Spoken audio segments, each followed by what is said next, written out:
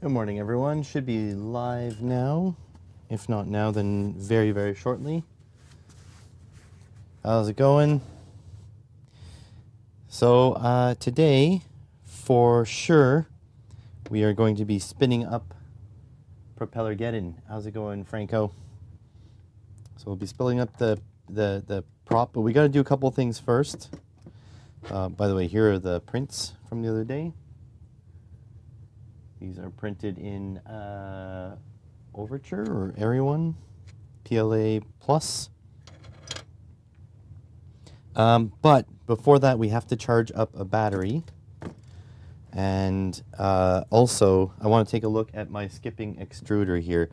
And, you know, no spoilers, but it's going to be a spectacular mess. So, yeah, definitely going to be spinning the prop today.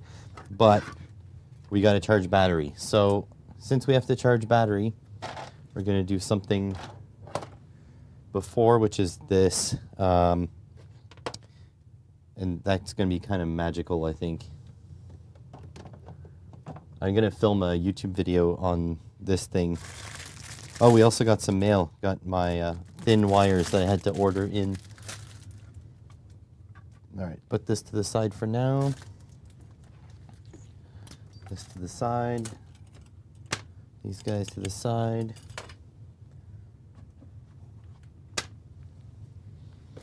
Trust me, this thing is going to be pretty cool. So we got to put the charger somewhere out of the way, though. I do have like a DC power supply. I can put this somewhere else, but the only problem is it's not really conducive. Let me see.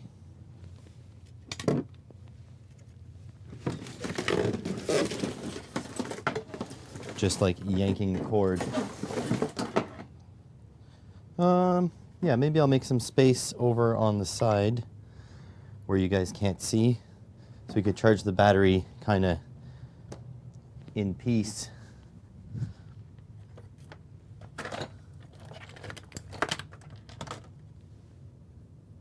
Mailbag.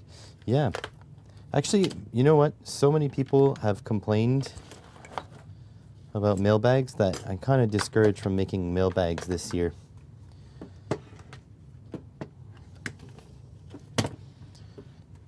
It seems like the vast majority of people on the channel do not like them. Which is a shame, because it was like the easiest thing for me to do.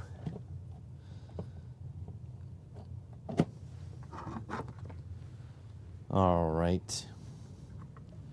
Put this to the side.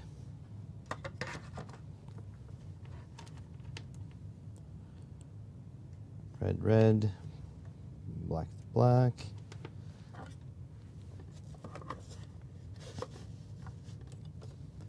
Plug power supply in. Hopefully no big bang.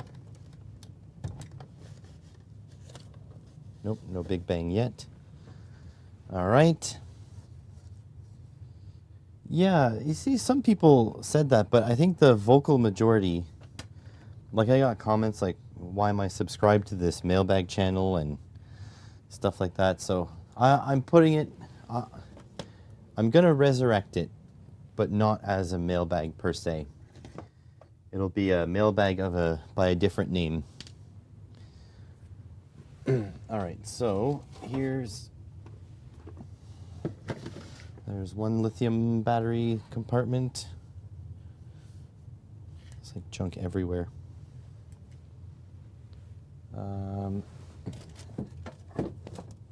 There we go. So we're going to take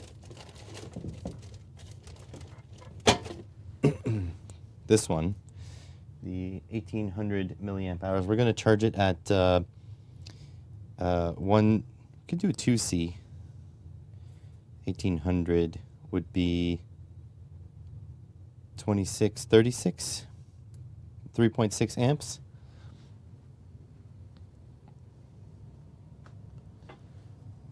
Let's see here. Plug this in.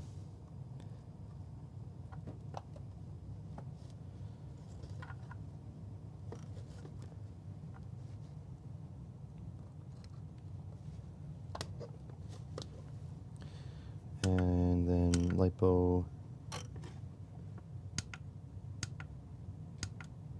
balance charge.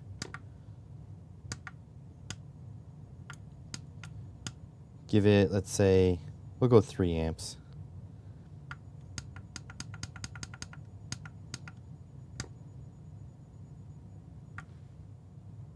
And away it goes. It's not too loud. Yeah, I get you. Me too. Me too. But the problem is, channel has to grow in relevance. Okay, so that's done. That's done. Do we have a battery in my main camera? We do. It has some charge. That's good. Zoom in.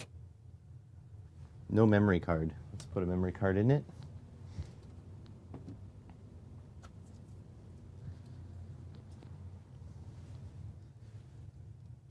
All right, here we go. By the way, my boss was thrilled that the trailer testing PCB is nearly done. Don't worry though. It's gonna exist, but it's gonna exist in a different name, basically. You'll see. Get the focus right. All right. Here it goes. Quiet on set.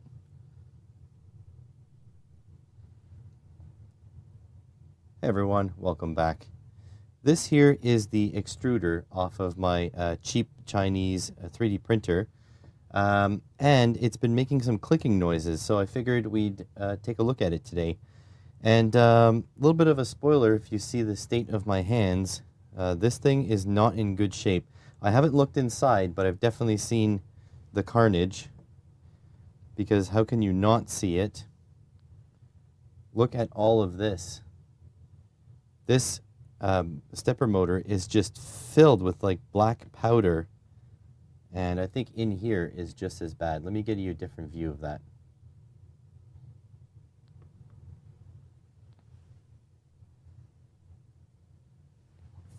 There we go. So that's filmed, so now I can show you up close. Do you see all the black powder in here? I don't know if it'll ever focus. But there's like there's a pile of it. Let's see. Well, anyways. I don't think that's healthy coming out of the extruder. Let's see if I can find a white piece of paper I can put this on.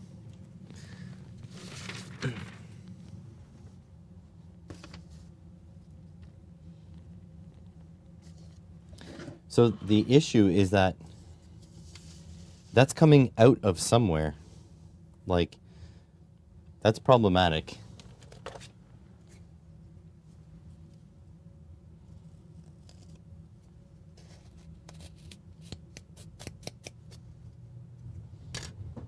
Like, look at that.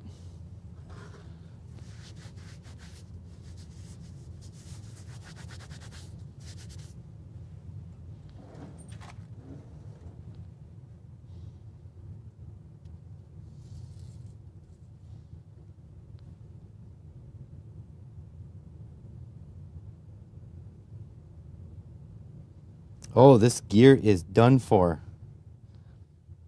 Oh my God, look at this.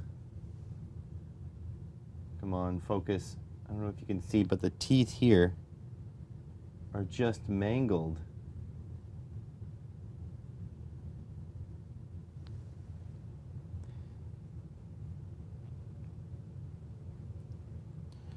That's horrible. That means that these teeth, so these are steel,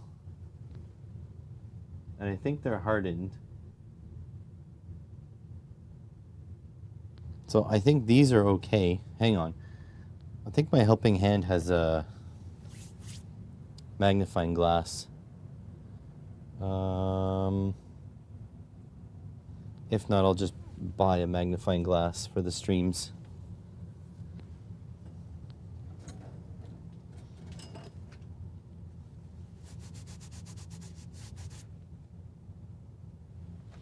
Okay, that means I do need to capture footage on the microscope for this video.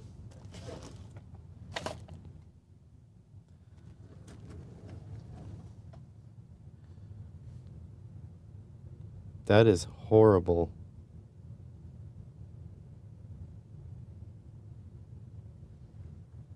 Yeah, so I need a magnifying glass for you guys.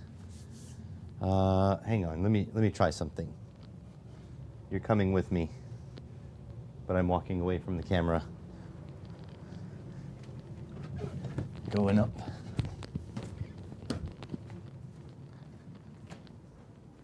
I think I have a Fresnel lens. I do have a Fresnel lens.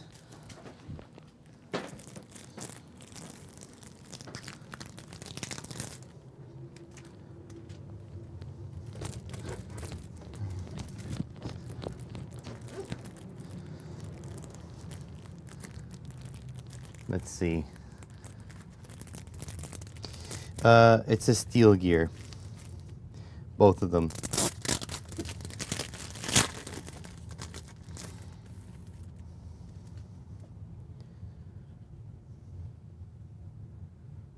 Let's see.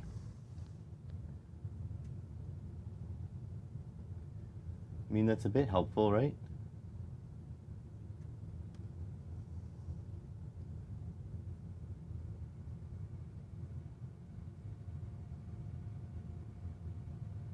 Sorry about the bouncy.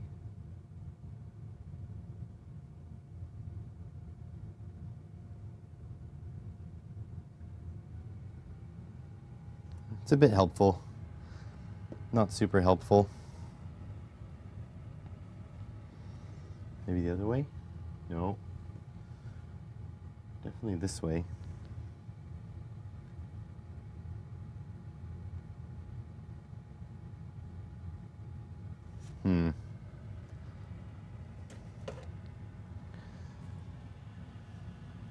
Kind of a pain in the butt trying to show you stuff. Like so?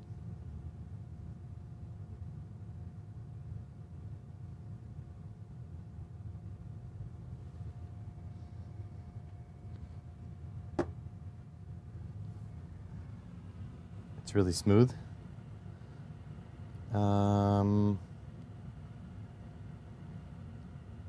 All right, I'm gonna have to invest in a magnifying glass. Where's my notebook?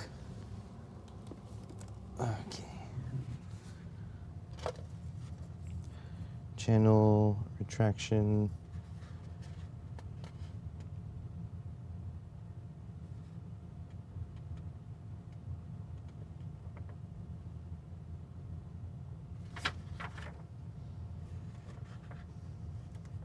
Okay, so this thing, I need to copy all this stuff back in.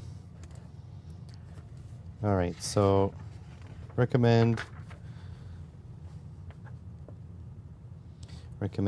stream channel on main channel.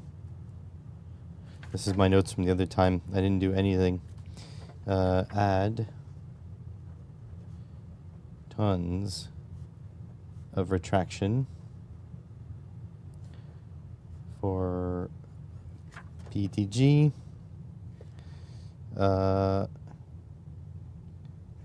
Infrared. That is thermal camera.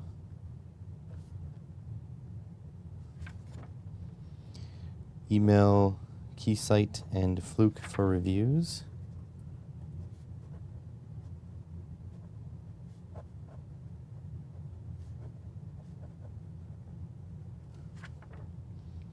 Okay, that's good. Buy magnifying glass. Oh, sweet. Thank you.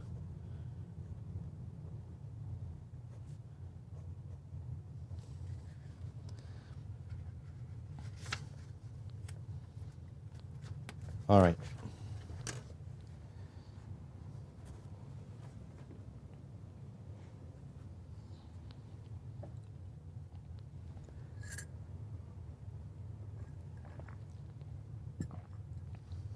Let's see if I can zoom in enough onto the teeth of this to show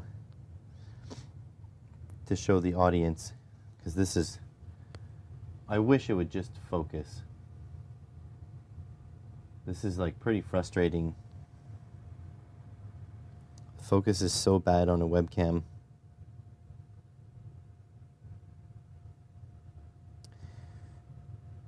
That must mean that this bearing is screwed though.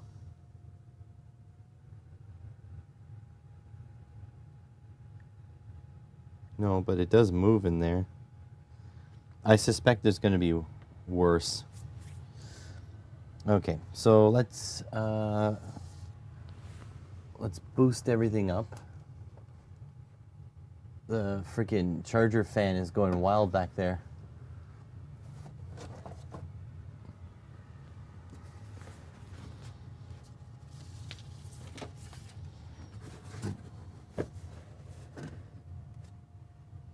So, like so. Let's see if we can focus down on that.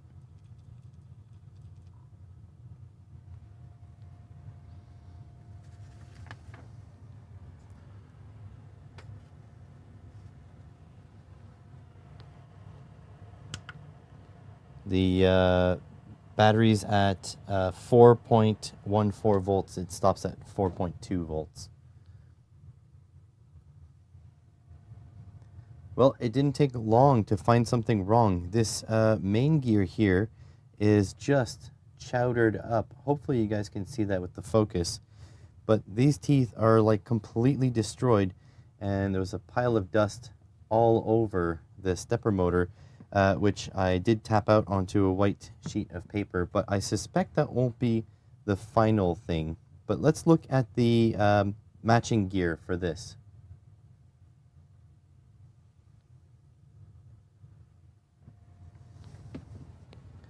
Right, where's the matching gear? Oh, smash the camera. Well, on the main camera I have it pretty zoomed in, so I think we're okay.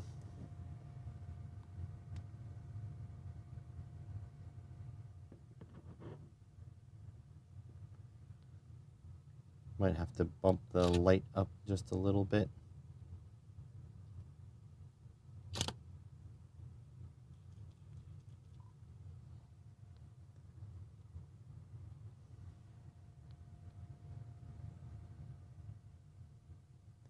Here's the teeth that interfaces with that gear, and yeah, they are a little bit scuffed, but I think this is I think this one is hardened though, and the other one may not be. Let's check this too. This is the tension lever here. We're going to open this. Oh, that does not feel good. I think this should slide in and out quite easily. Oh, it looks like there's a shaft here that has backed out because it is proud on this side. I don't know if you can see that, and it is sort of deeper on this side. Yeah, it's pretty tight in there. Oh, and it looks like this gear has been rubbing inside here. There's like a little bit of wear there. Don't know if you can see that or not. And so that gear interfaces with the gear inside of here. The teeth on this look good, and these are the teeth here, the little ones here, that actually push the filament through the extruder. Seems to be sort of metal gnashing everywhere. So I guess we're going to have to pull this apart just one step further. The lurker might be me because I'm on my laptop over here, so that I can read what you're saying. All right, so let's rip these out. Look at the state of my hands.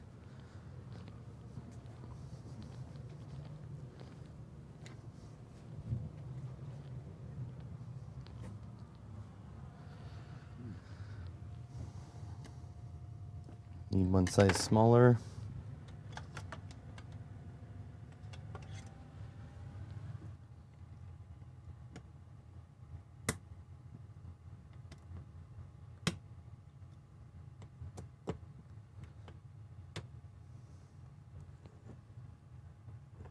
Saying hello to myself.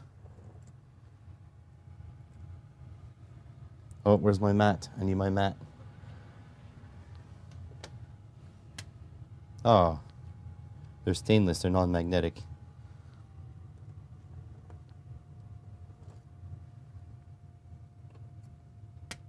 Yeah.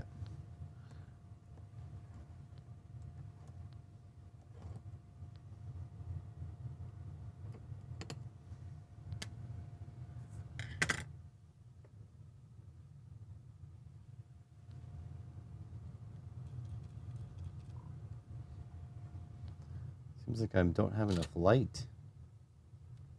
I am filming something dark.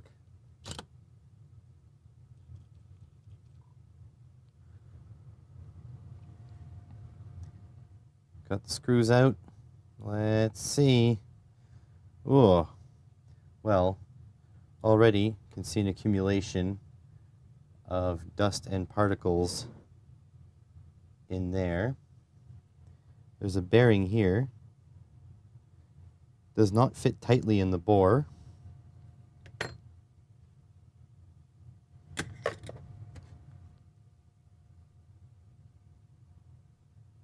Still rolls all right.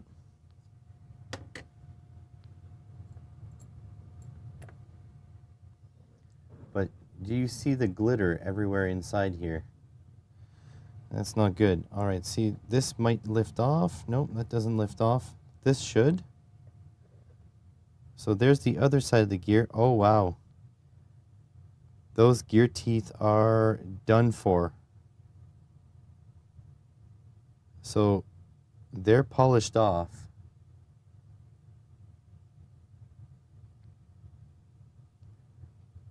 That's interesting. They have a step on them where they were interfacing with the other gear. The hardened gear seems okay. But yeah, that's pretty much done for.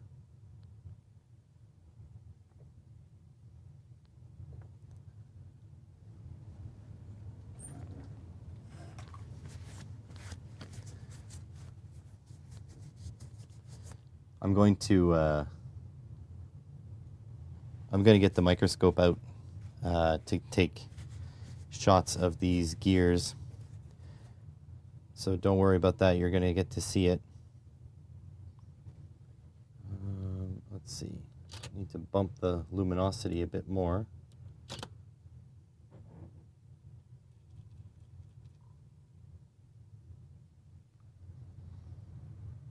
Inside this case is just filled with glitter. Not the good kind. This is not partying glitter. This is, I need a new extruder glitter.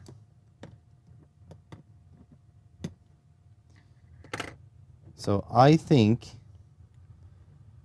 this case might be okay with a rebuild, but I'm wondering if it's even worth it.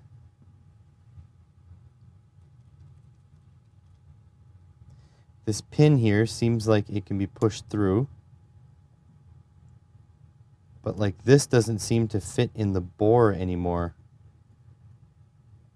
So I'm wondering if the bearing in there is actually cooked too, because this is not smooth. Let's see if we can push this pin out.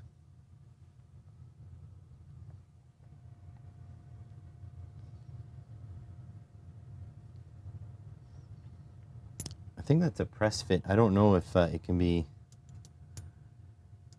Yeah, that's the extruder. That's the part that moves the filament through the printer.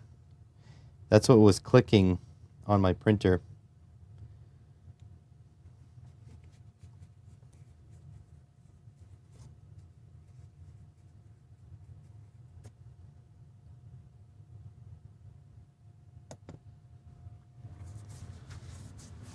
And how's it going in Montreal? MTL.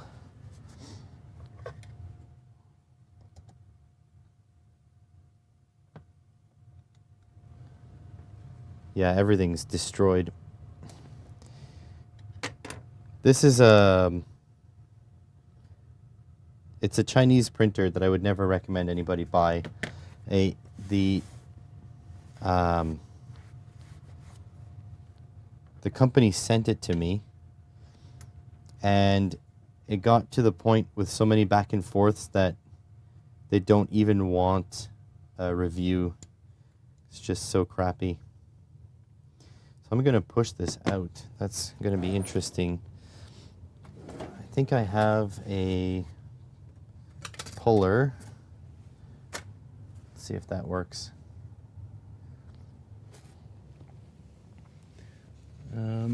Motors.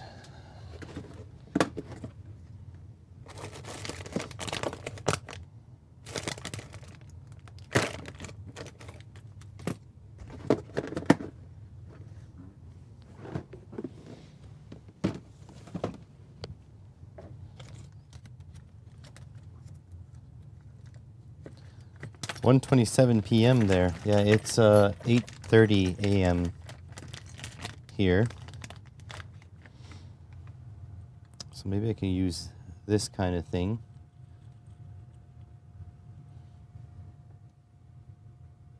That is very narrow though.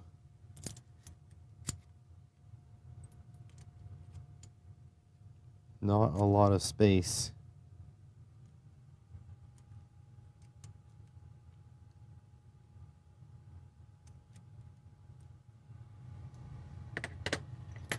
Got this one too.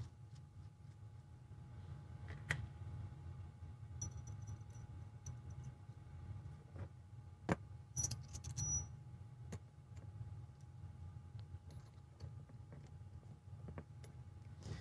problem is getting around it.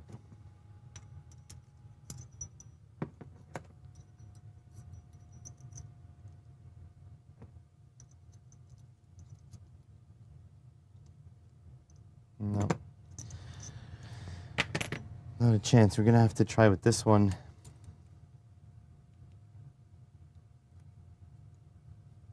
It just does not fit very well in there. And this is a blind pin here. So I don't know how I'm going to pull that out.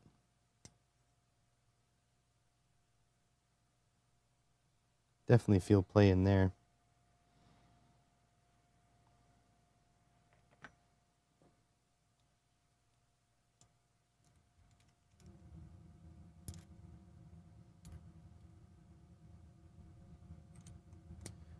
I'm off tomorrow too. Well, I'm not off. I'm working on YouTube stuff.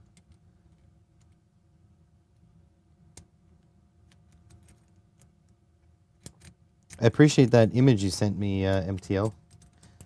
It's pretty cool to hear. The podcast is sometimes disheartening, you know? Because it's by far the thing that gets the least amount of views on the channel. And in fact, a lot of people... creators speculate that having something with low views like that on your channel is very detrimental.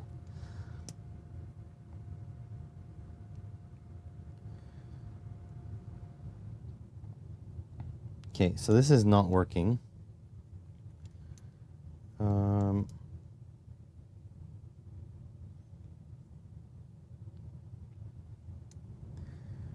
How am I going to do this? Just try to force it.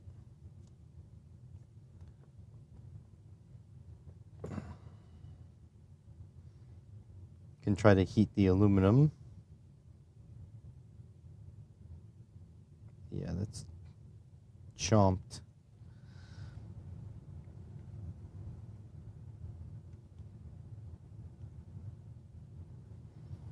Might have to just hammer it. Not really set up for tapping tasks in here though.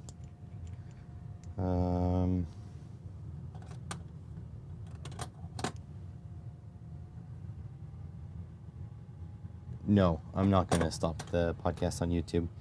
I have thought about moving it to a second channel. I have a second channel made for it, but it's I don't know if it's going to be worth the bother. Yeah, that worked.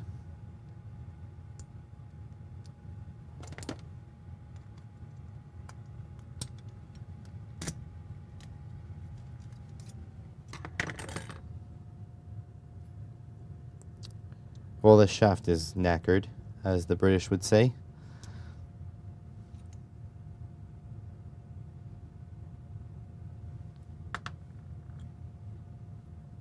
That is completely done for.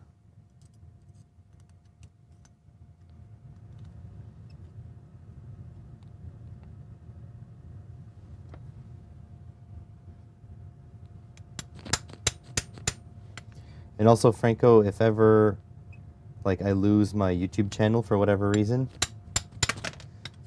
the podcast will always be available on Library, LBRY, and on my website, simpleelectronics.com.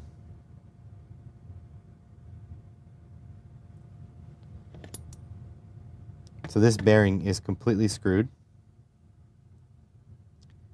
and the shaft is completely screwed. So that is completely done for.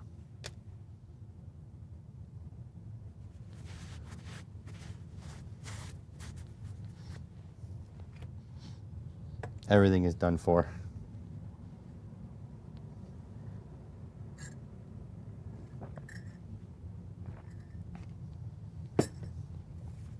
I reached out to a couple of sponsors, by the way, to try to get sort of like a stopgap 3D printer, so something I can use while I ponder on my Voron purchase. And I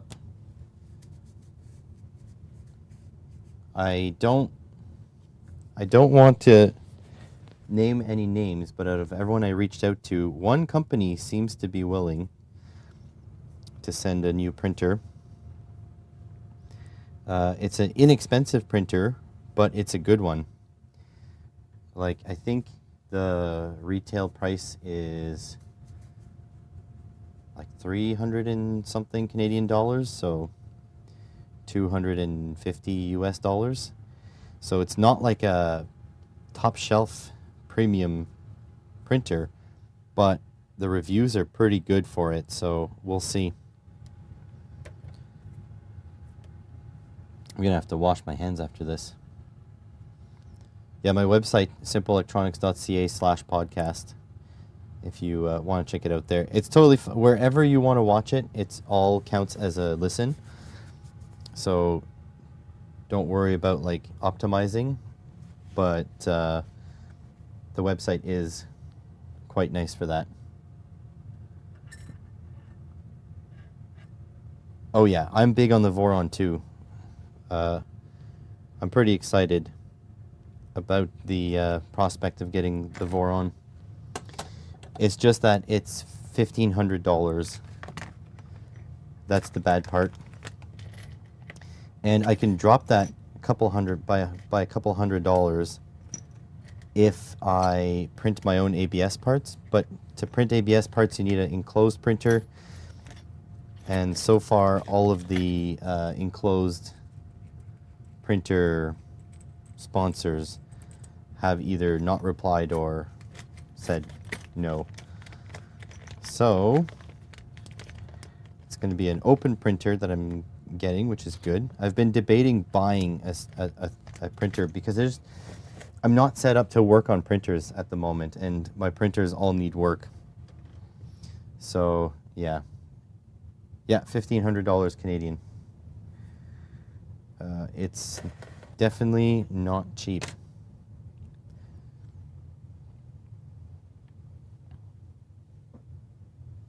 It's this one here. So this one,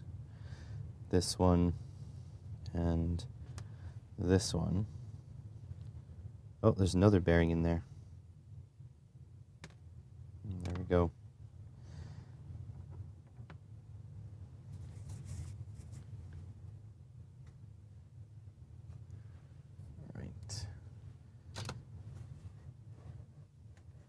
The thing is, though, it's not entirely a waste, though. The 3D printer, like $1,500 for a 3D printer, because if I make projects with it, which I plan on, they print a lot faster, can use tougher materials, more reliable, that kind of thing. All right, quiet on set.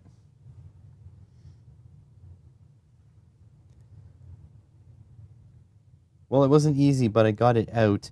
But yeah, this gear here, the one on the swing arm, that seems to be the issue that caused everything. First and foremost, there seemed to be a touch of machine oil inside this assembly where these bearings sit. But machine oil is not kind of grease. You need grease on these things, not machine oil. And before you tell me that I'm responsible for lubricating them, this printer probably has under 500 hours on it. So, and the instructions were non-existent from the manufacturer, so don't start with me. But yeah, this shaft has been worn completely down in the position of the two bearings. That means these bearings have failed. And then that means this was allowed to wobble, and it wobbled against this hardened gear, which then damaged the case. You can see that. See the case? So the case is all damaged. And it also damaged the inner gear here. So the whole thing being all wibbly wobbly destroyed this extruder pretty much. So this thing is a total loss.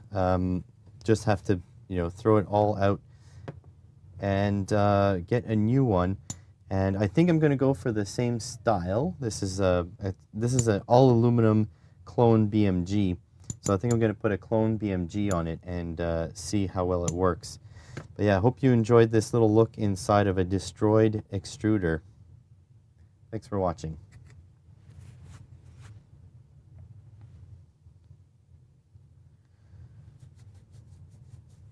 Is this that printer the company has ghosted you on? Yes, that's the one. Yeah, the Shinwini. So I'm going to clean these up a little bit, and I'm going to get the microscope so we can take a closer look. Sadly, you guys won't be able to see. So if you guys know of a microscope that has HDMI out that can be used at the same time as the screen, let me know, because that's what I want. Because every microscope that I've tried with HDMI out, you can only use HDMI or the screen. I want both. I want it to be split. So I want to see the screen and I want to record on my computer, for example. So that for live streams, for example, that'd be awesome.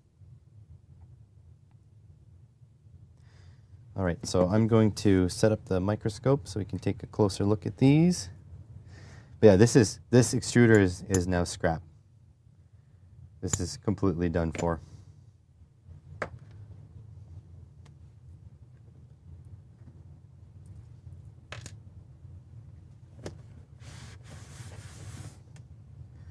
If I'm getting a Voron and or a camera this year, that means I can't get a fancy microscope this year, but maybe next year.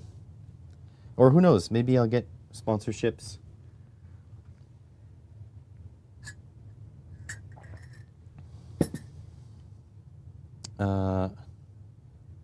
Yeah, I'm gonna replace.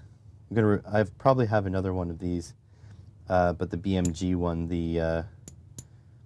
This is a clone of a plastic clone of a BMG. I have a plastic clone of a BMG. Yeah, it can't be HDMI or screen, so it needs to be. Maybe I get an optical one, with a camera on top. I have a camera already that I can probably use, but I need the, you know, I need the rest of it. The rest of the friggin' elephant, or the owl, I think is the meme. Battery is done, by the way, so when we're done here, we are spinning up the propeller.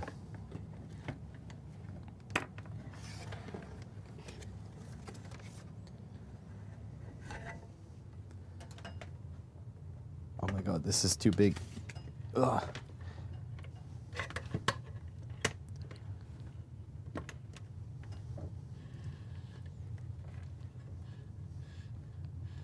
That's the screen there. Oh no, you can see me. Hello. I'm wearing pajama pants, look. So let's not do that.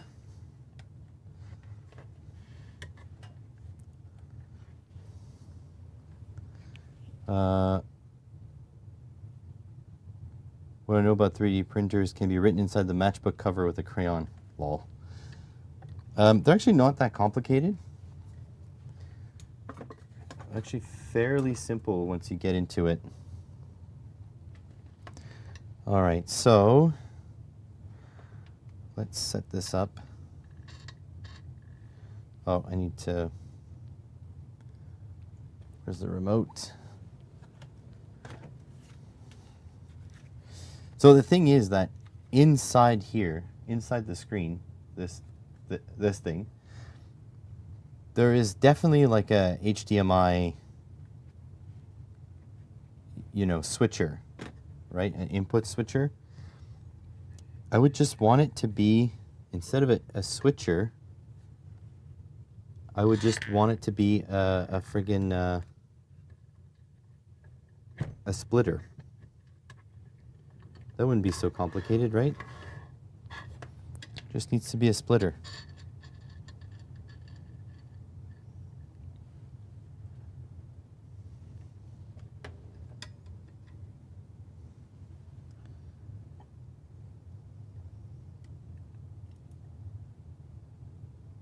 Yeah, that's way too close. That's an incredible view, which you guys can't see because I don't have HDMI and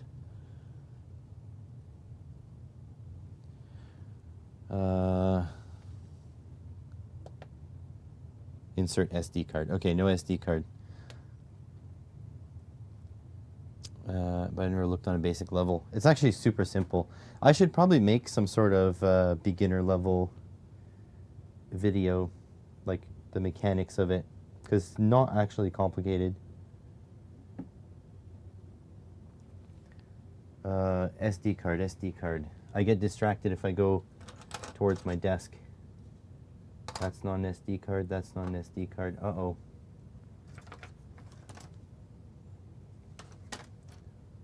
Am I not going to be able to find an SD card?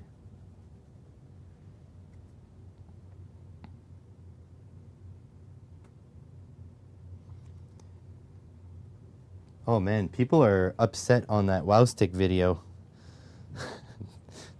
They are mad that it didn't charge the battery first.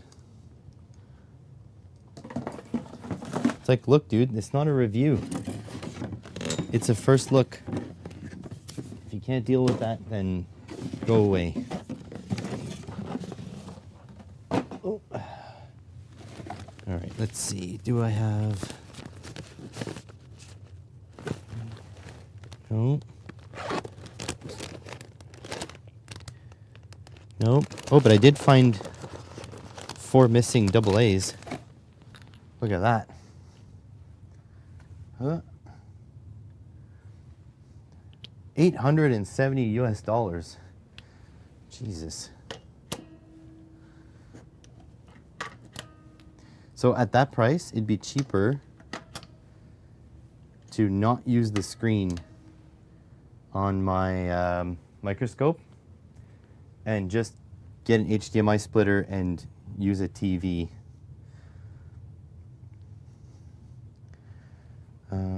Need an SD card.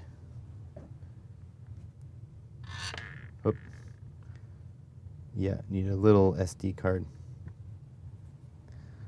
wallet of SD cards and an adapter for emergencies.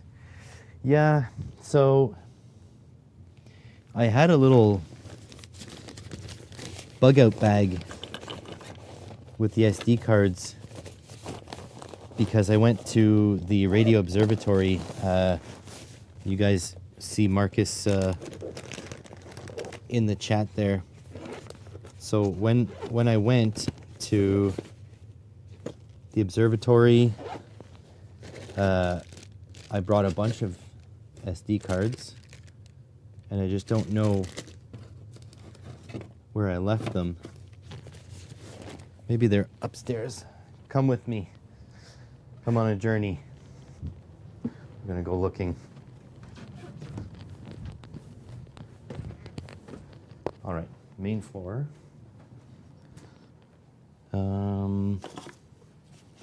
Oh, I think I got them. Oh yeah. Bingo.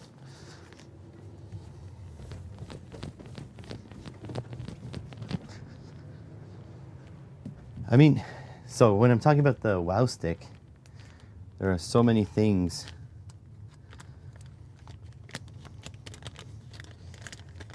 that are important in that video that don't need the fact that it's not charged. Like, who cares?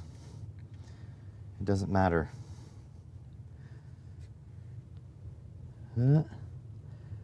Never tell which way to stick these SD cards. Actually, I bought a solution to these stupid SD cards.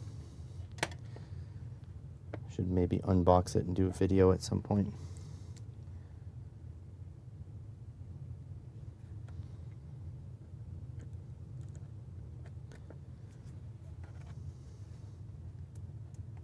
Oh, why it shut off? I put the SD card in and it shut off.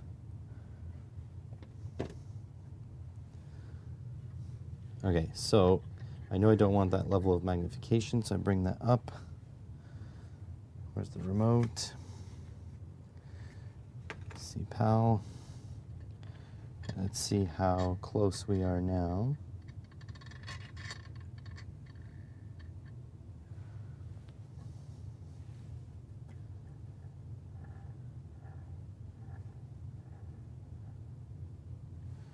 There we go.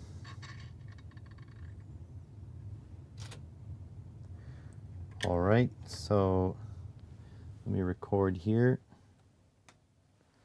You guys can't really see what I'm doing. You can kind of see what I'm doing.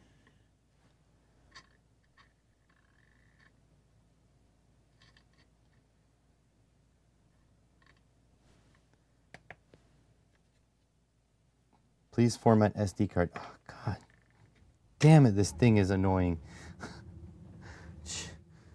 Come on, dude. I'm just trying to do my work. And it just shut off because I took out the SD card. Let's go shove this into the computer. Make sure there's nothing in it.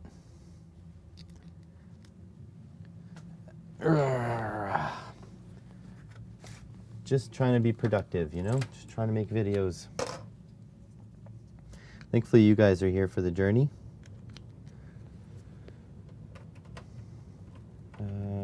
You guys probably won't see my screen.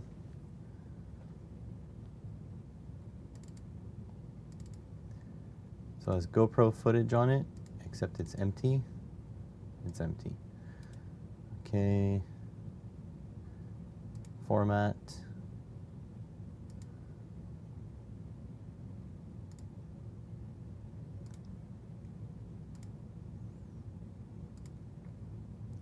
Maybe. You might be able to format the card on the microscope. And I don't remember which way I put this in.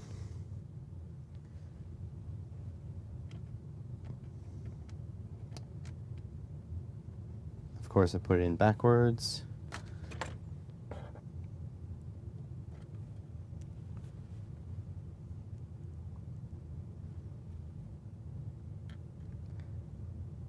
I really don't like SD cards and stuff. I just want HDMI.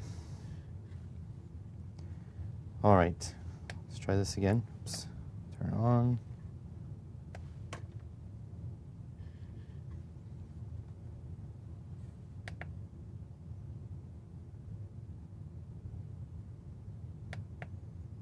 Please format SD card. Okay,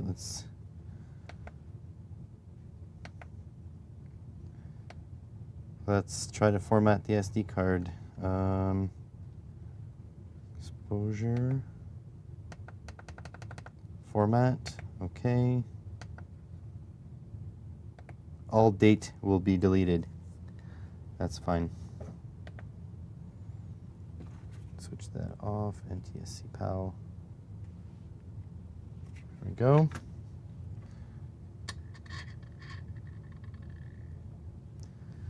All right, now will you work?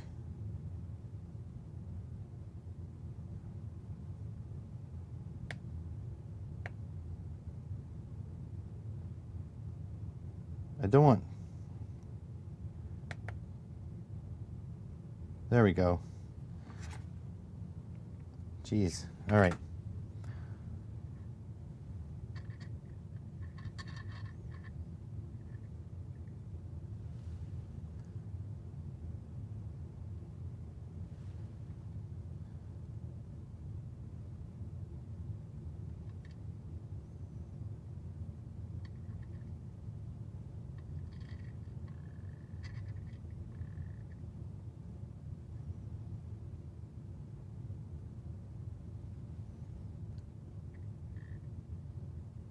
These gears are completely done for.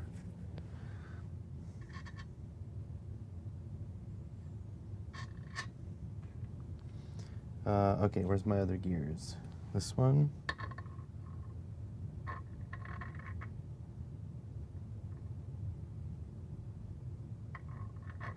That one's fine.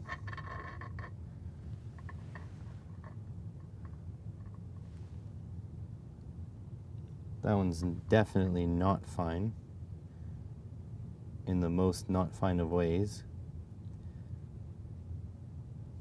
Once this is done recording, I'll show you guys.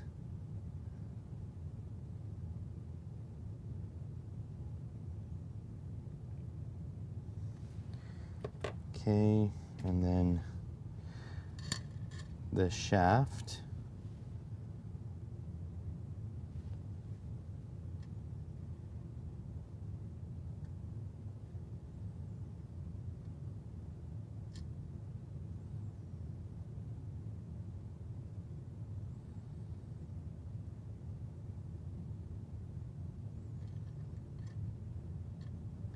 This microscope is awesome, by the way.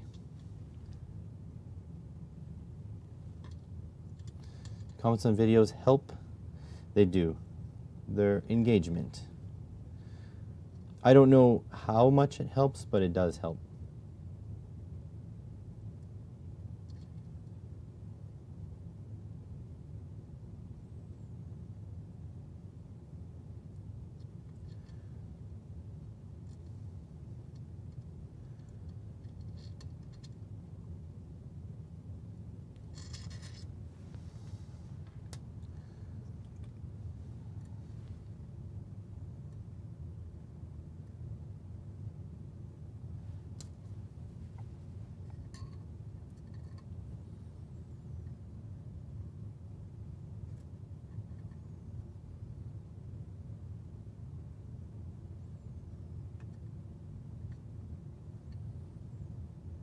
God, this microscope is awesome.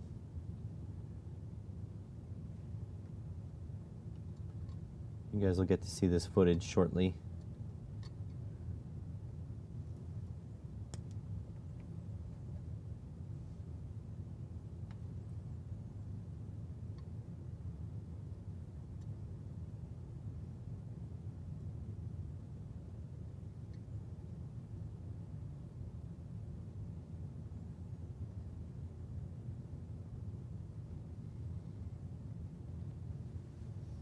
There we go.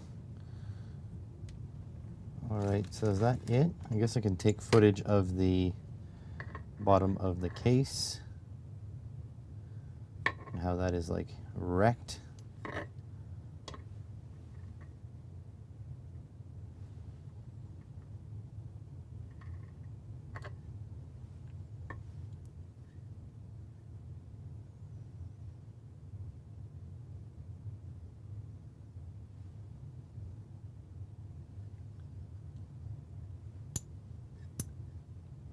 Oh yeah, I got one more gear actually. It's the one hooked up to the motor. Where's the motor? Here.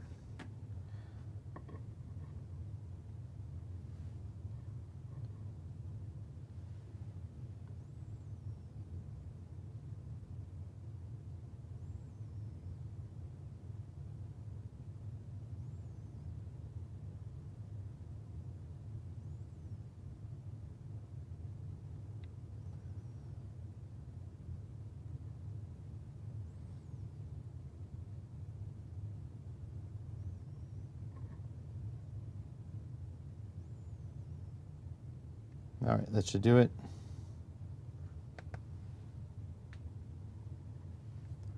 Good. All right. So let me transfer this over to the PC and I'll get you guys to have a look at the unedited footage. I'll just turn this off in case it damages the card. I love this microscope. Wish it was easier to film with. That is my only complaint. I want HDMI. So like literally this, if you're close to like a screen, it is the ideal microscope. But in that case, you don't need this giant screen on it, right? But it's so close to the ideal microscope. I almost feel like going to buy a 10-inch screen and putting it on top with an HDMI splitter, and then it would be like freaking ideal.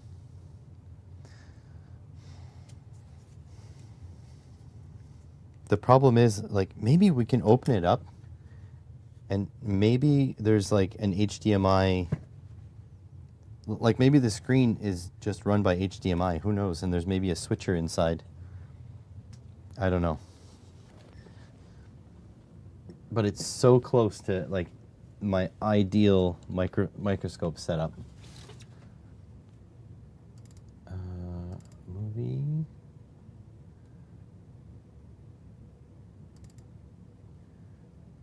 Okay.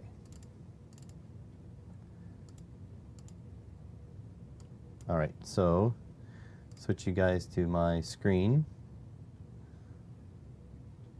So there's the gear.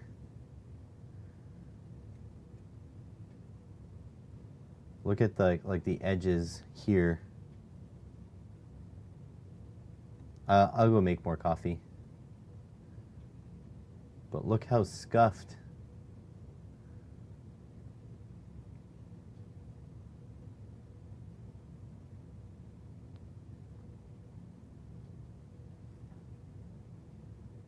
So yeah, look how ground down those are.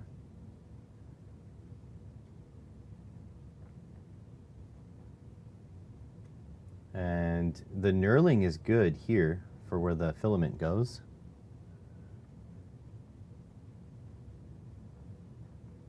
That's the big main metal gear. And it is like fine. I don't see anything wrong with it. But here, look how damaged those teeth are. Look at that. Those teeth are ground right down.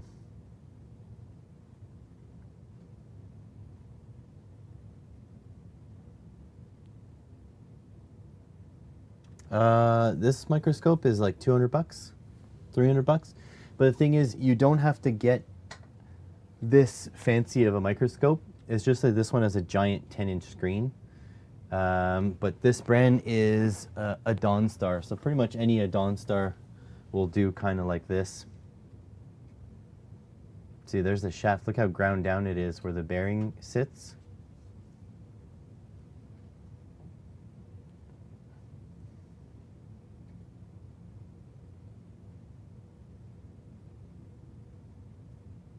Sorry about my fingernails there.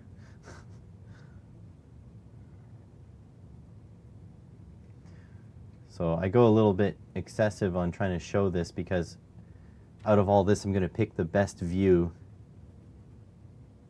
and then put that in the video, right? You got to take multiple takes. Pretty worn down, so There's the bearing. Look at the rust. You can see rust on the rollers.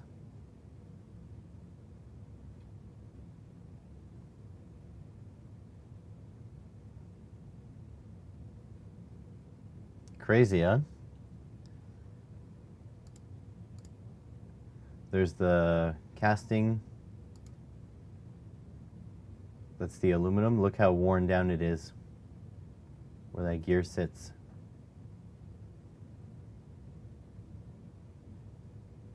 That's the other side. That one's fine. So obviously it's not in the thrust direction. There's the bearing on the inside. Oh.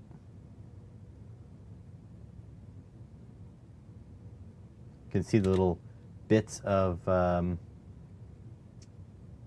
steel and aluminum rubbing off. And this is the one we're, yeah, printing on Friday. It's possible that's one of the reasons why it wasn't working well. But yeah, that is completely destroyed. And then I bring in the gear. So this is the most damaged gear. So this is what the tooth profile is supposed to look like, and that's what it looks like now. It is destroyed. Completely wrecked.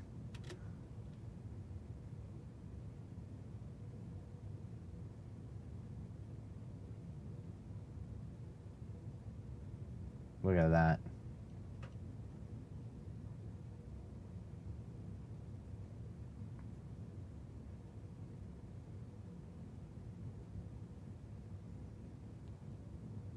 Nuts, huh? So thankfully I'll go dig, but I think I have a second BMG that I can put on that printer. But yeah, something about 500 hours, maybe a touch less, maybe a touch more. Hard to say on those printers. Yeah, completely destroyed. I will put this SD card where I would find it.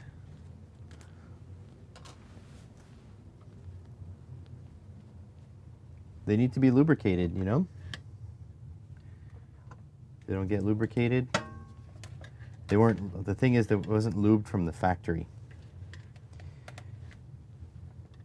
And so it toughed 500 hours. It didn't like not work. But that's not really it's not really a printer you want, right? If it's only going to last a little bit. Stop. Enter. I'm going to put a little bit, just top off the lithium battery a little bit here. Check the cell health too. Yeah, 4.19.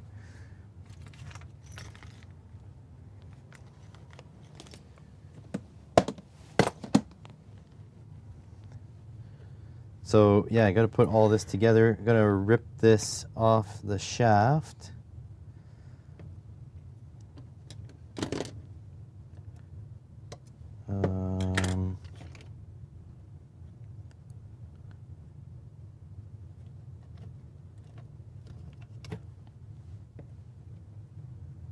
Nope.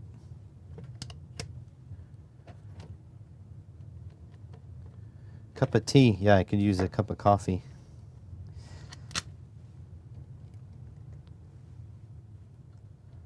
I need a coffee machine down here in the basement.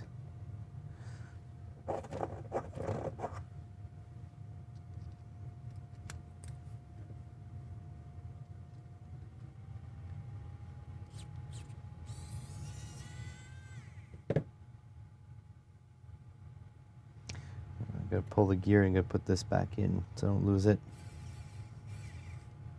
There we go.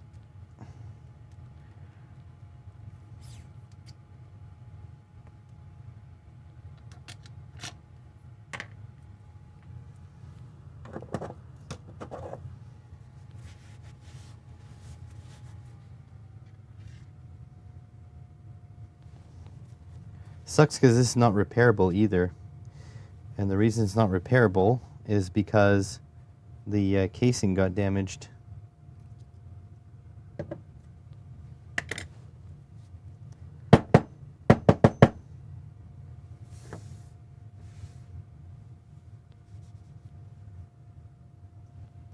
Let's see.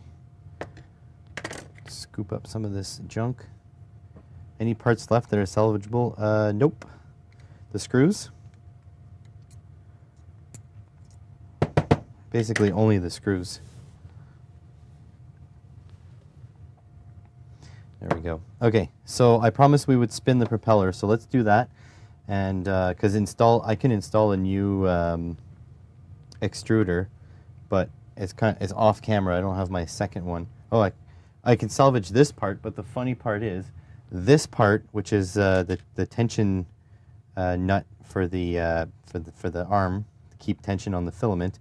I only have this because the one that shipped with this bent, and they sent me a whole new extruder, but a plastic one to just so I can have this arm. And so that's the funny part.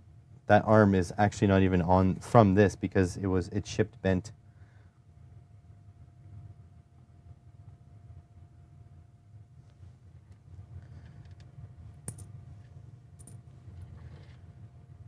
So screws are good. 1, 2. Should be a third one here somewhere. 3. There we go. Into the pile you go. Stepper motor is still good though. This is fine.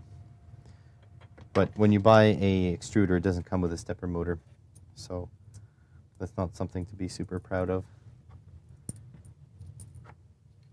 Okay, it'll go, should put this in a Ziploc so it's all the same spot.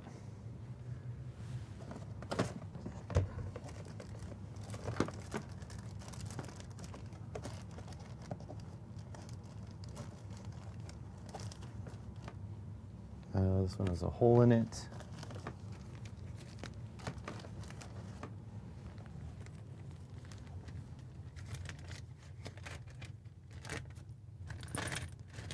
That, like that,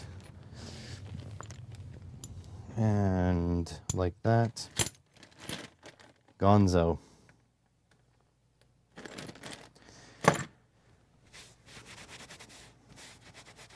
Care to find out how expensive these extruders are? Let's see. I'm going to send you the webcam for a second. Just make sure. Discord. Okay. A screen.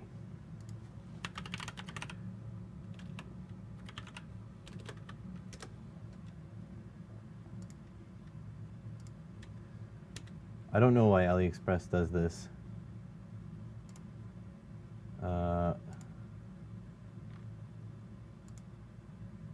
English. There we go. Don't allow. Go away.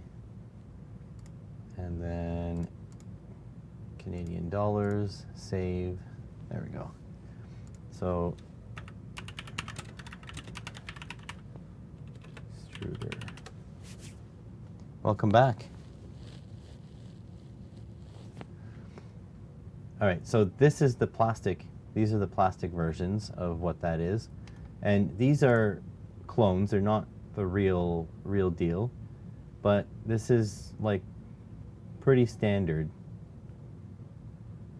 basically. So it's not this price. It's probably more like this price, but let's add $10 to that. They're about 20 bucks. They're not too bad. Here's the parts kit. So these are all the parts that inside. If the casing wasn't damaged, you can just buy this. You get stainless or hardened. So that's not too bad, right? However, I don't see the metal one anywhere. They used to be common, like this. There we go. There's a metal one.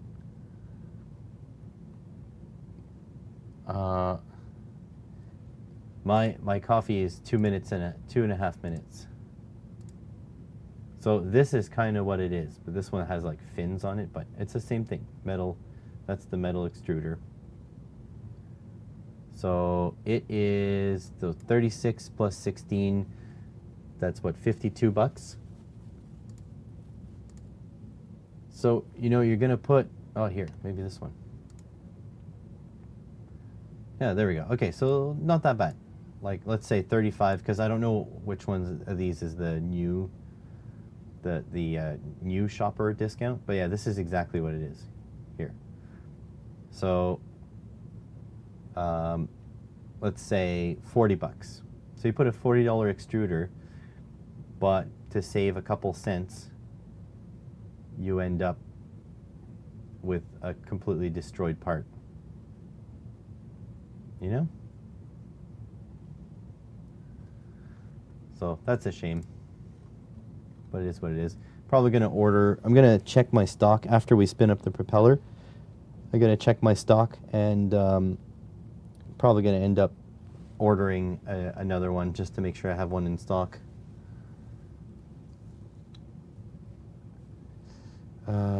So in North America, Franco, we only have 110 volts. So our kettles take forever. So actually, most North Americans don't have a electric kettle. We'll use our stove with a kettle, or we use a hot water dispenser like a Keurig or something. But yeah, I know the British love their plug-in kettles. We're limited to 1600 watts, I think, out of the wall. A little bit more in the kitchen, but it's still not as much as the, I think you guys have 13 amps or 15 amps. Let's say it's 15. You guys have 3400 watts out of the wall, which is nuts. On mornings where I stream, I should really just have the coffee maker brewing coffee down here. That wouldn't be a bad idea. Because, like, to be honest, I'm going to have more than 2 cups. All right, enough stalling. The battery is full, which means we're about to cause chaos. 13 amps. That's a lot of current. Actually, I might need this because we still need to put the motor on here. So where's our motor? Oh yeah, and this is our motor dust, extruder dust. Okay, so where's my motor? Oh yeah, it was this one, right? This motor? That's the one it was, right? Just waiting for you guys to confirm.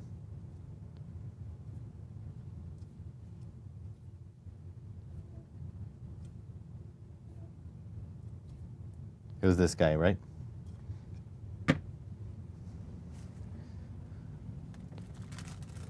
Or was it this bad boy? Pretty sure it was this one. Know someone who does. It's disgusting. Hey, I use the microwave. I do have a drip coffee maker. I should get some drip coffee and just make myself a pot down here somewhere. All right. So let's get some screws. Don't think we can use the long bastards we used before. So we'll use some smaller ones.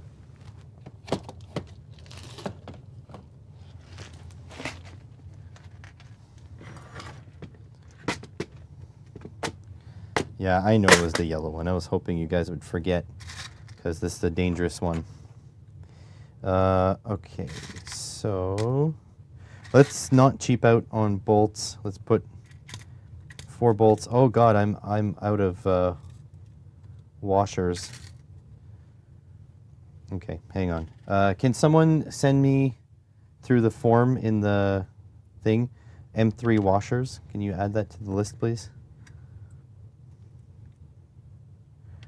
would be appreciated. I'm going to use M4 washers because it's better than nothing.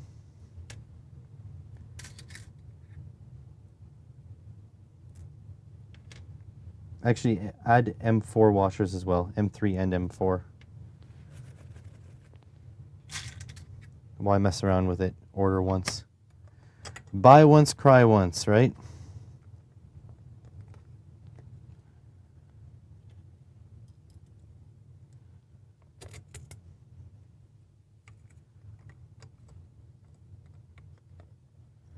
Come on, there we go. Let's just shove these all in. 2,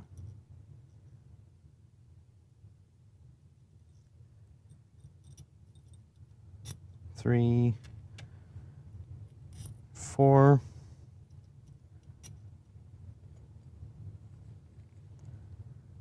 And I'll pop these in.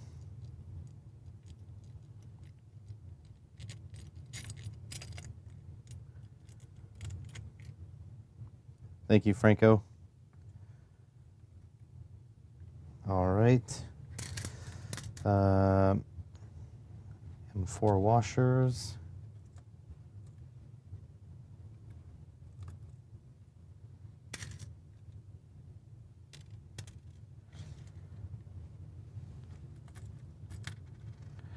M3 washers are, they're cheap anyways. Like, these things are stamped.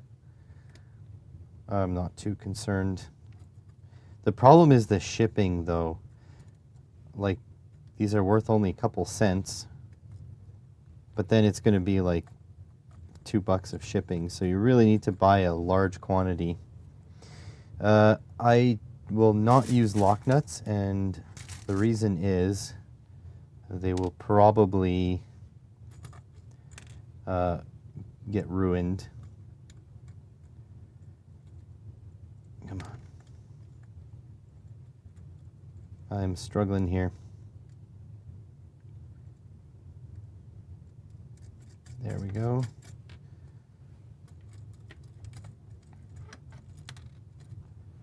It's okay, as long as they don't pop out completely, we're good. Once they're on there a little bit, we're already winning. Yeah, M3 and M4 washers. I need like an assistant so that when I'm streaming, the assistant will just go and put a whole bunch of M3 and M4 washers in the cart and figure out which one's cheapest, and then I'll just hit order, or they just shout me the price and then I'll confirm or not. Hey Johnny B. Above freezing. Oh, above freezing for us too in a couple days. How are you feeling, by the way? You still have your cold?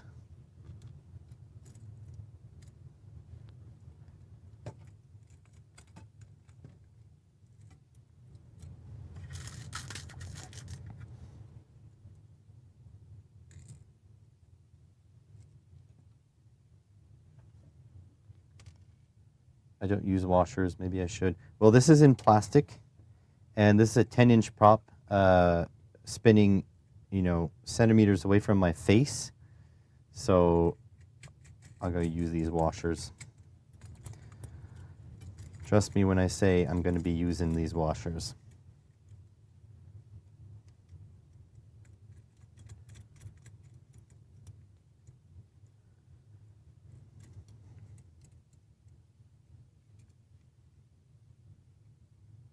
All right, that's kind of centered, actually. That worked out pretty well.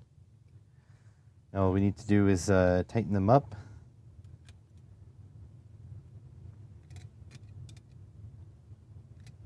We should be good to go.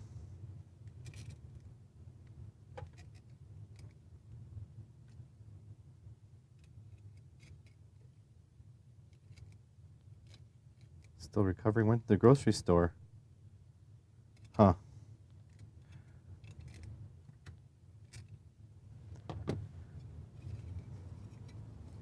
Nothing you make is that critical. Okay, well, for me it's just because I want to keep my face. Although I don't need my face for YouTubing. I'm not like some channels where they appear on screen all the time. So I suppose I don't really need my face. So there's that. Oh no, is this smaller?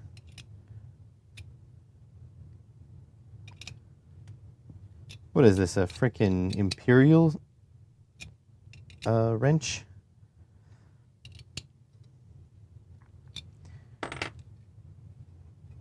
Okay, that ain't going nowhere. It's good. Okay, let me go get a piece of wood to screw this onto. Because we don't want this flying all over the place. So I do have a box of scrap wood I keep for these kinds of occasions. Like slightly bigger. Okay, well, don't have slightly bigger. So that's a thing. Then I need wood screws. These long enough? I don't think so. These? Nope. That's not long enough. Uh-oh. Oh, here's some more. 2-inch screws. I'll bring the 3-inch as well. Oh, 2.5 inches. There we go. And yes, we use Imperial everything here, kinda, sorta. It's complicated. Don't ask questions. All right. So here's my end cut off. So the plan is this goes onto here, and then we just screw directly into here, basically. And then the plan was to clamp this down, but I won't be able to reach anywhere. Maybe if I have this close to the edge like that, can you guys still see? That's going to be off your vision a little bit. I really wish I had a slightly bigger piece of wood here because I'm getting slightly nervous. How's it going, Adam? Let's see if the 2-inch screws are long enough. Yeah, that's plenty long. 2-inch screws will go plenty deep. Okay, I want to see if I have a slightly bigger piece than this so I can clamp it to the bench or hold on to it or whatever. I have no doubt that this is going to be terrifying. We're expecting 2 kilos of thrust. So that's going to be a lot. Oh, what's that? Ooh, I think I have a piece. Oh wait, I have a piece right here. Look at that. Well, you guys can't look at it, but just trust me. We're going to have a modicum of trust here between each other. I'm going to grab a couple of wood clamps too. Clamp it onto the bench. Get out of there. Oh, I'm going to make everything fall. Oh, it almost fell. Something almost fell and completely destroyed me. All right. Got around town. All right. I mean, do you hope the base is strong enough, or do you hope the base is not strong enough? Because one of those things is more entertaining than the others, right? But I will mention that I did promise that we were going to do this, and here we are doing it, much to my chagrin. Oh, something fell in the other room. Must be ghosts. All right, let's see. Clamp this down to the bench so it doesn't destroy anything. Mostly my face. Okay, that's clamped. Actually, that's not too bad. There's going to be some torque like this, but I can hold it down like that. All right. So, oh yeah, I'm gonna put some washers on these because these are flathead screws. So I'm gonna put some washers to make them into, you know, non-flathead screws. Maybe some M5s actually, because they'd be a little bit bigger.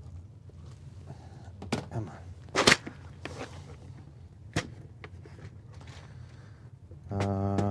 Yeah.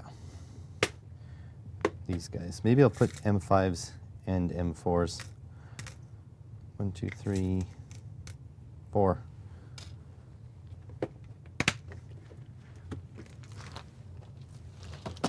Over here.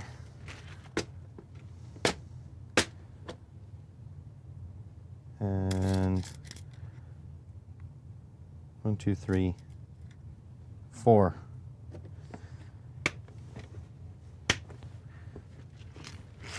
There we go. Ooh. All right, so probably want the wires heading off kind of this way. So that's M4 and then M5. Countersunk cup washers. Yeah, but this is just like I never use these in this manner. I'm not gonna stock screws for a single purpose, you know what I mean?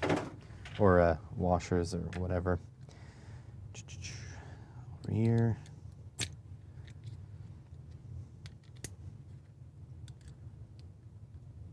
Do I not have the right Robertson? I do.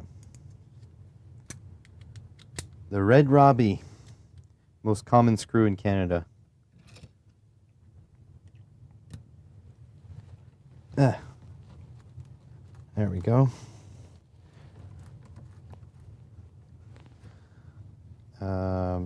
Next, M5, and then M4. Wait, isn't it M4 then M5? Oh, I made that backwards.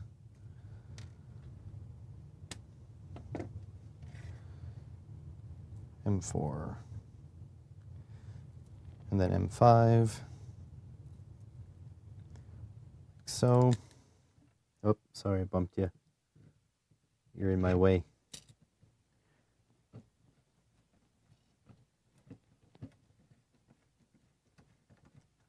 There we go. The Red Robbie. That's because there are 4 sizes of Robertson. Number 1, 2, 3, and 4, or is it 0, 1, 2, 3? But they each have a color, so I think yellow is the smallest. Black is the biggest. Red. So it goes yellow. I think it goes yellow, green, red, black, or yellow, black, red, green. I don't remember, but red is the most common one.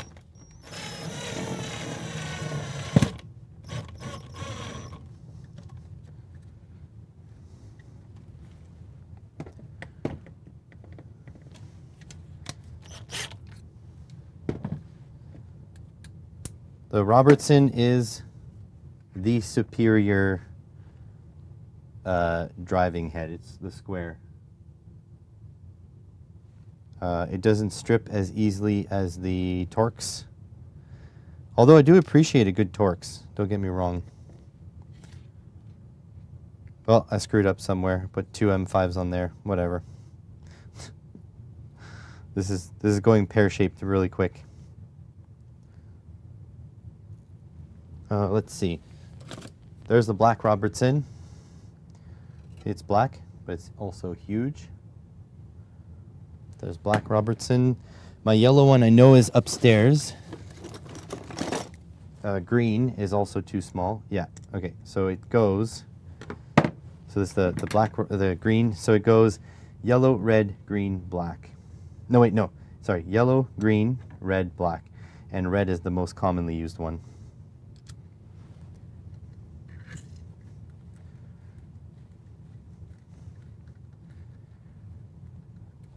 Ew, Phillips, no, no, you guys have posi drive, right? Is Phillips more popular than Posi? Because even the Posi drive is way better than the Phillips. Craig used the square for pocket hole screws.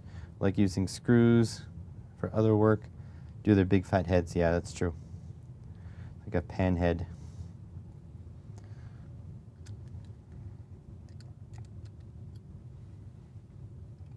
Do the British use Phillips or is it all Posi? I thought it was all Posi drive. Okay, well, this one has the motor wires in the way, so we're not using this one. So we're going to rely on 3 screws to hold everything down. Don't really have Posi drives, huh? Because Phillips, let me tell you a secret. Phillips screws are horrible.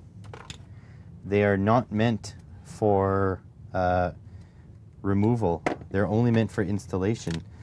And they cam out. They're meant to, when there's enough force on it, they're meant to slip because they're actually made for installation in factories.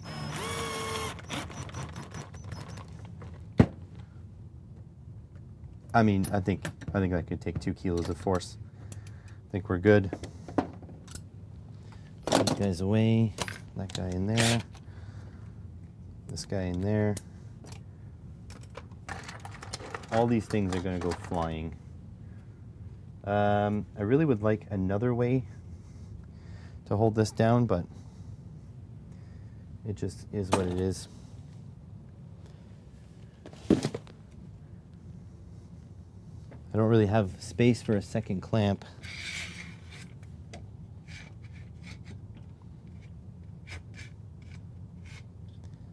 Well, just gonna, que sera, sera.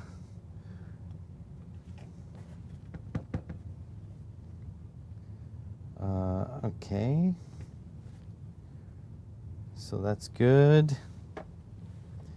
All right, so we now need the speed controller, which is right here. Let's see, green, red, and black. We can have that down over here. We can probably add a zip tie to the wires, but I think it should be okay. Even, I guess we can, yeah, I think it'll be okay. All right. So that's good. We can have a power meter. Should have that somewhere.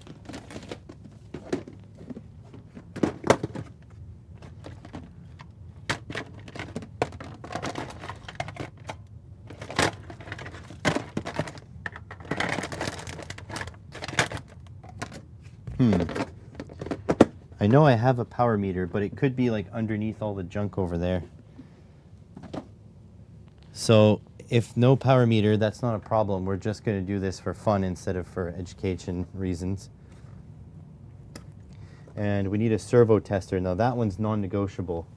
If I can't find the servo tester, we're kind of out of luck.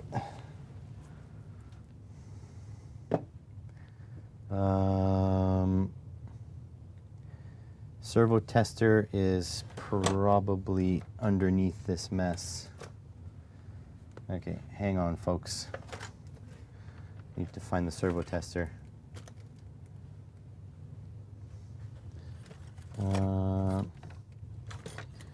Okay, electronic load, some USB cables,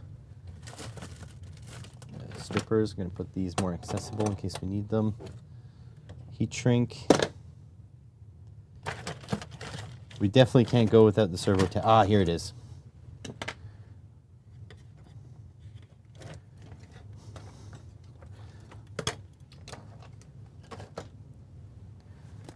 All right, well, if I don't survive this, it was really nice seeing you guys.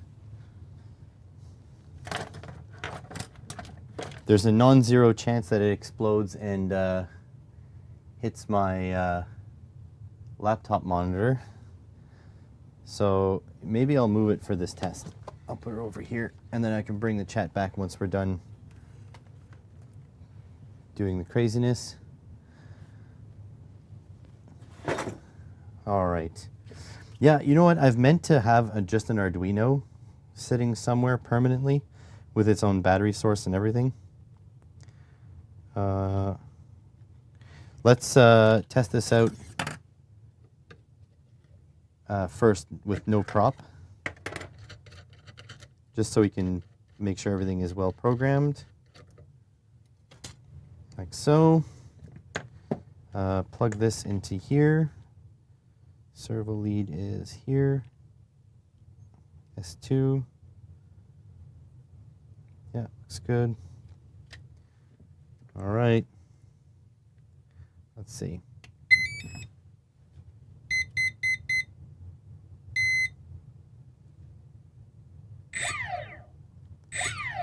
Okay. So it's turning this way. That is giving her. Okay, well, that's it. We really should unplug this. Let's see. Maybe I'll just tuck the wires underneath there. That's unplugged. So it's turning the correct way. You guys ready? Flatheads that I can never get them tight. Yeah, flatheads are terrible.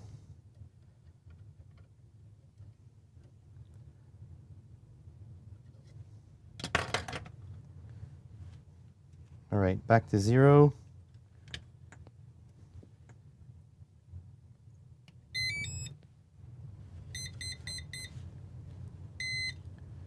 Ready? Here it goes. Oh boy.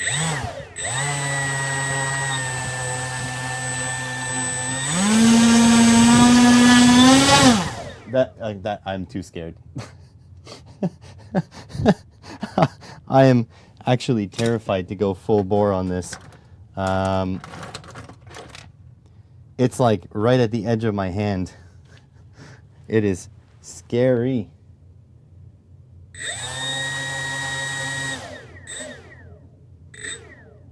It is moving a ton of air, like actually a ton of air. Okay, got an idea. I'm not chickening out. What I'm going to do is I'm going to extend this back, and then I'm just going to let her rip. I just want to be out of the I just want to be out of the danger zone. I didn't think I'd be that scared of it, but here we are. Oh, maybe it's in my wires. Assorted lengths of wire. I also don't have a kill switch, just so you guys know. Yes, here we go. So I have these servo extensions, and for whatever reason I decided for storage it'd be best if I link them all together so they're in a never-ending ball. Oh, there we go. So we got 4. Let's see if we can get a couple more. There's another 5. There we go. That should be enough. That is crazy. Don't forget, 2 kilos of thrust. Wish I had something heavy to put here, because I've been holding this, but now I won't be holding it. I'll be all the way away.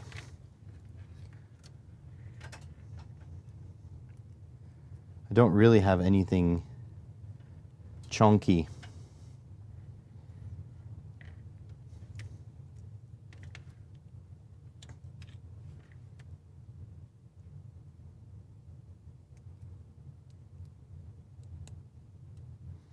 There we go.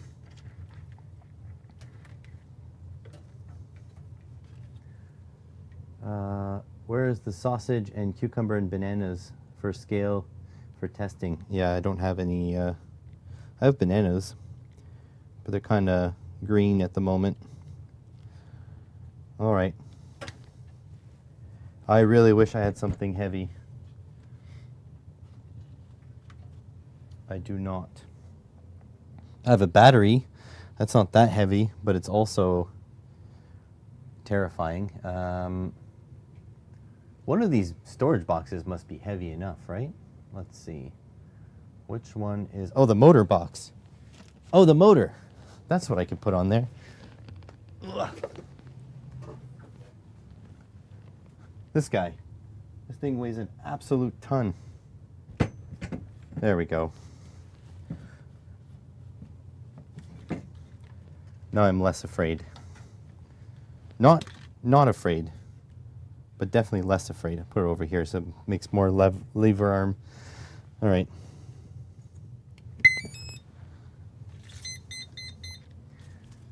Y'all ready? Oh my God. That blew everything away. It knocked everything off my bench. It cleared like an area over here. Holy crap.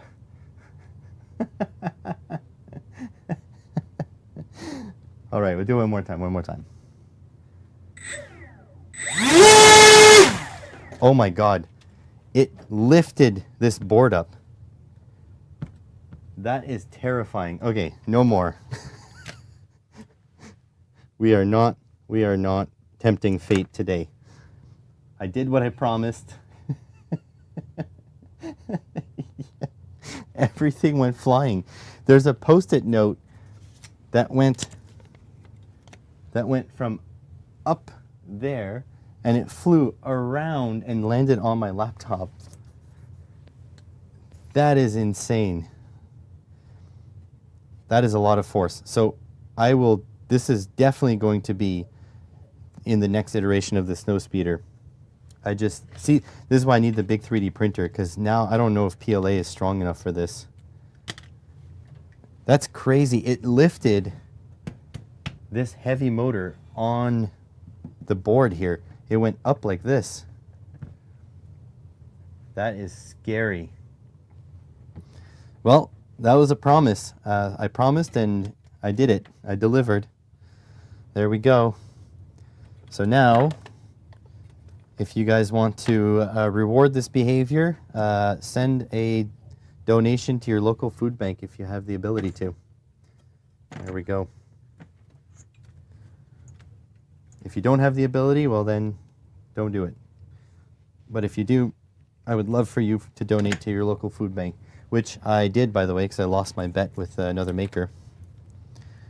And I did so gladly. No, don't send me a pizza. Yeah, let's do that.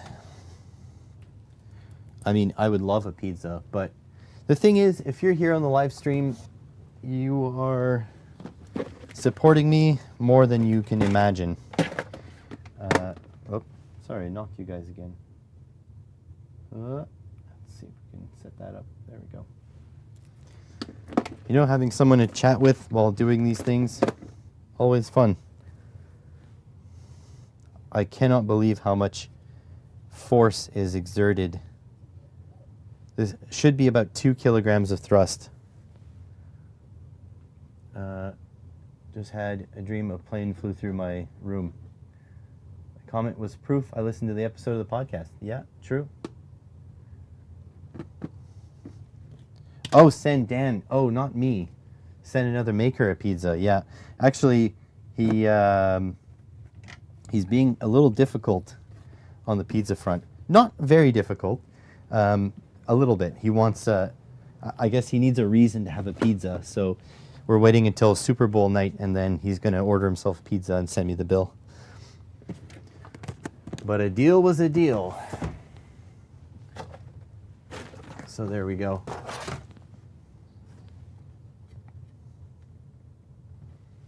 That's crazy. But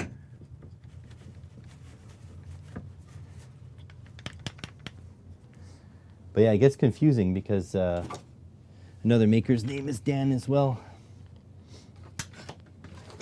Who wore it best?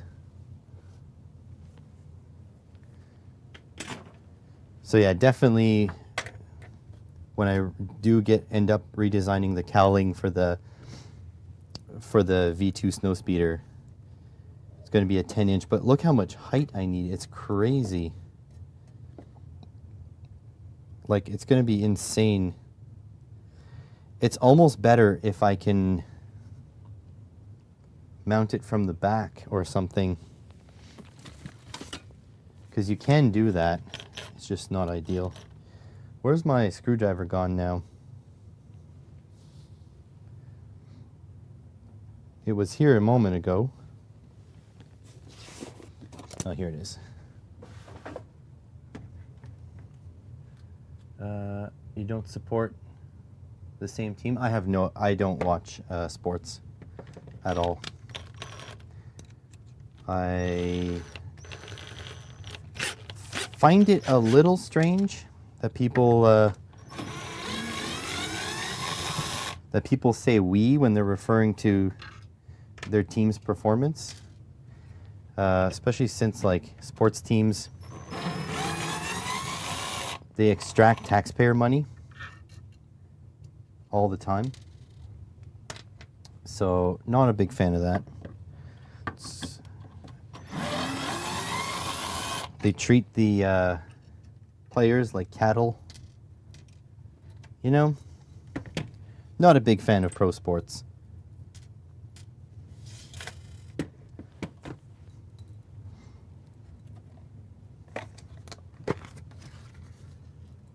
You agree with the "we" comment, yeah. It's a bit creepy, huh? It's a bit like becomes like a religion.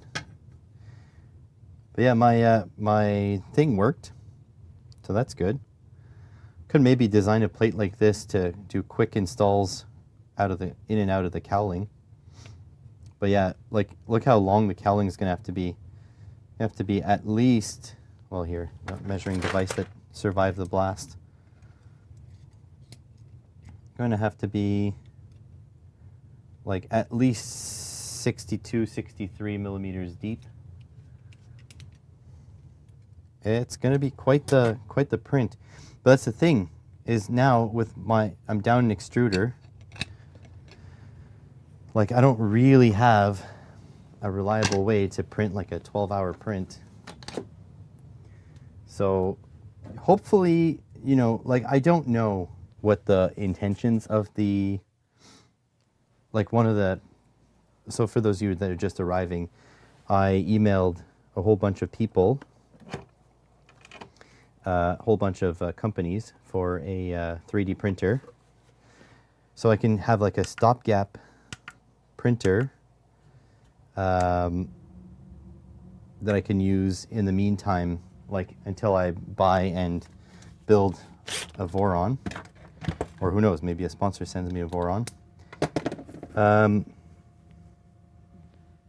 was I going to say again? Yeah, so I sent a bunch of emails out to like probably about 5 different companies, and all of them either didn't reply yet or said no, except for one company that seemed to say yes, but they're kind of vague in their messaging, so we'll see how it goes. So might have one, might not. But I do think it is time for me to go get a coffee. There we go. So I'll go get a coffee and go to the washroom, and I'll catch you guys in a couple minutes. Talk amongst yourselves.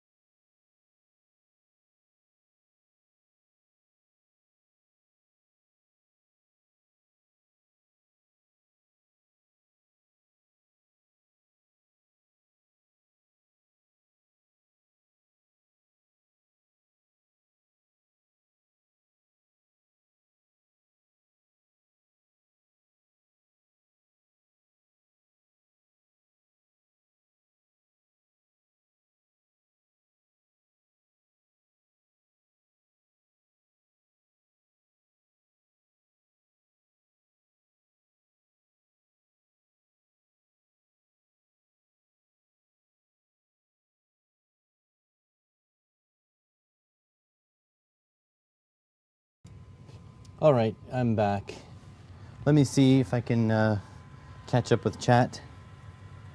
Don't follow sports, find it boring, get another tea, hit like. Watching sports like watching Britain has no talent. Potty break for you too. Real reason I woke up. Good. My upstairs music rooms. I have to do my projects in the garage. Yee. It's cold. Doing good today. 5 likes, 4 watching. Well, 3 watching, because I'm also watching on my, for the chat on my other PC. I did order, I did order a stand, like a screen mount for over here. I have some old TFT computer screens, 21.5 inch. It might not be bright enough, but we'll see. Anyways, I'll try to put it in this corner over there so I can see chat. But at the price of like little like TVs, I might get. Anyways, I need another screen in the other room. So yeah, we'll see.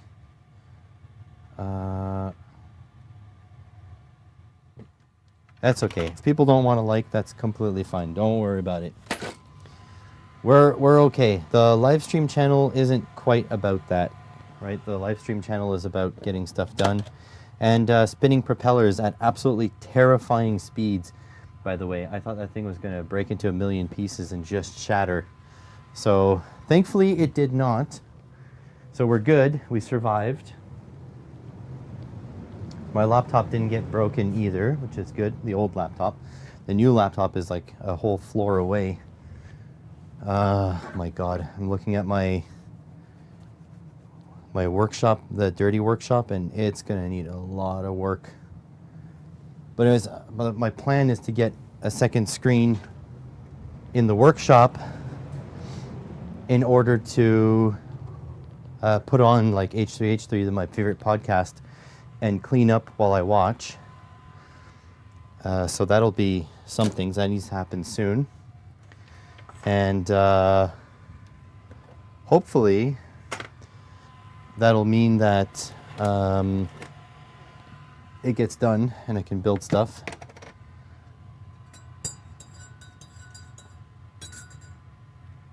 I am glad to report though that since I upgraded my internet, I don't have any stream issues, which is good.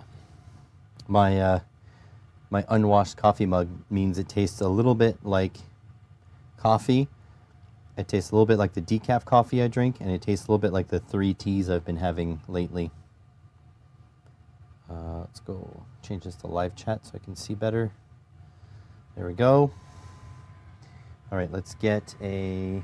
Ooh, this is hot. Oh yeah, motors. Put these away.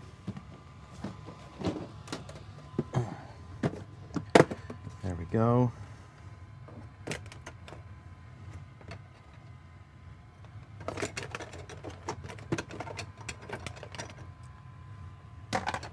I mean, I will tell you, when it comes to caffeinated beverages or hot beverages, I am not difficult. I'll drink and eat what, like this is instant coffee, by the way. I'm really not difficult when it comes to coffee. I don't have a refined palate. Actually, I don't have a refined palate for very much. Like, I'll eat peanut butter and jam. I'll eat whatever. I do like good food. But the thing is that for a couple of years there, it was quite skinny. It was quite low on the amount of quality food. In fact, some of my colleagues, I'm off to the side, by the way, just looking for an extruder. But I will tell you, like, having conversations with my colleagues is kind of a trip, because they say things like, oh my God, I can't have as, they're saying like, oh, I can't have as much steak as I used to, so, because steak is so expensive, so now we only have it like twice a week. And I'm thinking like, I legitimately have not purchased steak in years. So it's so weird. Hey, Marcus.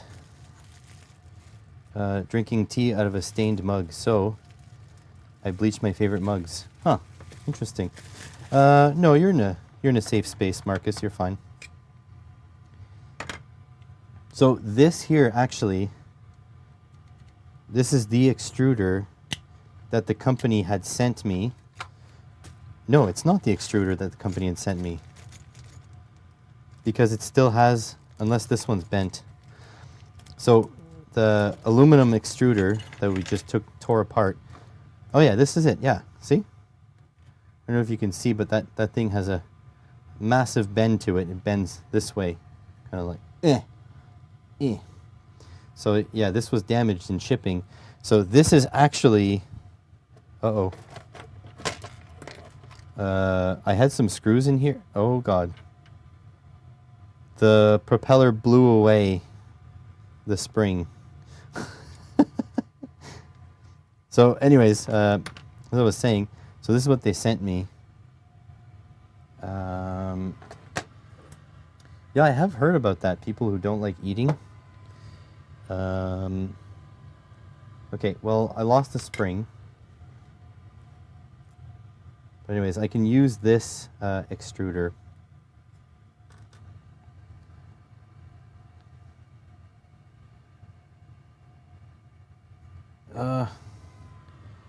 I just wonder where the spring blew off to, because in principle, it couldn't have gone far.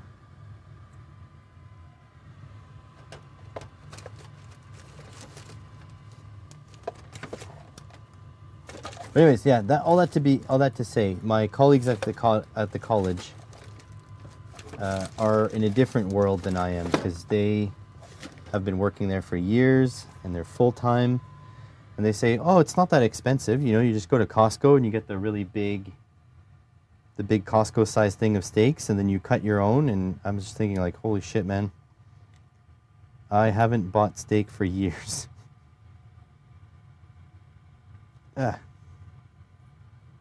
Let's see if I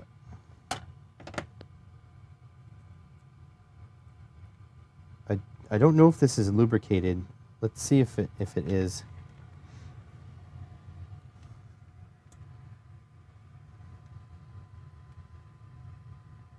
I don't know which way it comes out. Probably this way. It's not as tight. Current girlfriend's a foodie. She used to run a high-end catering company in Toronto. Once catered for the Rolling Stones. Oh, very nice. I wish I could afford to be a foodie. That's all I'm saying. Like, I know it's not like it's not like I can't afford to eat. Let me just put that out there. It's that I have bigger fish to fry right now, that I can't be, quote unquote, wasting money on premium stuff like fancy foods. Oh, okay, so this came out. It's good.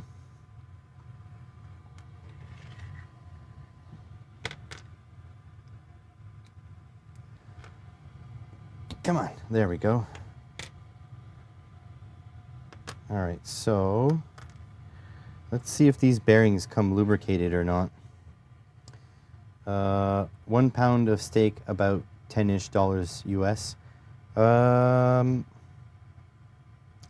So here, like a okay cut of steak, not like a fast fry minute steak type thing, is just about $30 per kilo Canadian. So figure that out.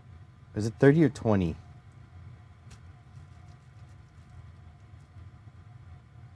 Trying to remember now. No, I think it's 20. I think it's about $20 Canadian per kilo. Maybe a little bit more.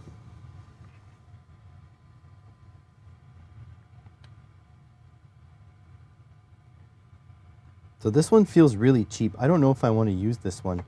The other ones that I bought feel a lot higher quality. So this one is fixed. I don't have to worry about that one.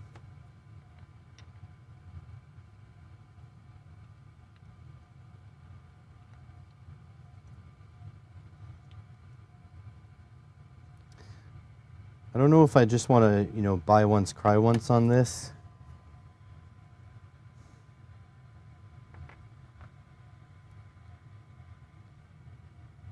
For a great, yeah, no. T-bone here is more than that. It's probably closer to 30. Okay, so these are not lubed. I'm gonna lube them up. I do have some lube. My, if you hear a fan, that's the battery charger, because it's doing a discharge.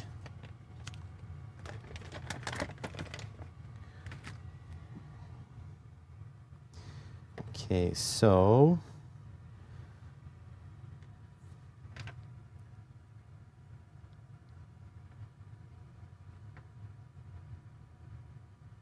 okay, that's sealed.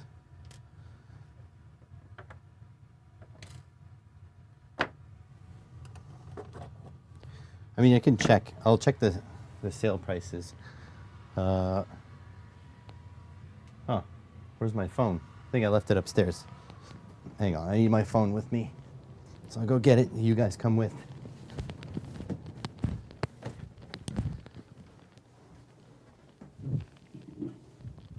I did indeed leave it upstairs.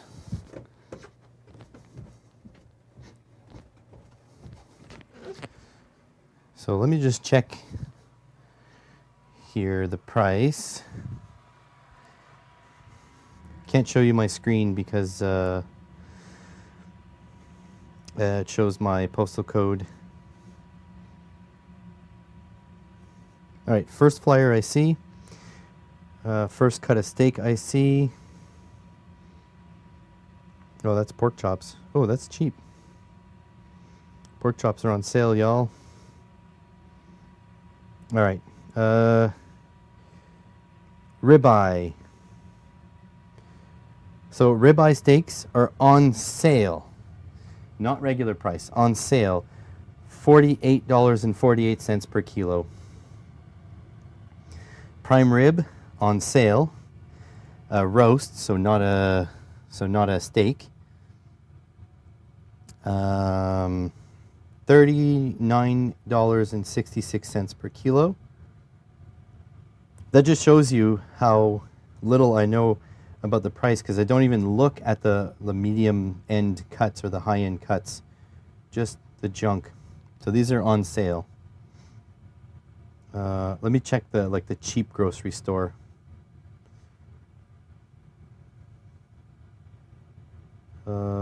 Cheap grocery store does not seem to have any beef on sale. No. Okay, there's another cheap grocery store though. Let's see.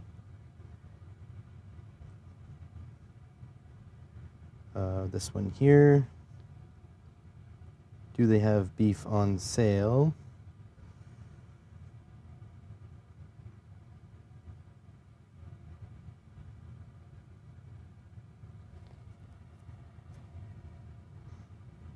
They don't seem to have beef on sale. So I can't tell. Like, they don't list their prices online. The only time I can find them is when they're on sale. Let's check this store. So, ground beef, lean, on sale for $8.80 a kilo. So it's $4 a pound, but save $2 a pound off the regular price. So we're talking about $6 a pound for lean ground beef. Usually.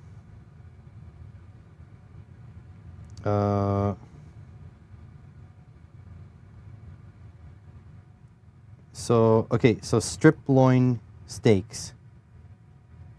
They are on sale for $35.25. Here, can I show you this? I don't think there's anything incriminating here. So strip loin steak, $32.25 a kilo, $16 a pound, on sale. So there you go.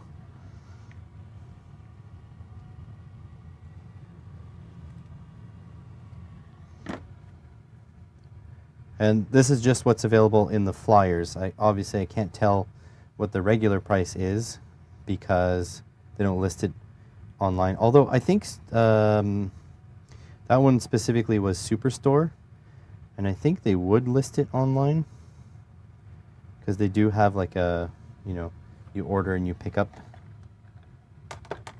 type deal. All right, so there's one bearing.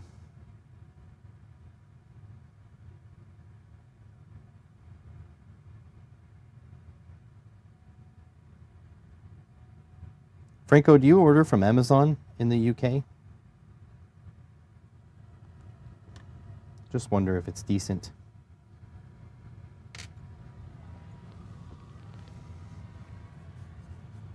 Giant Tigre Giante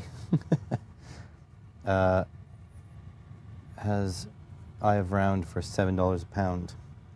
That's not too bad.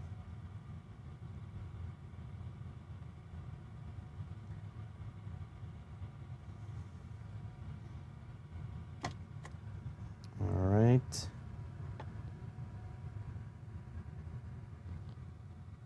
Put that in there. Put that in there. And then you can put the shaft through it.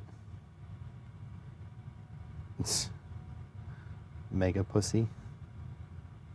Giant tiger.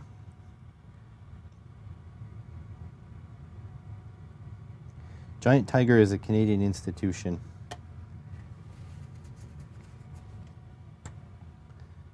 All right, so let's see here.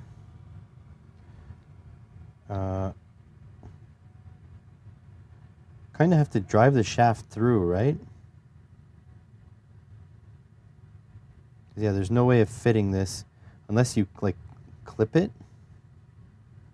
Like so. Will it clip? Probably not.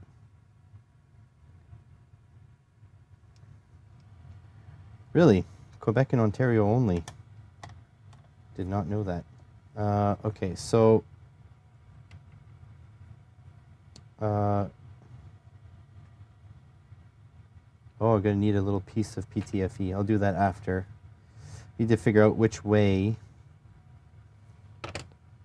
the arm goes. So I think it goes this way. It can't go that way, so it's this way. So the teeth of the gear need to be up on this end. So let's see if I can push that through just a little bit, and the teeth of the gear go up like this.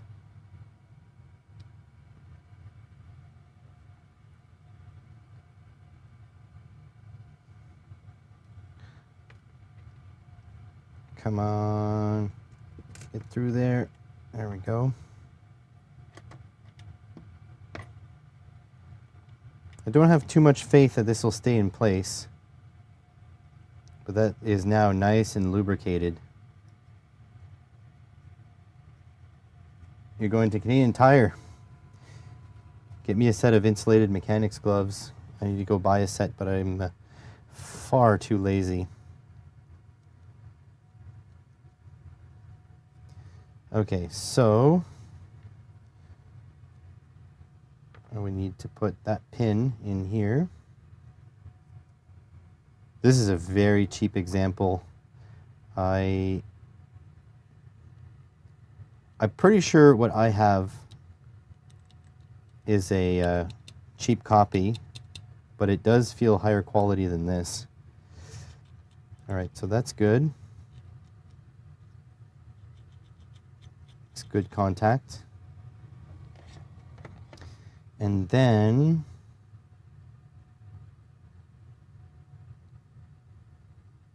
then you just need this piece goes on here like that. And this piece goes on here like that. There we go. Seems to go really well. And now you have to align this onto here. Most stuff on Amazon and eBay. Most stuff on Amazon and eBay is on Ali for much less. Definitely. Oh, there we go. Oh, you use eBay only. Find the prices cheaper than Amazon and they're from the same place. Yeah. Gotcha. Now I understand what the conversation is going on about. Okay, so it does do a little bit of rubbing.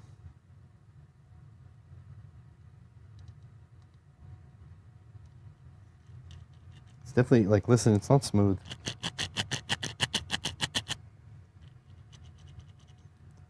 Don't know what moved in there.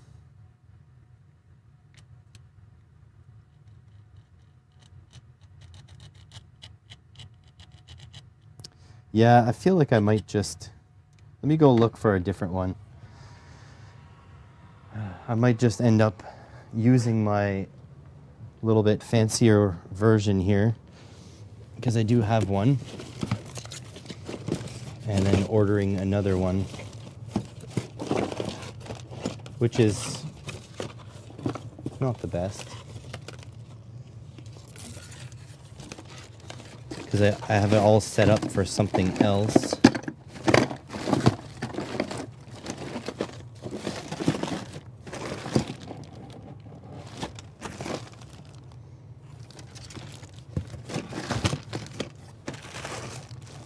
Nah, screw it. I'll just use the cheap one and we'll see.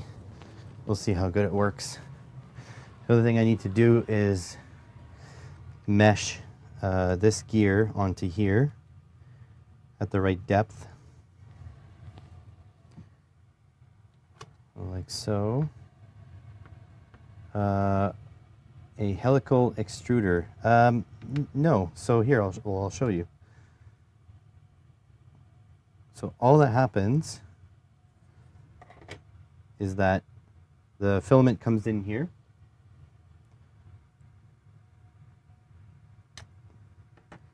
And then it goes across the gap in here. Let me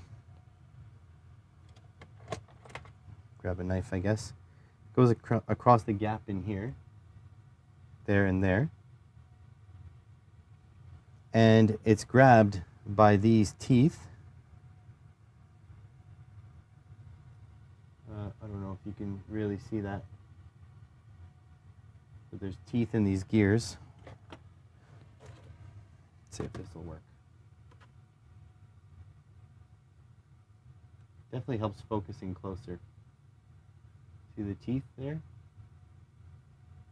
So it's grabbed by these teeth. So sometimes there's a cam that pushes like a bearing. So you got the filament in here and there's a bearing that's pushing the filament tight. But these are dual gear extruders. So they go like this, and they squeeze the filament. So they squeeze the filament in that little gap there. And so, yeah, that's how that works. They just pull the filament through.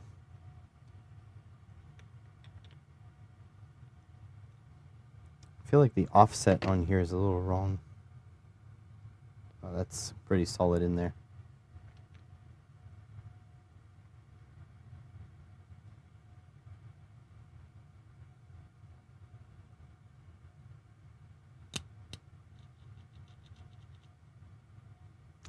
A little bit noisy, but I guess it is what it is.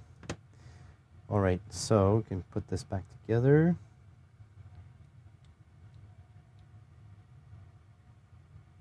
eBay just wanted to pair a Google account and PayPal. I don't know.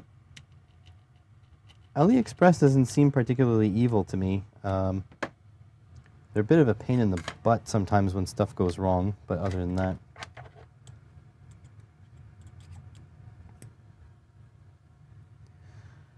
And about your ignorance comment, Marcus, well, nobody was born knowing all this stuff. It's all stuff we learned. Okay, and then this fits in like so.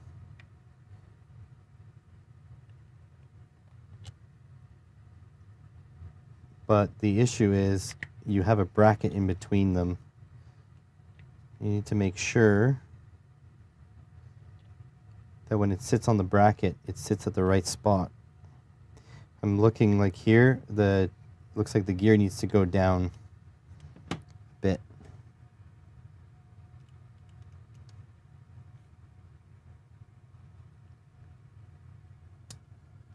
Stay up or sleep. Compromise. I think I'll lay down and see what happens. There we go.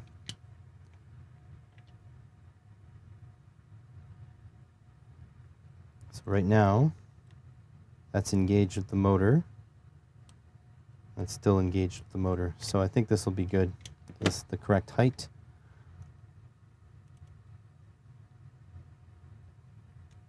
There we go. So that should be good to go. I just need to reinstall it on the printer. A little bit of Teflon here. The spring literally went flying somewhere. I have no idea. I have no idea where it went. It's gone.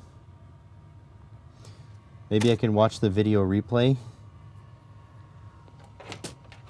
and then see where it got shot off to, but it is gone. Look at how poor the casting is. Just like plastic all over the threads. Whatever. Like that. Maybe I'll put a plastic and then this. Will that work? No.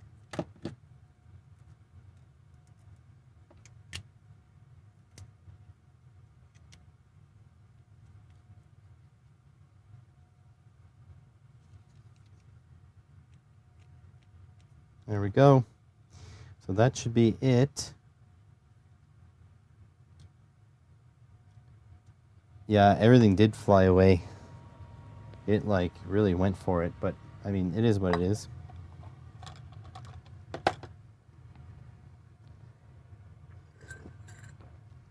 I guess I can reinstall this. You guys just won't see it, but you guys are kind of used to my shenanigans being off screen.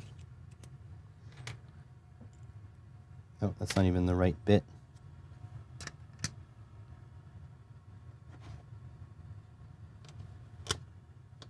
Oh, like so.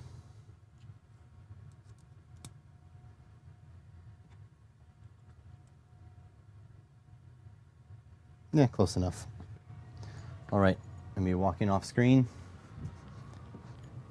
Now, the other part is that... Wait, which way was this? Why is that no longer smooth now? It's like the tension just ruined everything.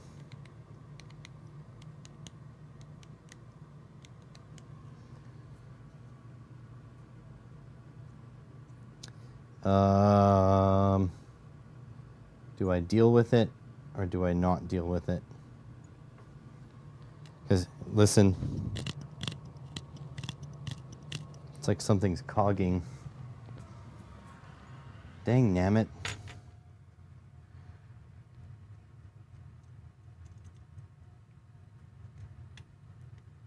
What is doing that? So that's smooth.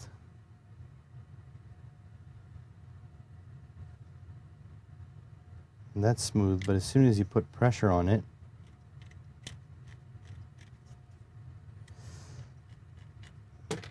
just cheap garbage. I can make a highlights channel where where I post the stream highlights.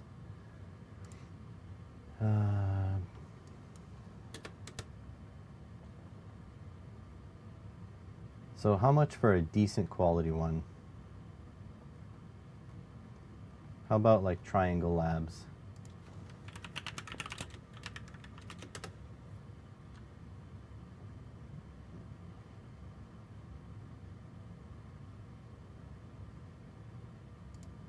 They have their own extruder.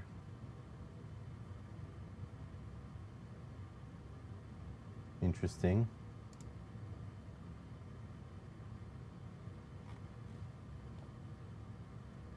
So there you go. Here's the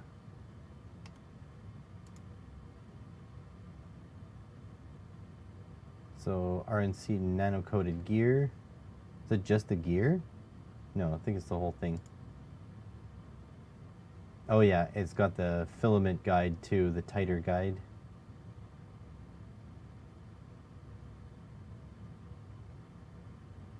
So let's see how much this actually costs when it's on my own account.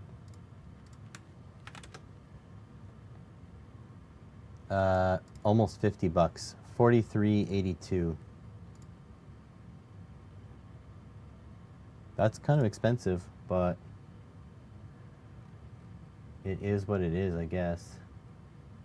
And there's this one, still Triangle Lab.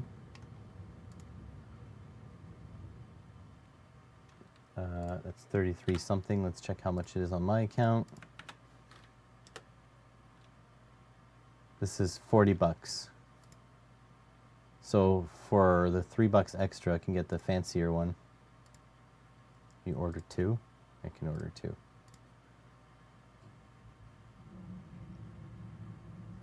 Sure, let me know what your challenge is, and then I can decide if I can do it or not.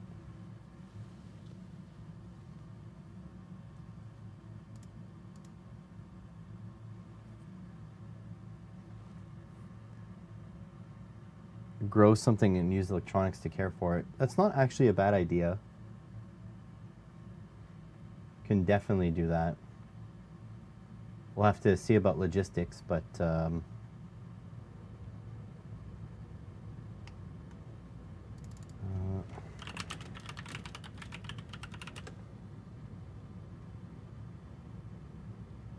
why does it show me full 3D printers? This is a direct drive here. Not as interested in that. It's really the BMG I want.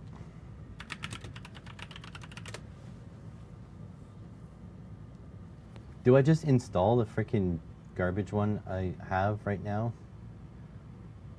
I feel like it's like the worst version of the BMG.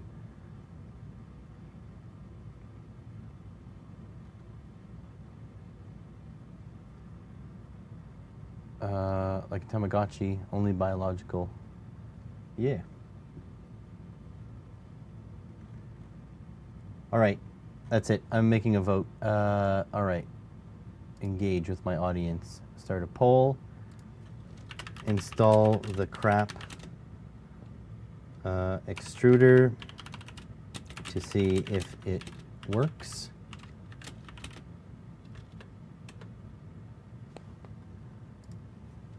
Yes.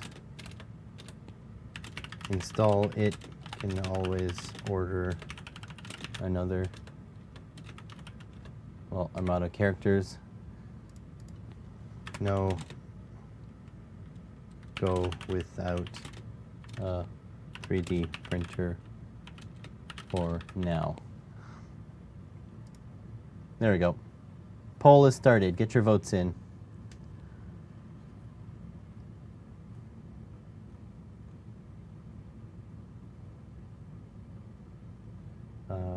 There is a version V2.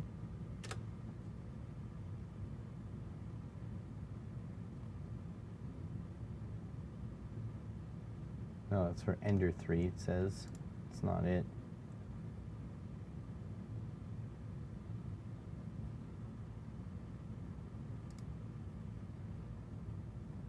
Okay, we're just installing it.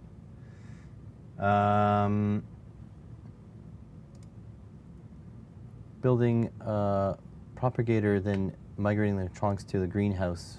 We'll have to learn about LoRa. Very nice.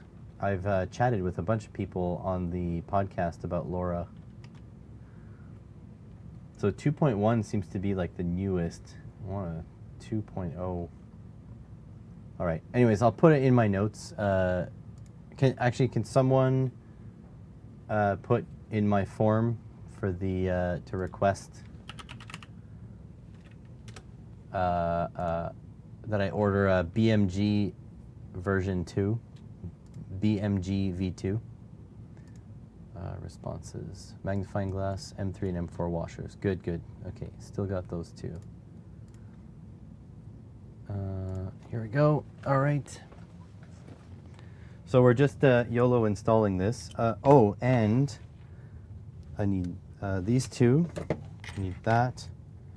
I will just I'll bring it with me over there. That's good. This can go back in the box. That can go back in the box. That can go back in the box. This I need to put back because these are to lube my rails. Just fine. Okay, these can go back in the box. I do need the lock, but I'm also going to install some filament. I've got, where is it? There we go. This high quality PLA Pro, which is PLA Plus, just a little bit more flexible PLA. But it's in my channel color in purple.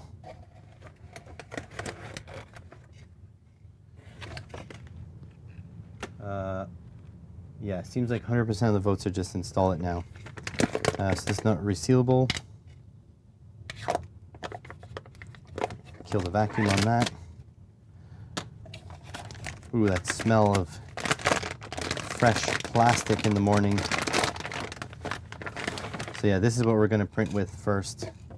And I've got a print already set up in there. I don't know if this new extruder is going to work, but we're going to try it.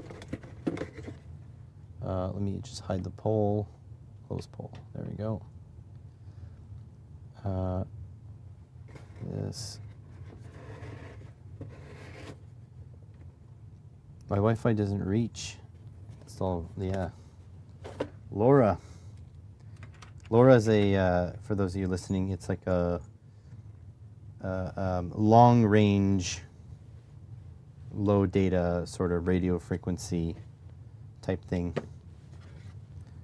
All right, so I'm gonna walk off. Oh shoot, you guys didn't even see the purple filament. It's because I left you guys up on the webcam. Here's the purple filament. Here's the filament. It's almost the same color as the purple matte, but not quite. So yeah, we're printing something. There we go. At least installing it might get you going. Basically only costs the time, yeah. That is true. That is true. All right, so I'm gonna talk you through it here. Oh, I forgot the stepper motor though. Let me grab the stepper motor. There we go. So I do plan on putting another camera. In fact, the sponsors I had reached out to for the 3D printer, I told them I would get some way to, I don't think they, oh my God, there's a pile of, hold on, there's a pile of freaking metal dust here. It's incredible how much metal dust is everywhere. I don't think they required this of me, but I offered to add a camera, a live feed to the prints. So it's basically part of the deal. All right, let's thread some screws into here so I can hold it up.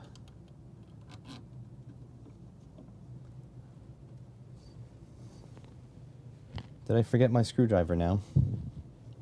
Probably.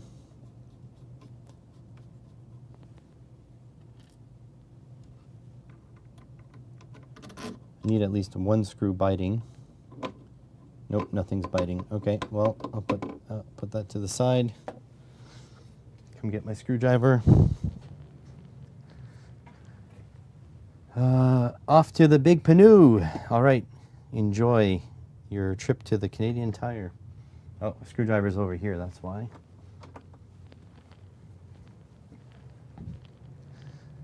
All right.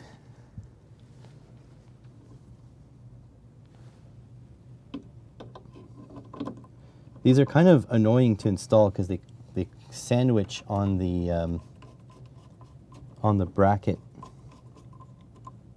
that they're installed to.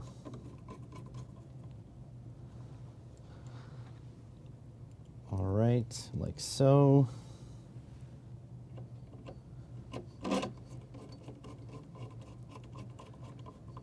And not even the delicious kind of sandwich.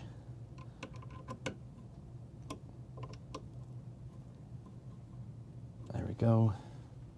Make sure that it's still touching the gear.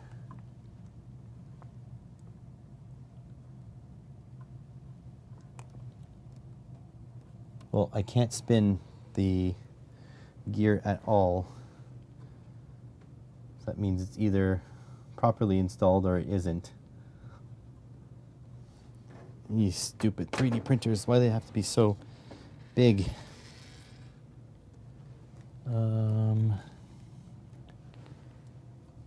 Let's see. Oh yeah, it's definitely interfacing with the 3D printer. That's good. I'm gonna switch it on. Still need to fix a couple things, but I can at least heat the hot end up.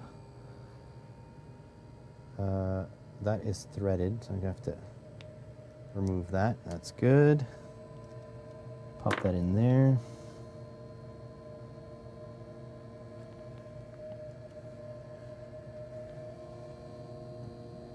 Just trying to get the Bowden tube set up properly now.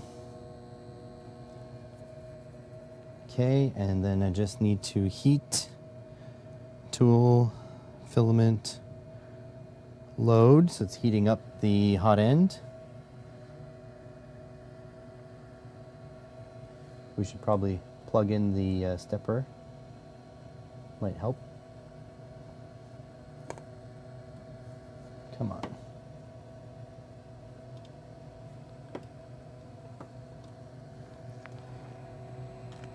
Trying to reach around the lead screw.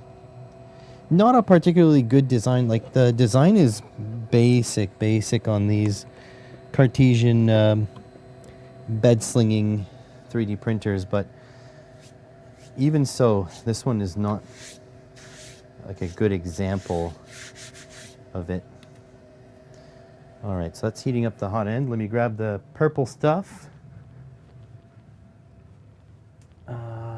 Over here, I'm back, see? All right, what am I printing? It'll be a surprise. Yeah, I think I'm gonna leave it at that because first of all, I don't know if it's gonna work. So there's that. And also, just in case you're hyped, I don't even know if I'm going to finish it on stream, even if it does work. So we will see. So this is another reason why I want to get you guys a camera, so you guys can see.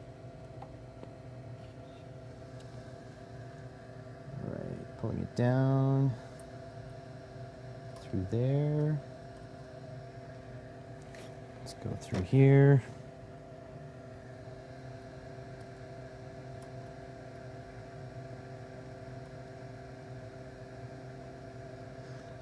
Also the software on this 3D printer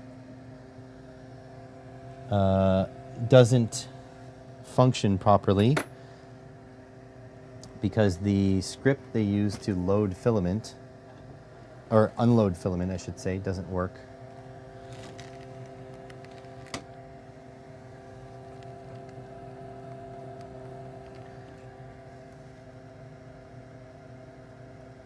Trying to get the filament into the hole.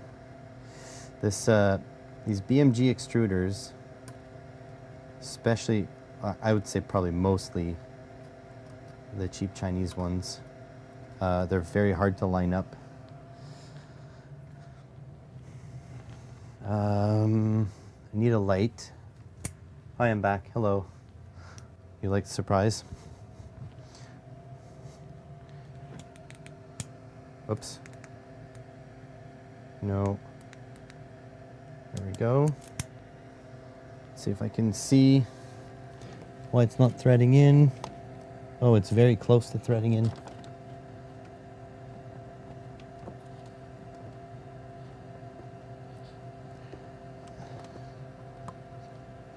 Come on, get in there. There we go. Got it in. All right, I'm gonna push the filament in. Oh. Okay, so the other gears were definitely worn because this feels a lot more gritty when I'm pushing up against a non-spinning gear. So I 100% believe that the other gears were worn out. Okay, I'm gonna have it purge some filament, so we're sure we're printing with the good stuff.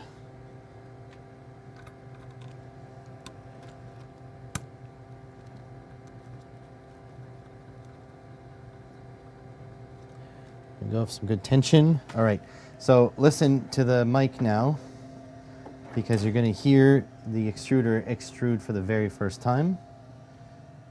So here goes. Oh, it's smooth. Oh, did you hear that giant crack?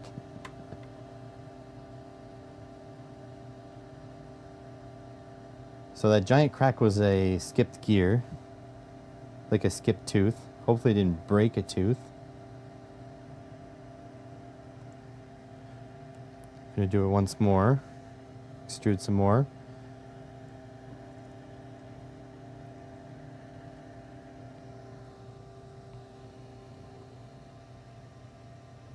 It's not working now.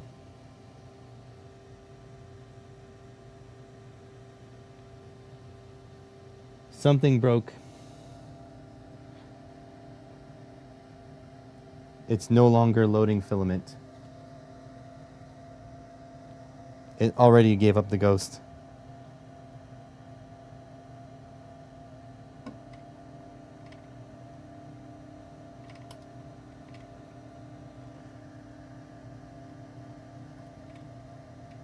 Something broke. Well, that was short-lived, folks.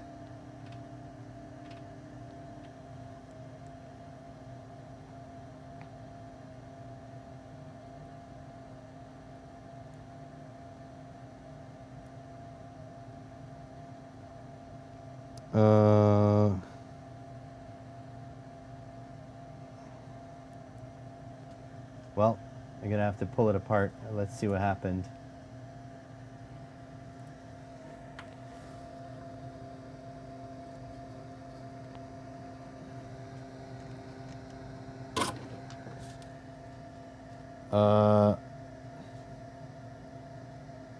Okay, the filament got stuck somewhere. Okay, let me see if I can spool up this filament. I'll show you what happened. So somewhere in the path, it got screwed up. Let's see, I'll put this through here. Here, let me show you.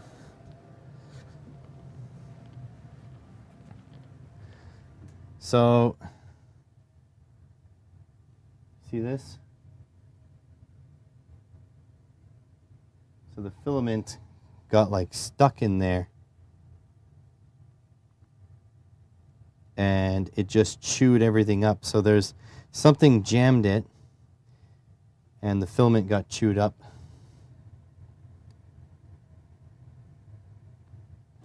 So I don't know where I got stuck.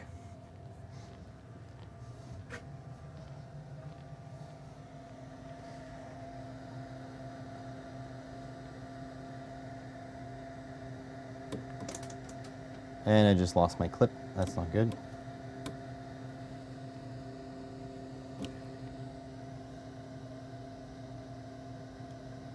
Okay, the filament got goobered. So I think the issue is that now the Bowden tube is messed up. Hang on a sec. Push this down. This is not a good sign. I don't know if I'm going to be 3D printing for the next little while.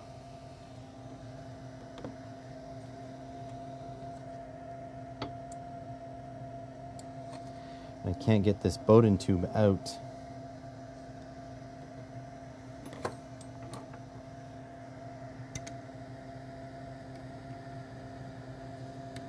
There we go, I can unthread it.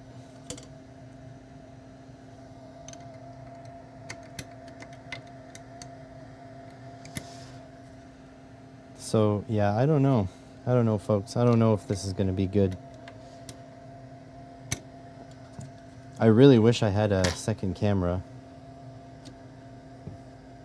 set up over here so you guys can see.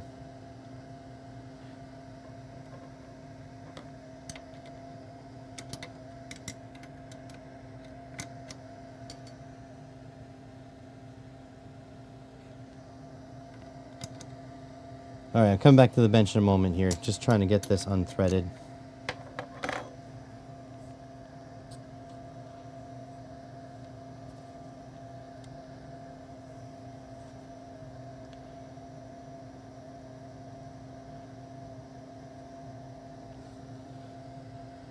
This machine was not well designed, I'll have to say, right off the bat. And this BMG is not a good quality unit, so I might have to sacrifice my good quality unit to it, which I really don't want to.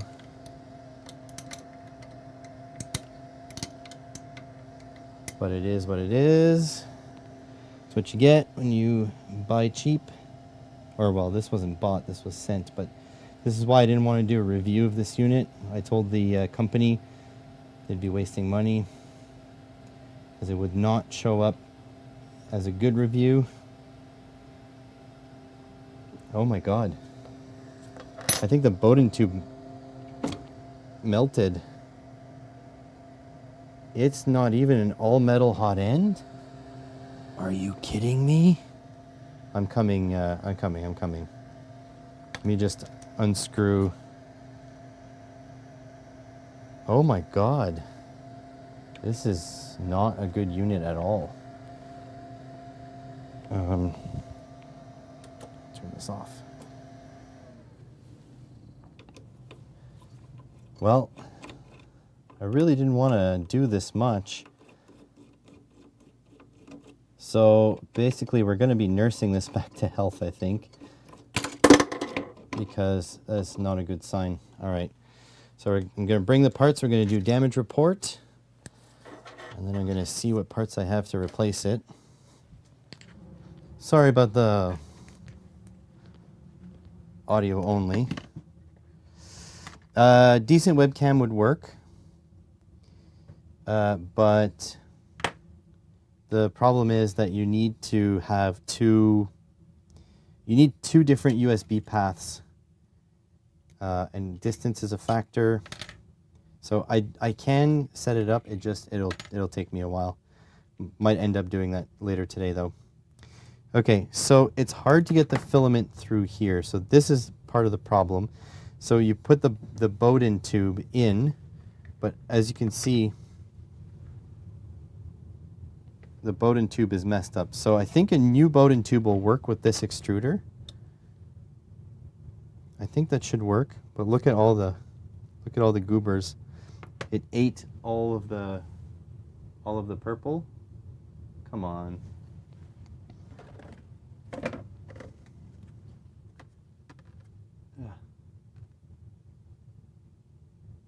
See how this is full of purple? There we go. So it ate all of the purple.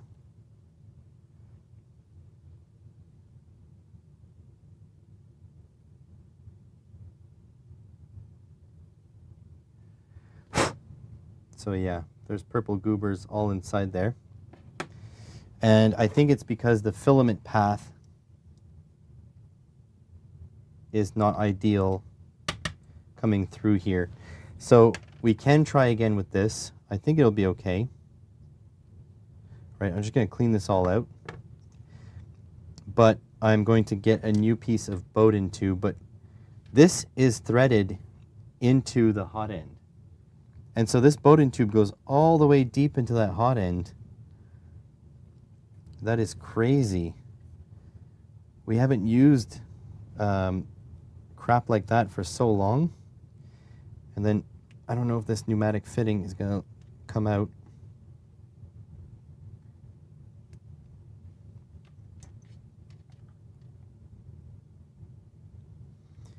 Yeah, I don't know. Ah, there we go. Okay, so that was all chomped up. So this Bowden tube is done for. So we have some more. We're going to have to cut some more. And clean this out. Because the Bowden tube has to butt up right against here. And I think the damage on here suggests that it wasn't all the way there. And so the filament caught on something and wouldn't go through. So this needs to all be cleaned out too, because that's all filament dust. Okay, so I have more Bowden, but I think what we're going to do is we're going to use my expensive extruder, simply because I don't feel like doing this multiple times. So this is my expensive extruder, and it has a better filament path. So it's the same thing as this, but it's just not made to garbage specs. This one is one of those $50 ones that we saw.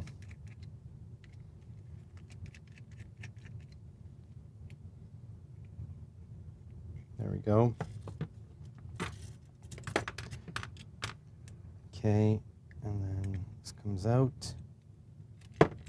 There we go. So this one has this fancy filament path that sits in here. And it's right tight up against the gears there. And then the Bowden tube goes in here directly. And then you need this piece, but that's fine because the Bowden tube gets pushed all the way in. So that's what we're doing. We're going to be using this one. It's got better quality gears. It's got better everything. It's an actual quality product. And I don't know if this comes out or if I should just leave it in. Maybe I'll put a little piece of Bowden in as well to guide everything.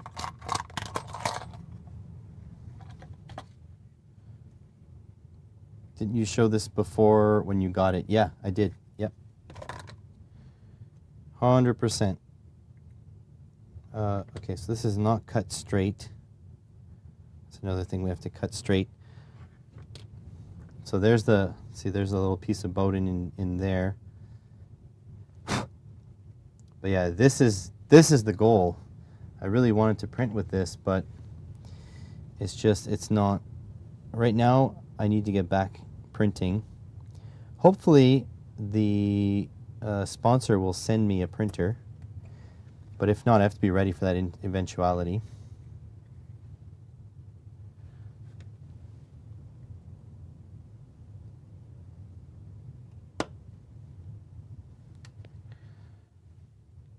to be as flat as possible. And then you open it up a little bit on the inside, make a little bit of a taper.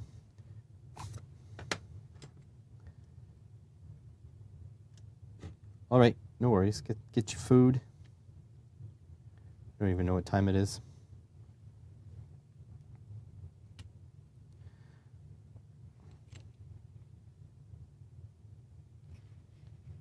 Oh, it is 11. Okay. I will take this apart and I will lubricate this too. Might as well. Although I'm pretty sure it comes lubricated. Today's task is turn a cheap nightlight into a power on indicator. Nice. Good luck. All right, so we're going to lubricate this shaft. Probably use one of these cheap Allen keys. Ouch, ouch. Freaking plastic box is cutting me.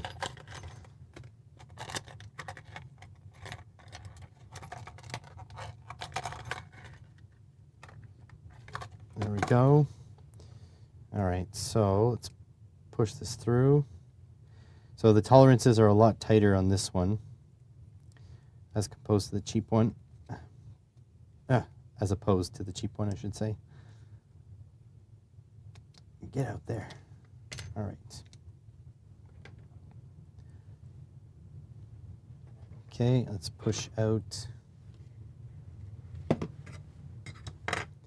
So the crazy thing is these are meant to be used. Oh, look, they're already lubed.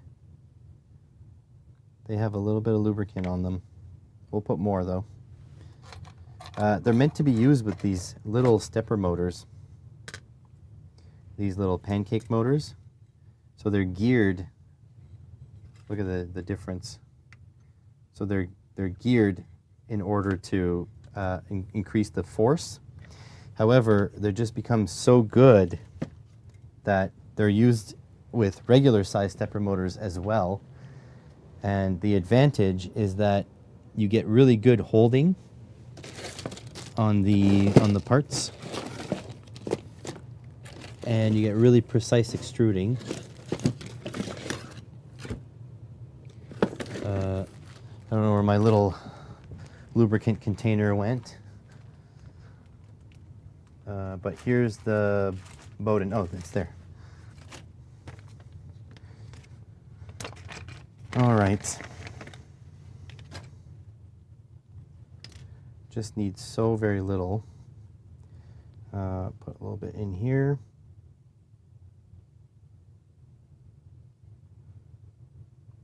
Just a touch. And a touch on here. Like so. Then we're going to put a touch on here.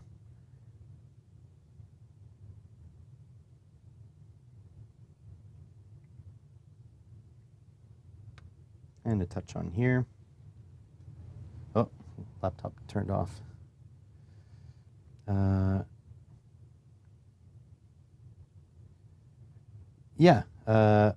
Matthias, funny story. Matthias used to live in Ottawa here.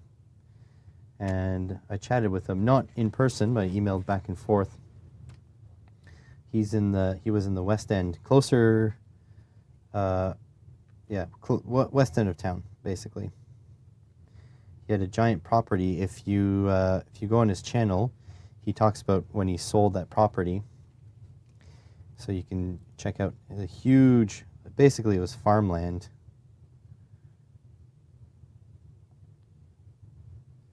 But yeah, Matthias is a cool guy. He's kind of a rebel, though. He kind of does whatever he wants, which is kind of freeing for him, which is really cool. All right, so we need to push this back in. There we go. It's going to pick up some of that lubricant on the way through.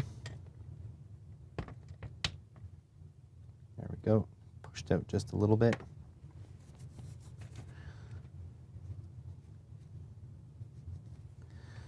Okay.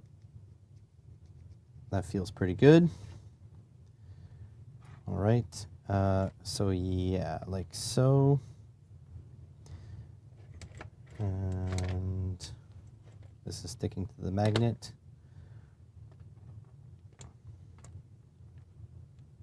Like so. There we go. Now this guy goes in like so.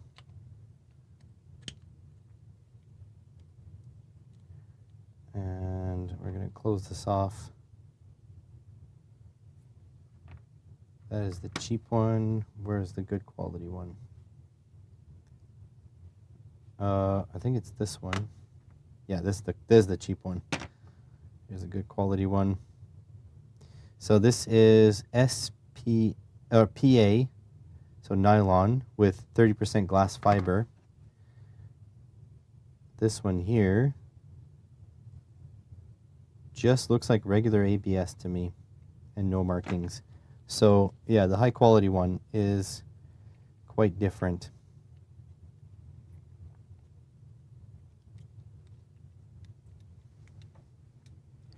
He's now close to, yeah, true.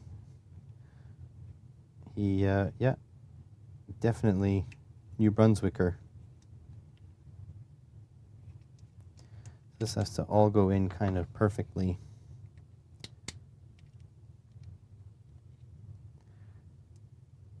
Never met him, but is also BB, as in Blackberry.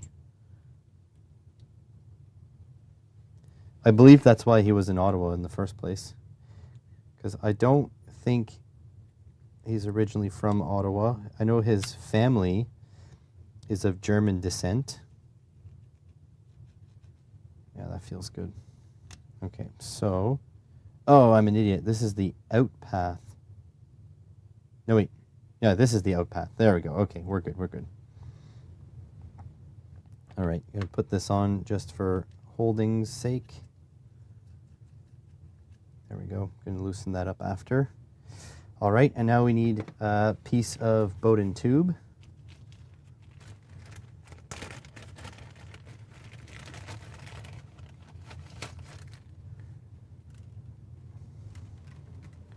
So this is some high quality Bowden tube. This is all like the stuff I bought for my original project.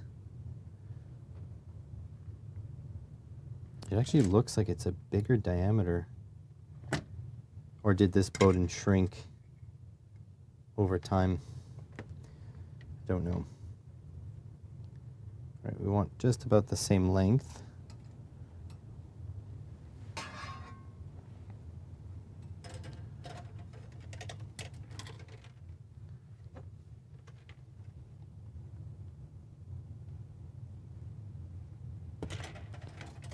That's actually pretty straight. All right, so we have good length Bowden. And then I will put this on the pneumatic fixture. I'm missing the lock for the other side, so I don't really need this lock. This is the reverse end. That'll go like that. Hopefully that'll fit in there without that moving. Probably not. Okay, unlock it. You can put this in directly like that.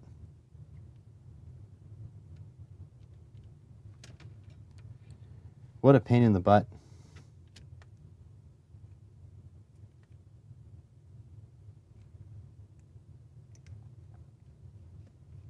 I hope that's going to be well aligned.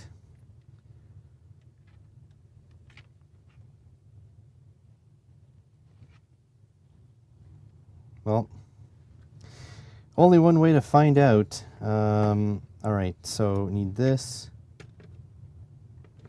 This is not the shit arm, right? This is the shit arm. Okay, we're good. Hopefully the filament doesn't pick up the irregularities there. Let me just see. I don't want to be going on and off 100,000 times. Here's some STPLA. No, that's not even STPLA, just regular PLA. So if we put that in there, let's cut this to an angle. This is just an end of a reel.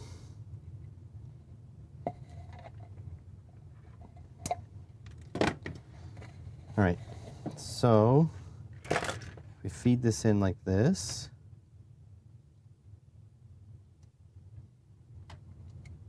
Kind of upset that I'm using my fancy BMG, but I guess you could always buy another. All right, so there we go. Sucks it in. Let's spit it out the other side. Yep, no problem. So there it goes out the other side. Maybe I should have used the clear one, but whatever. So that's good. That works. Steak and kidney pie. Oh, I'm jealous. Although I did make pork chops yesterday. They were pretty good. So that's what we're having today. Leftover pork chops. Probably some sort of Lipton sidekick as a side, because it's so easy to make. Oh, God. I like working on 3D printers, but I really need that second camera. All right, and now these are the screws for it, so I'll use the screws that are for it. Oh yeah, we got to change this out too.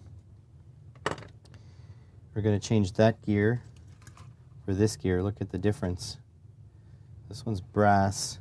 I think it'll be kinder to the plastic gear. Just need the little bit.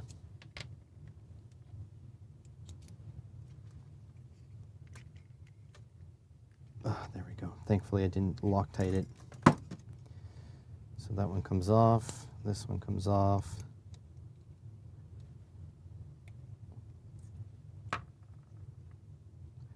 So put this one on. Set screw.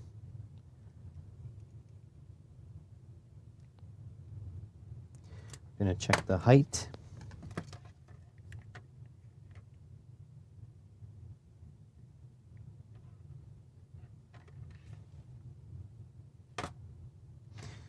Should be good.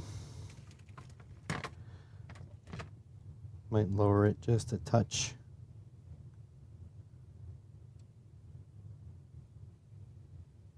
There we go. Okay. Now you won't see me for a little bit, but I'll start heating the... Oh no, I gotta stuff the Bowden tube in. Alright, well, sorry about the visual shit. The fact that you can't see anything. Alright, so... Oh, I need the stepper as well. Forgot the stepper and forgot the screws. There's a stepper. And there's the screws.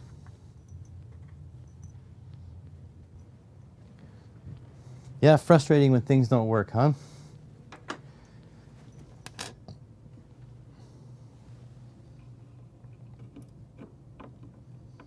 So like so. Pop the expensive ass BMG. Oh, I can't use the Bowden. Oh my God. That is a bit of a pain. I have a filament runout sensor. So I can't use this part of the Bowden for easy filament loading. That's sad. Oh well.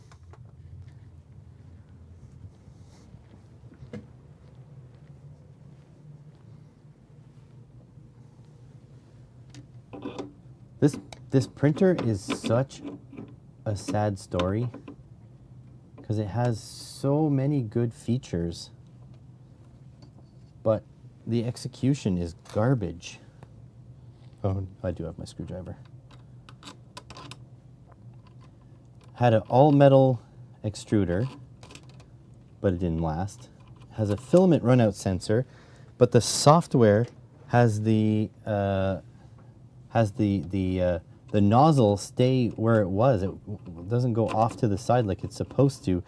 So if you're not there at the exact moment that the filament runs out to swap it, and if you're not super quick at swapping it, you end up with a giant blob on your model where where the filament ran out.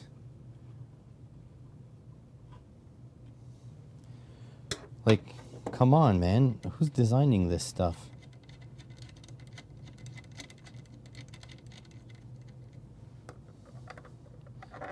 All right, so extruder's installed.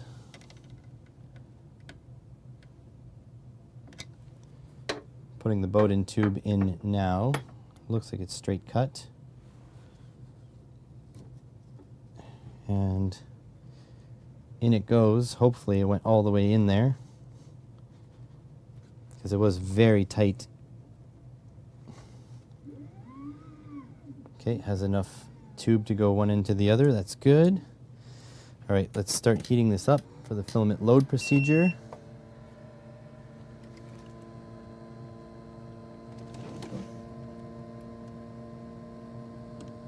There we go.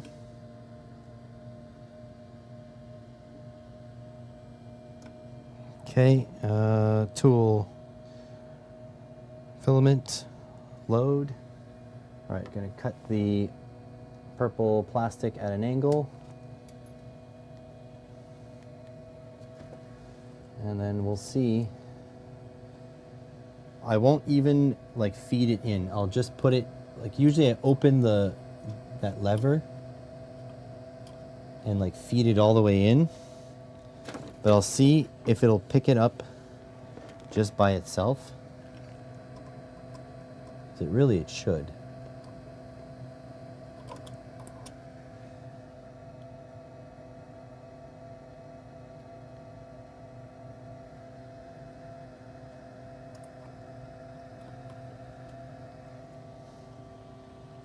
$99. I'm being impatient. I feel like I should just guide it in. But I'll be patient. What's cool is that now I have a transparent Bowden tube, so I'll be able to see if it's grabbing it or not. 128. Might as well put away my Bowden tube.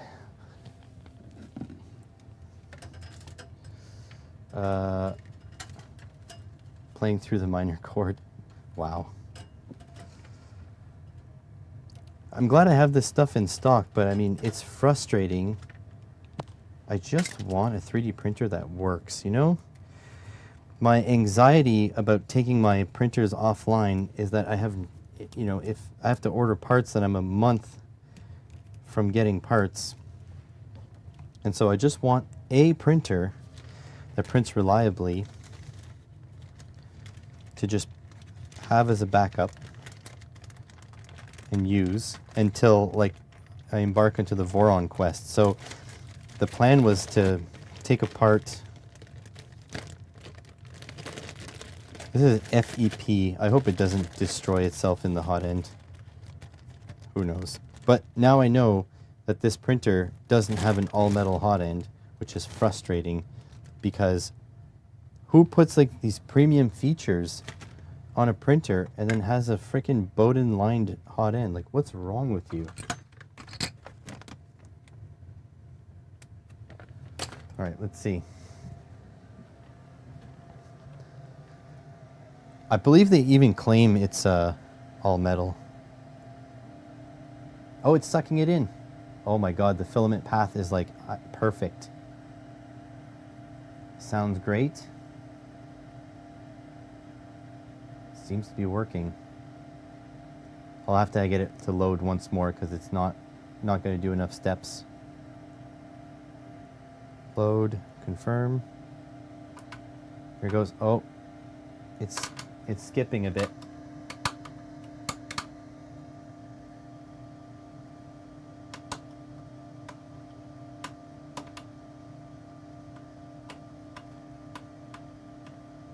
It is skipping.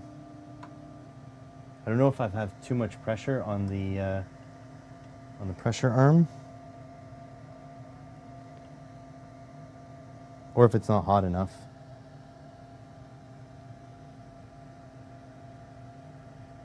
Let's see. Drop pressure a bit. See if that works. No, it is still making snapping noises.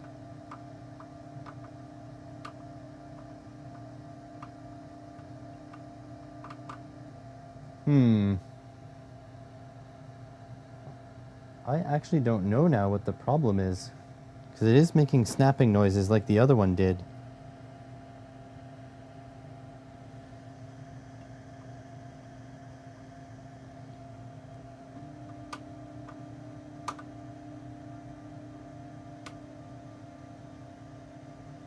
Yeah, if I force it too hard, it doesn't move at all.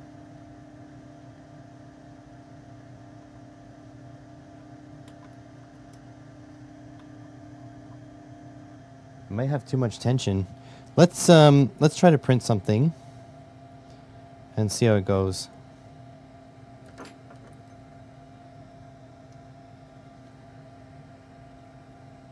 It could be that the hot end isn't hot enough also, because this is this stuff is PLA plus. It uses a little bit higher temp. It says 190 to 220. Well, let's see. Only one way to find out. So yeah, it does seem to be chewing up the filament. We'll find out. Sounds like the gears aren't meshing correctly. Not OEM, and just toss the parts together. Yeah, for sure. Well, my 3D printer is problematic. But let's... I would never recommend my 3D printers to anybody. They're not great. So let's see.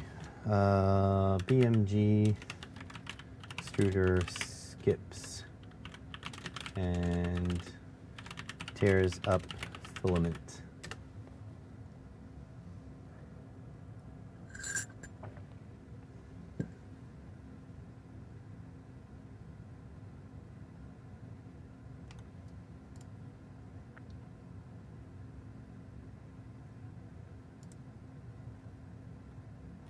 I mean, this is not useful at all.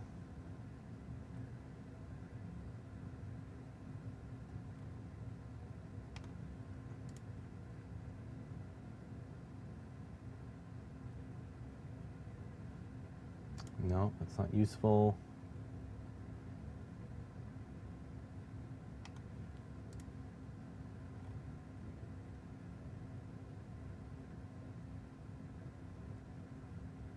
Stalling and cycling backwards.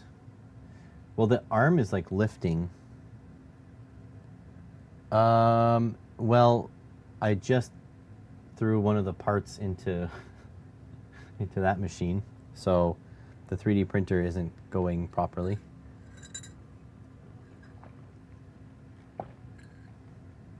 Let's see.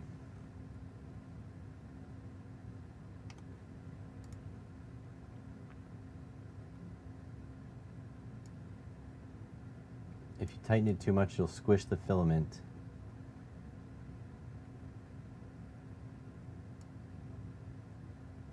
To the end, an untightened 1.5 rotation, starting printing very well. Should very shortly happen again. Something to do with a spring screw. Being stretched while soft due to heat creep. I don't know if it's heat creeping all the way up there.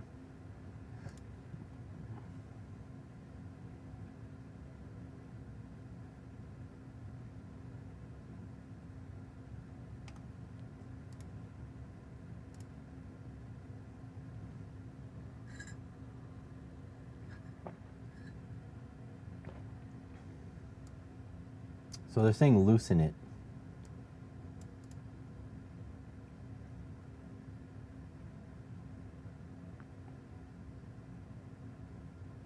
I'll go in all the way and then back off 1.5 turns. Well, let's see if that works. In all the way. Then out 1.5 turns. So quarter turn. quarter turn, quarter turn, quarter turn, quarter turn. That should be good there.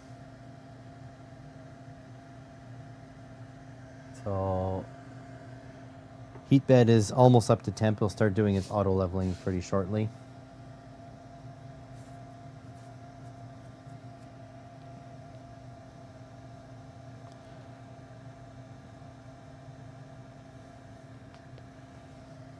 I don't know. Don't usually have this problem. It's just a shame because like it was working fine, the metal one, until it ate itself alive. But it is what it is. So that sucks. Well, I need another BMG.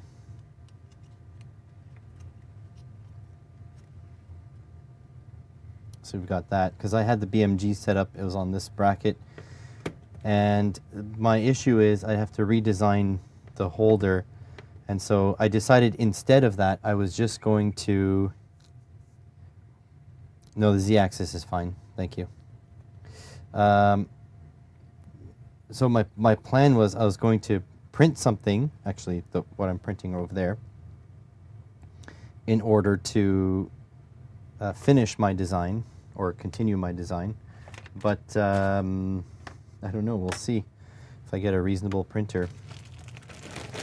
The other option I was considering is buying another 3D printer. Like, I reached out to the sponsors, obviously, right? But I'm not opposed to buying another 3D printer. It's just the only issue is that if I spend $400 or $500 on a Midway printer, then I might as well spend $700 on a Voron V0. And then the V0, what's nice about it is it can print the parts for my big Voron, the one that I want anyways. But the issue with that is that it doesn't solve my, like I can't print the snow speeder on the V0. So it's like just a whirlwind of trash going on. So, oh shit, still on the screen. Guys, I need to focus more. So, yeah, frustrating. So, yeah, so this will still be the hot end I'm going to use for my custom 3D printer. Maybe even for the Voron, we'll see. But I have to figure a couple things out first. But definitely going to need to buy another BMG to replace the extruder on that one. But we'll see. Once it starts extruding, I'll see if it starts skipping.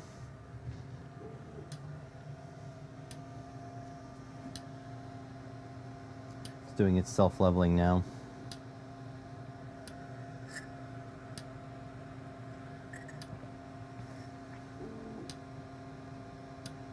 I do like the clear Bowden tube, although I hope it's heat resistant enough. Because the clear Bowden is, it shows me if the filament is moving or not.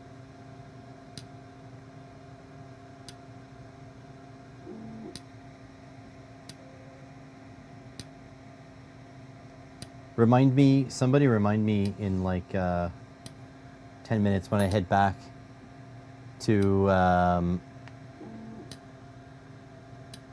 check if the mellow FEP can be used at high temperatures, because that's kind of what I'm scared of right now.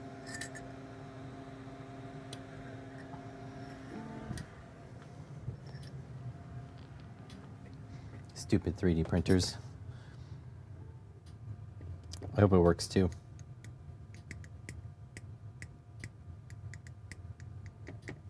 So yeah, because the V0 is so, yeah, Voron V0s is so tiny, but it can print ABS, which is what I want, but then it's too small to print snow speeder parts. Kind of a pain in the butt.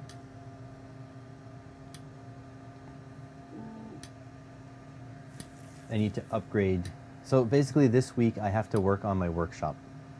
I have to clean out my workshop so I can do work on the big 3D printer in there and do work on my transmission as well. All right, so here it goes. So right now it is extruding.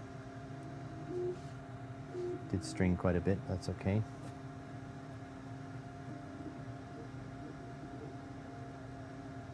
It is working. It's putting down a little bit of uneven extrusion because of the fact that it was skipping earlier, but it is working. All right, I'm gonna leave that print. Hopefully it doesn't fail. But I do see the filament moving in the tube, which is really cool. Awesome. So let that do its thing. All right, so now we're looking at the FEP. Let's go back to the screen. Go AliExpress, and then, oh wait, I think I had the Mellow store. No, that's Triangle Lab. I think it was Triangle Lab. Hold on. Let's check products.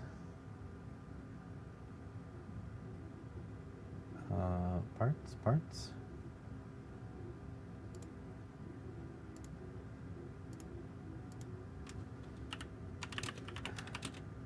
Tube.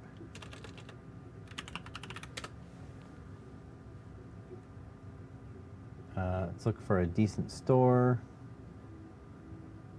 Okay, FEP is PTFE, I think.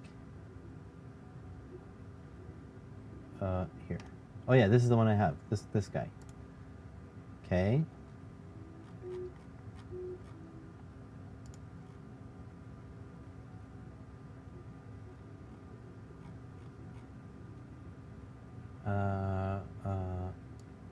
Fake shot your product was stolen. Products were sold. Inferior products. Blah blah blah. 200 degrees C. So it should be okay. Oh.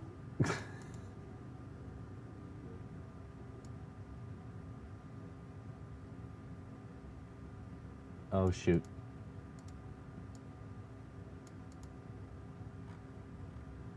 Okay. Probably not good.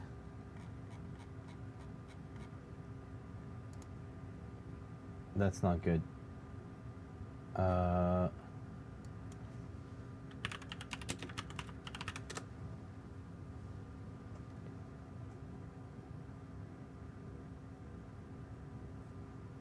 Well then, I'm gonna have to rip it out after what we just did.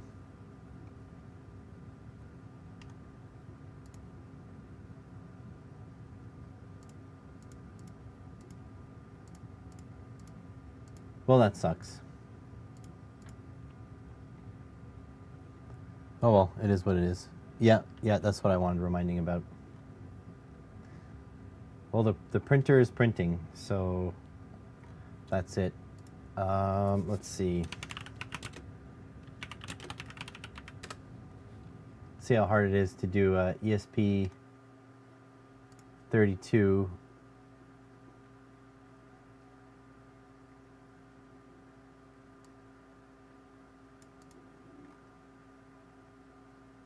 Okay, good.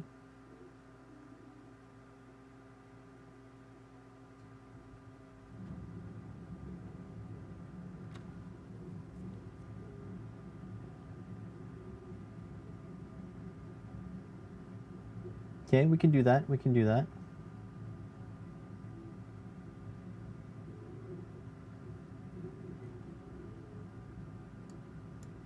Oh, I hate this.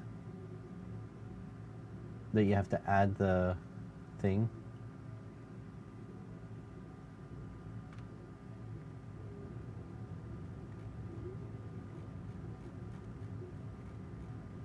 Okay, well, it seems like we'll be okay.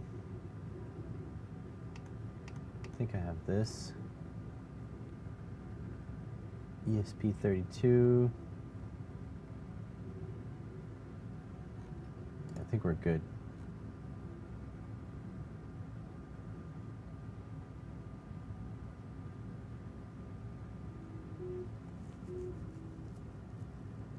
Uploading the code.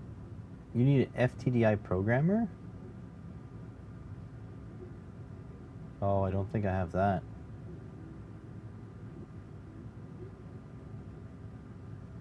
I thought the ESP32 cam module had direct USB.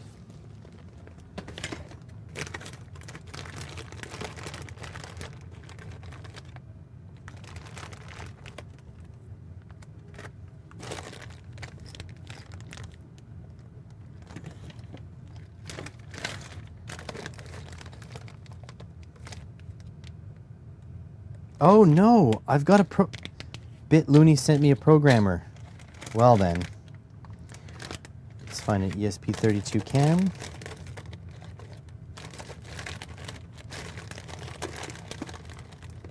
And then maybe we can have this ready for the next stream.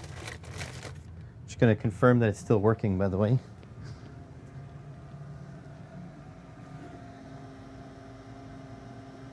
It is definitely still printing, and I haven't heard it go ka-chunk ka-chunk. So maybe the speed at which it was pushing filament in for the load procedure was way too fast. That is definitely possible. It seems to be printing just fine.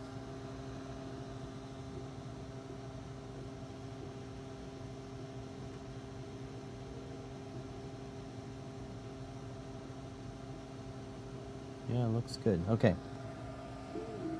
Here's hoping. Here's hoping. Yeah, BitLooney is the best, man. One of the best, at least.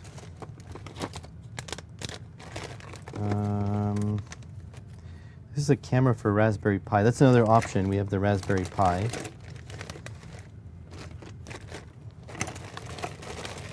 Looking for ESP32 cam. This one? It is. Okay, so we have this. Okay.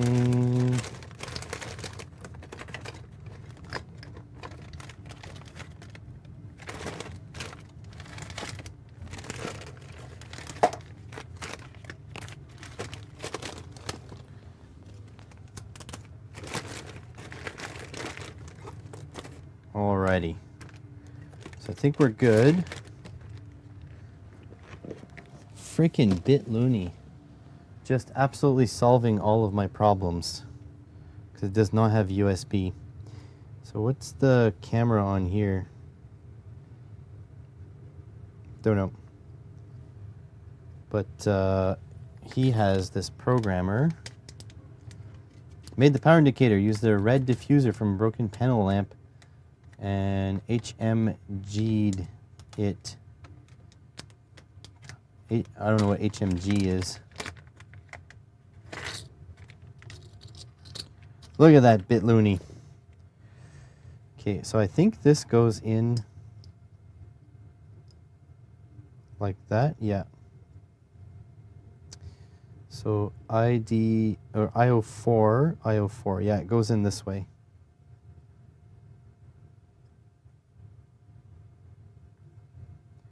Man, BitLooney is the man. He just solved, and he sent me some genuine Vago connectors. All right, well, let's see if we can get this programmed. I might need a micro SD. All right. By the way, I have no idea how long the print will take. Screen. Or do we know? Oh, hot melt glue. Gotcha. Should have known. Should have known. New. Okay, tools. Board. ESP32. That says S something. ESP32S.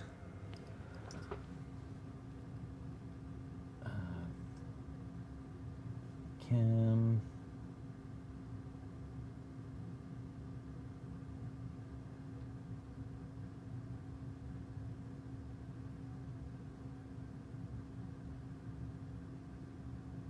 There's so many.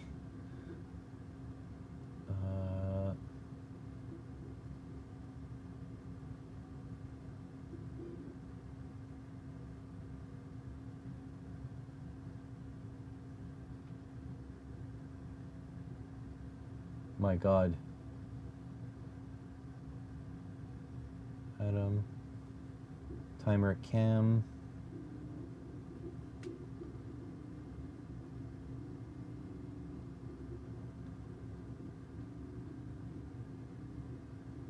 Why there's so many? I just need the ESP32 cam.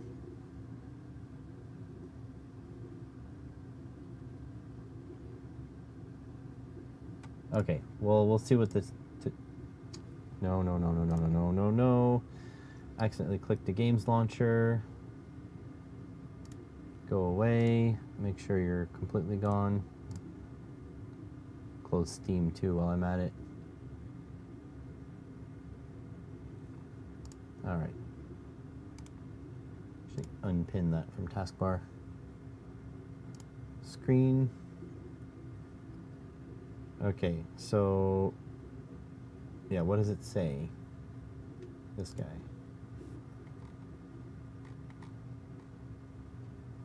Copy that Arduino IDE. Yep. AI Thinker model. Tools, board, ESP. Get to try to find the frickin' AI Thinker.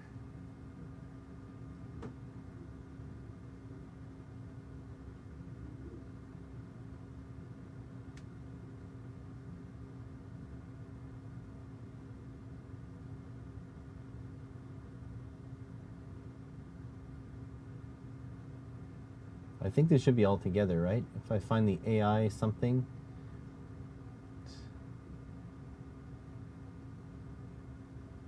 Stop me if you see it, guys.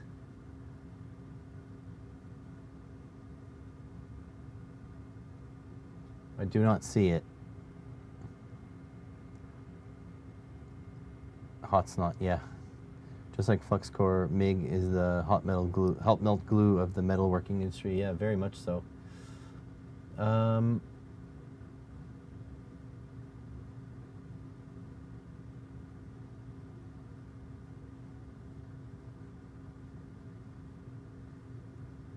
Spark Fun, no. Lolin, no. Wemos, nope. DF Robot, Adafruit.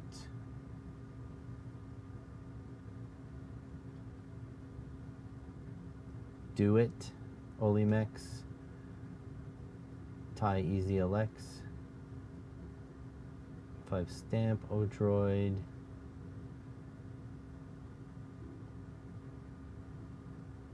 Dang it, guys.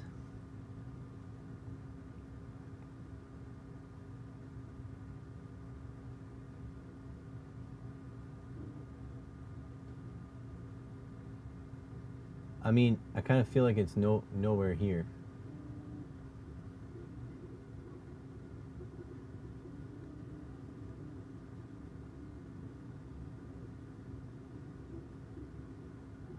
ESPC3.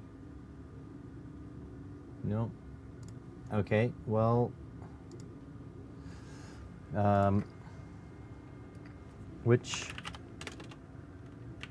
ESP board to select in Arduino IDE for the ESP32 cam?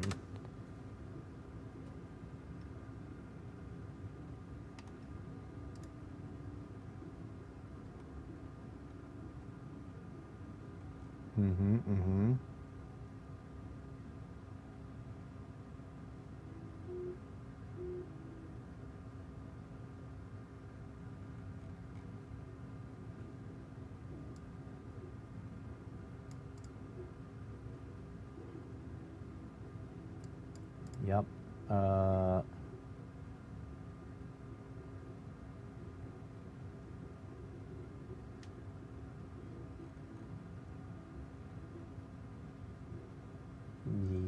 Yeah, that's fine.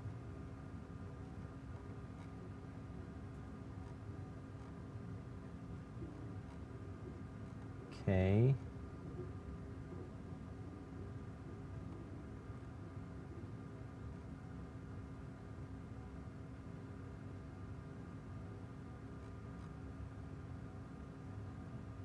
Settings, yep. Tools, board, search for ESP, yeah, good. It says AI Thinker right off the bat. Okay, so let's update our boards. Tools, libraries, is it? What is it? Manage libraries.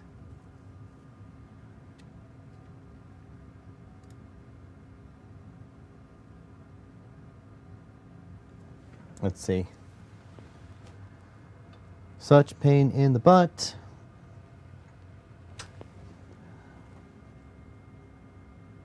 Sending you to webcam for a second.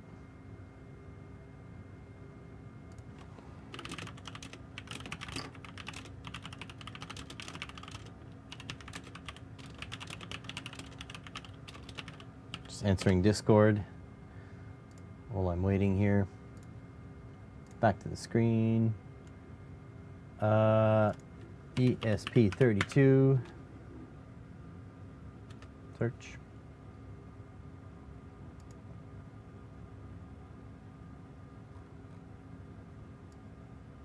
Oh wait, these are, that's not what I mean.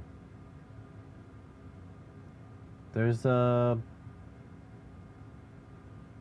board thing, right? Oh, boards manager. Went back to using 74XX logic chips. Yeah, logic chips though.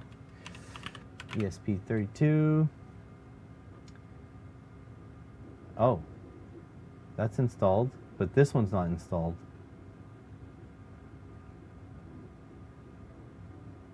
That's installed. Here, let's install this one. Do 2 installs. Just gonna check my printer. So far, I haven't heard it skip a single time. Seems to be going. Oh, there's some sort of exclamation.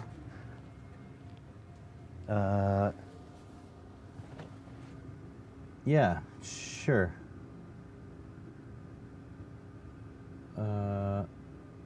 Install. Sure. Arduino is not going to try to screw me, right? Install. Okay, close.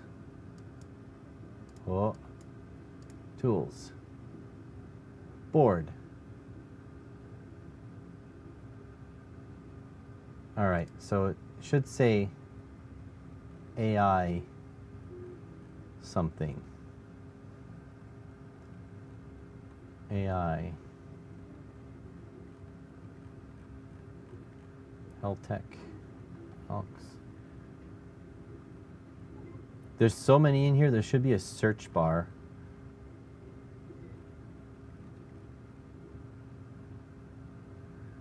Okay, so that's not here.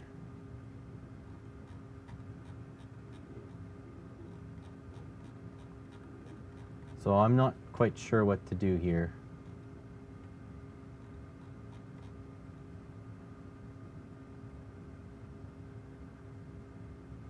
Pico box. There's Cam LCD.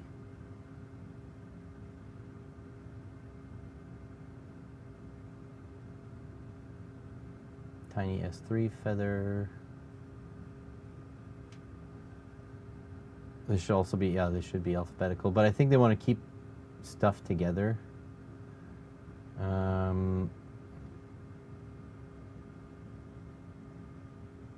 Wemos.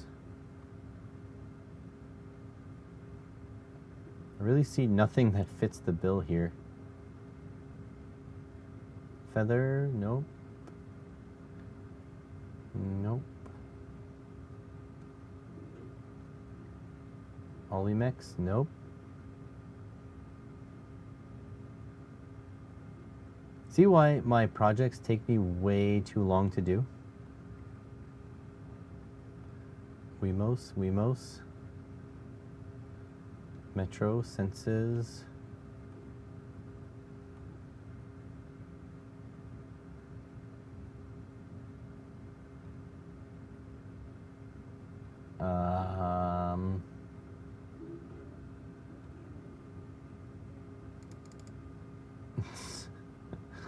Okay. All right, let's just make sure that we have this. It does say AI thinker.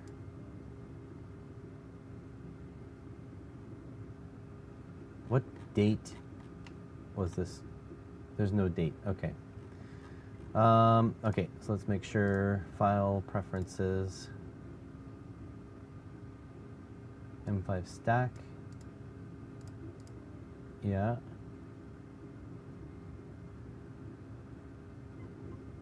I think you can comma separate. What's this?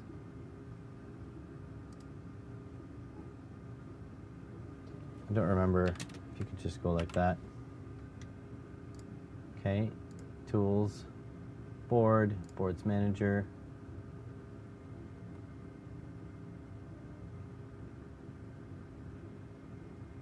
Installed. Okay, ESP.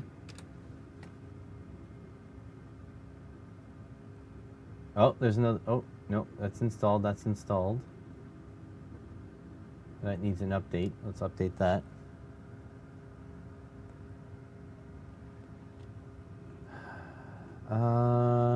Yeah, the problem is things fall out of date.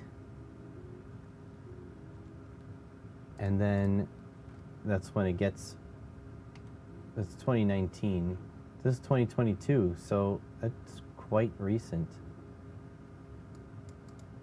With AI. Yep. Yep.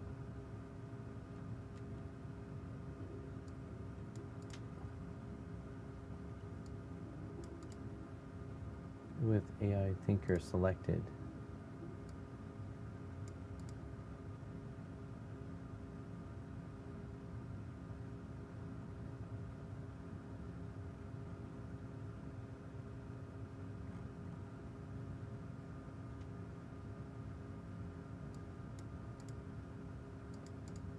I have no idea.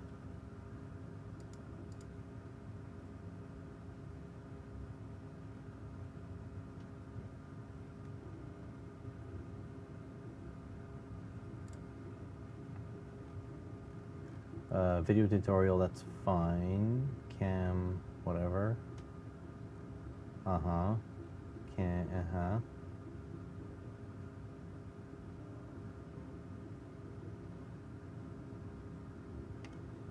Just making sure. Doing ID, yeah. Here, let's add this one.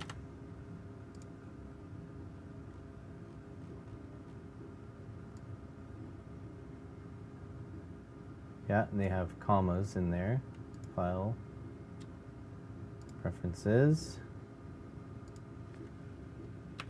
end. Okay, tools, board manager.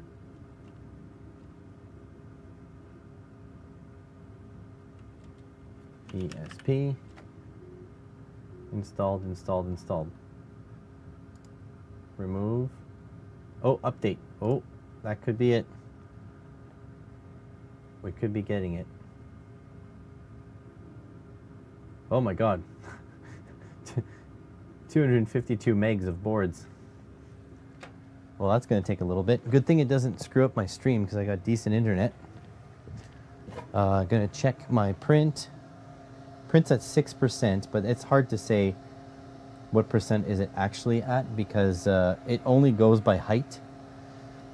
And so it's 6% of the way up, but that doesn't mean that each layer takes the same amount of time.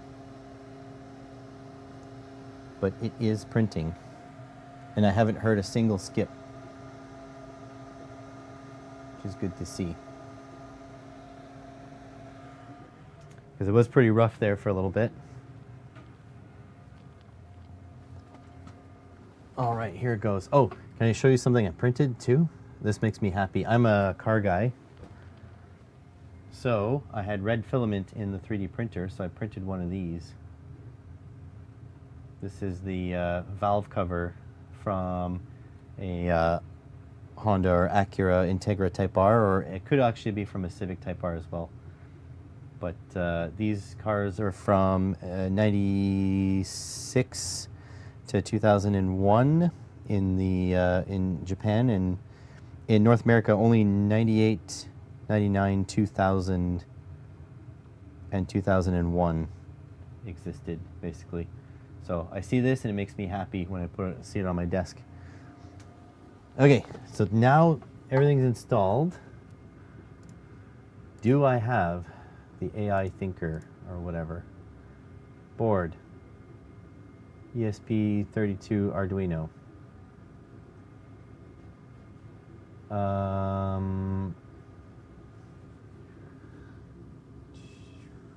Just gonna make sure. Try not to skip anything. I do have a little bit of dyslexia, so... Oh, whoops. Wrong screen. Screen, there we go. Tools. Okay, so just gonna make sure. Do have a little bit of dyslexia, right? So if I go by it a couple times, it is what it is. Spark Fun. All these Lolin things.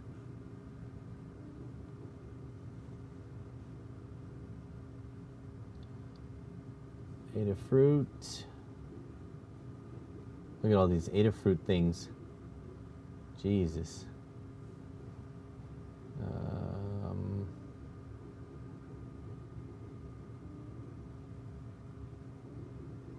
Do it. Olimax.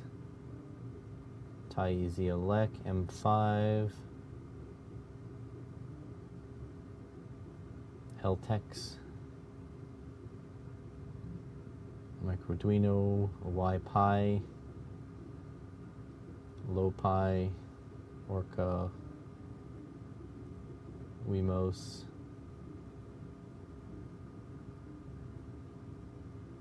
Wi-Fi Arduino,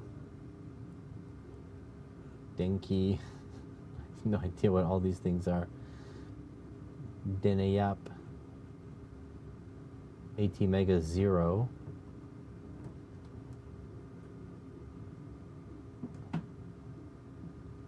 Shao, B-Motion, Edgebox. That's no AI thinker. No, come on. Oh, this is so frustrating.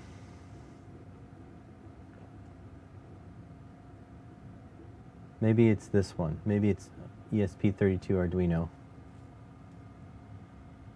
Oh, no, wait, I was there. This one?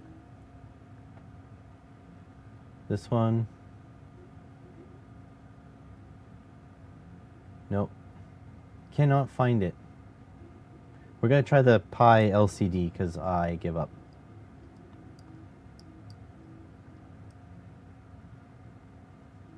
So it was like all the way up there. Or maybe I can say that the AI thinker is gone. There's that says S3. This is not an S3. It's just an ESP32S. That's S2.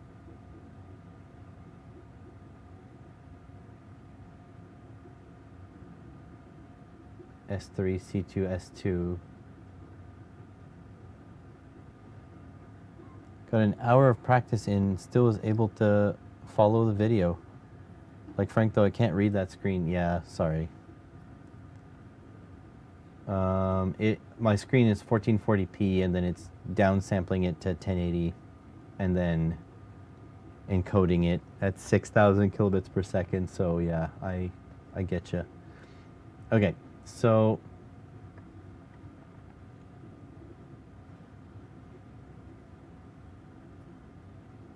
That's ESP8266. Board manager. It's done.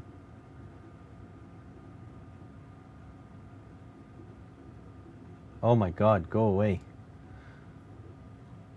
Port, yeah, so that's not helpful.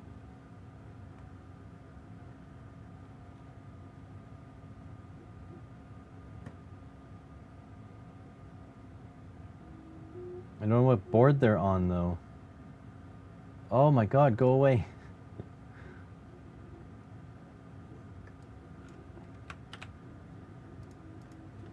ESP32 cam AI thinker not in list.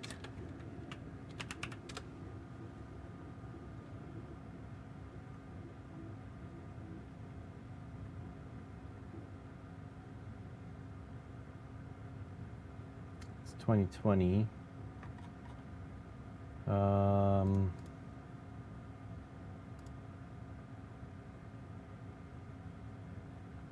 Past year.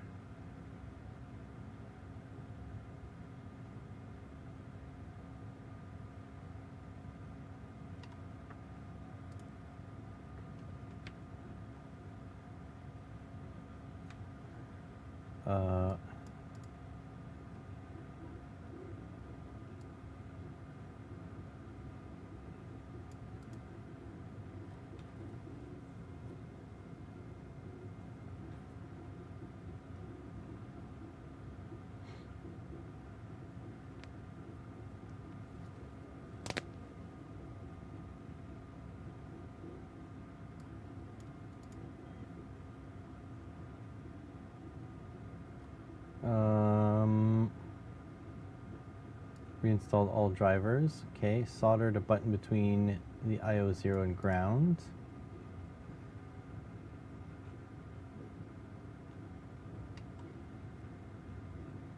Okay, not quite working.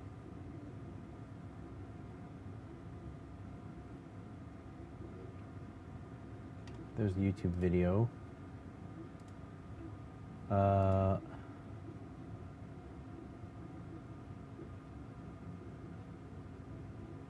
Tutorial link.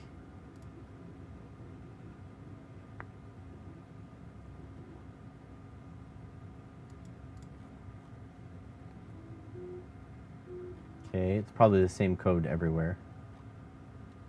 Oh, this one has the USB directly.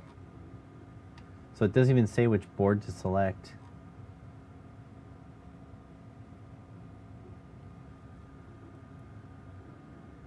Oh my god.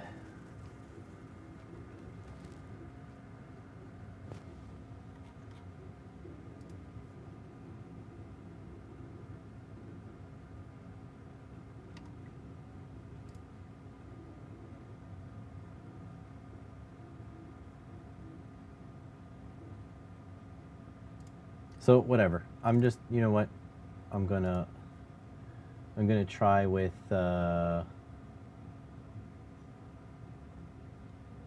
cam LCD. I don't know what else to do.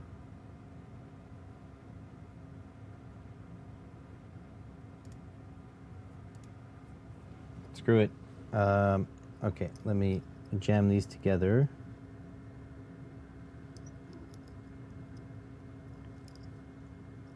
There we go.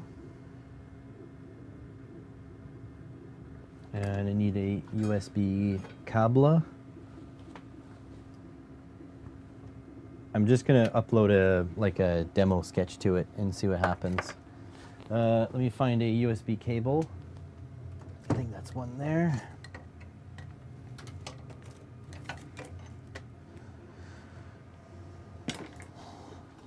Ugh. Fatal error occurred. Yeah, that's fine, dude. Don't worry about it. Don't worry. All right, so plug this in. No magic smoke is coming out of my ESP. That's a good sign. All right, tools, port.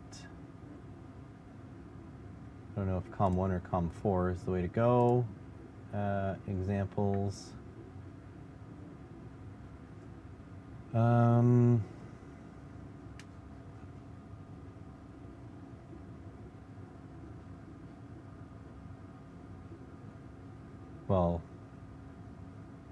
hang on a sec. Let's see if I could just do a blink. ESP32.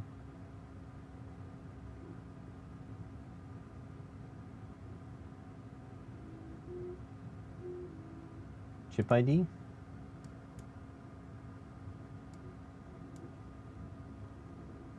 Sure.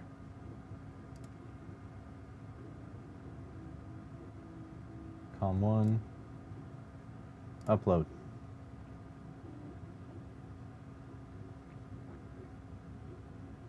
Feel like nothing is going to happen. Oh, yeah. End poll. Done.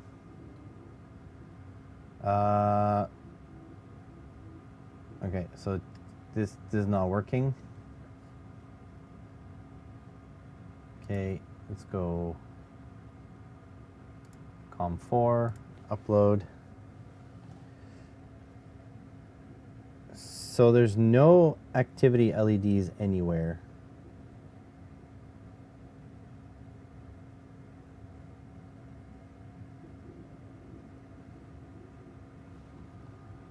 I don't think this is working, folks.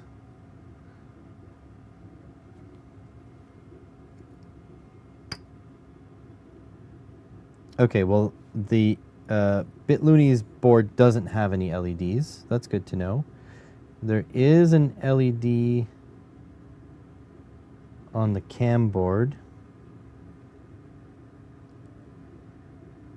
3v3 goes there.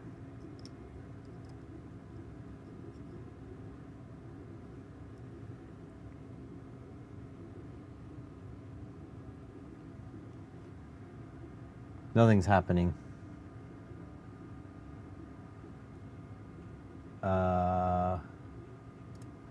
Okay. BitLooney cam prog board. Ah, here we go. Instructions.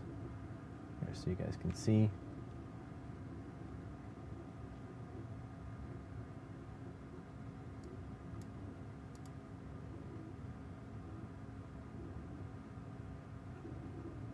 See if he still has Tindy. Out of stock. Nope.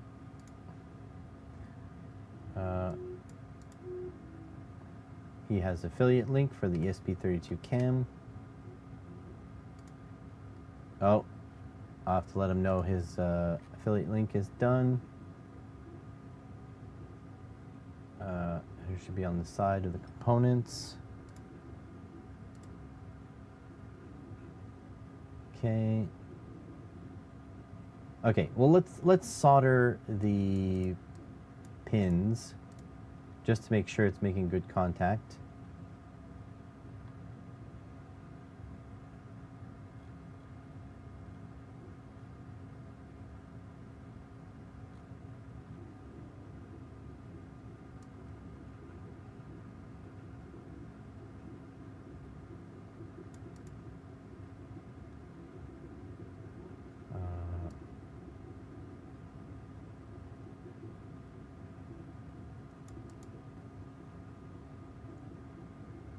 Okay, how do you tell if it's V1 or V2?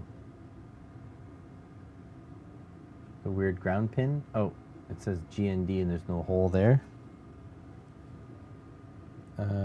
Pick the type of board. No, that's just a programmer. Okay, this is V2. For sure. No, yeah, 0.2. Wait.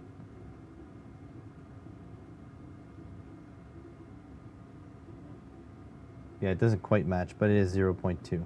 All right. Okay, well, let's solder pin headers. No more faffing about. Unless my USB cable is no good. Is that possible? Well, anyways, there's no lights. Ugh. All right. So going to switch to the desktop. There we go.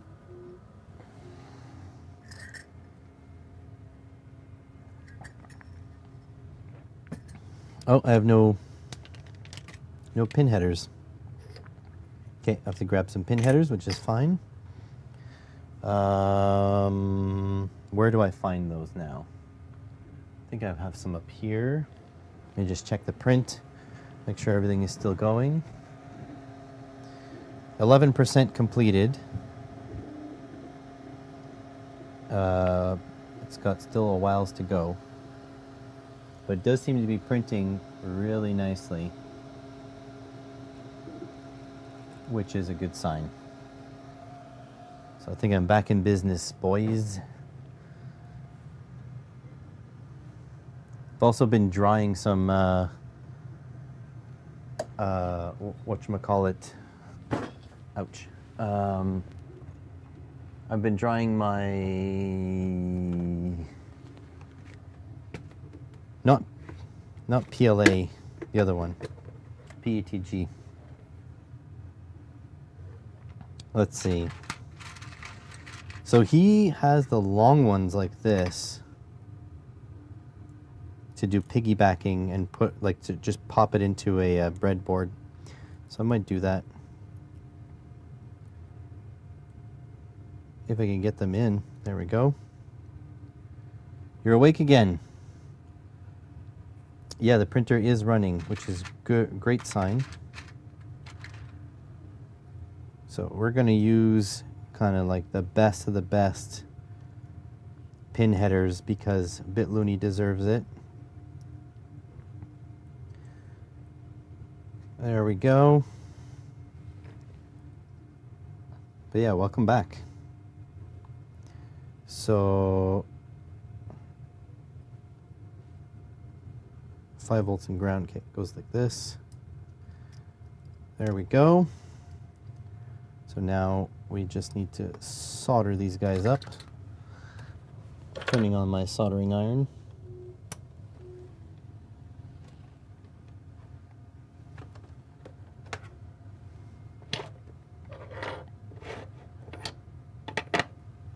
All right.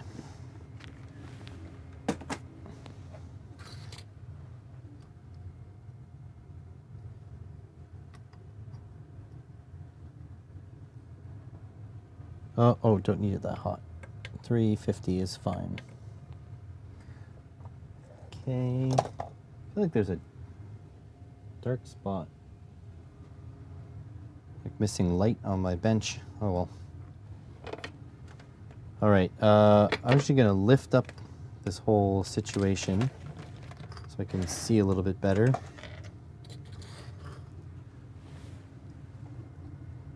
Let's see. Put these guys up higher so then you can see better, I can see better, everyone can see better.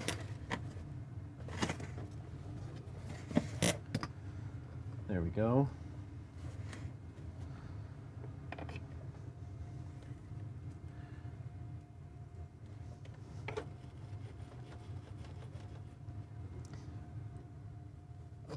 Vero is making food right now. It smells so good. So just a warning, the stream might only be, you know, like 15-20 minutes away from ending. Maybe 10 minutes, maybe 5, who knows? I do know it smells really good.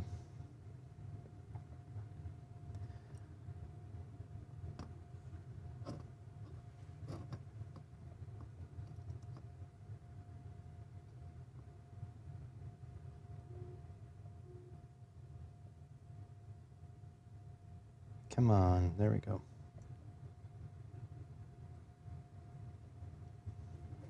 So probably, not 100% sure, but I'm probably going to stream tomorrow morning. But if I do, I will have stuff to do. So we'll have videos to film or whatever.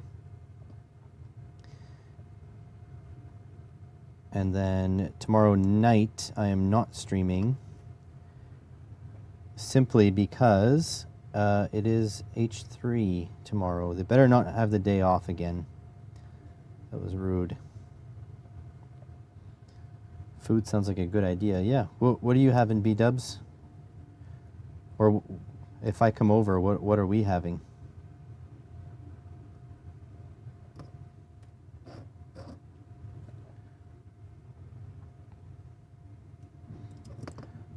Also, tomorrow is Monday, so I might hear back from the sponsor, the 3D printing sponsor.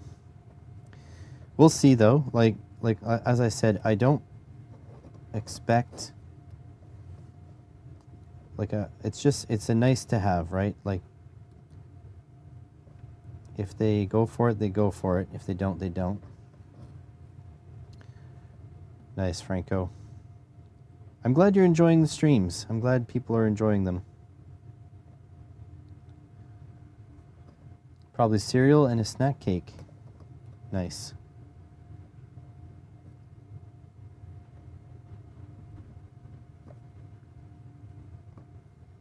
I do like spending time on stream working on stuff. It's funny because this is an IP camera. This project is for an IP camera, which is going to end up being on stream.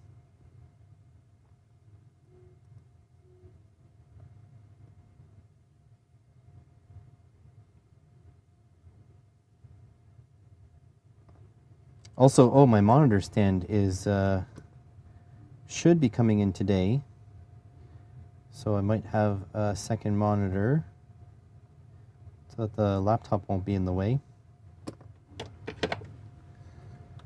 Okay, so now this is making good connection.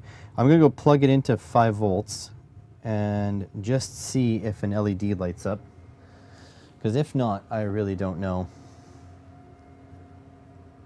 Here, actually, I'll do it for you guys too. I'll plug it into USB. There we go. All right, so is this gonna light up?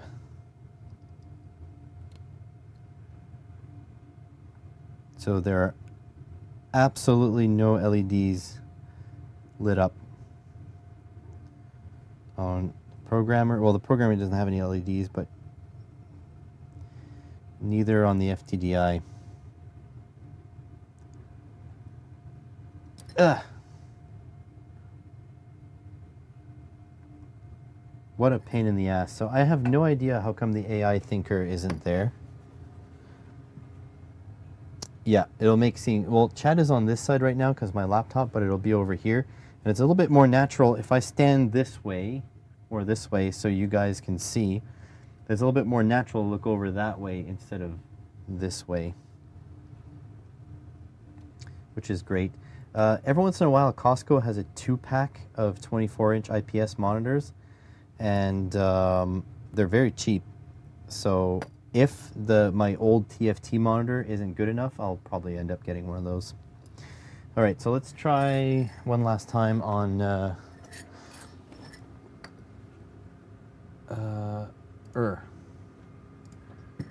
Okay, so, oh yeah, actually I don't know if, oh my God, why is this such a pain in the butt?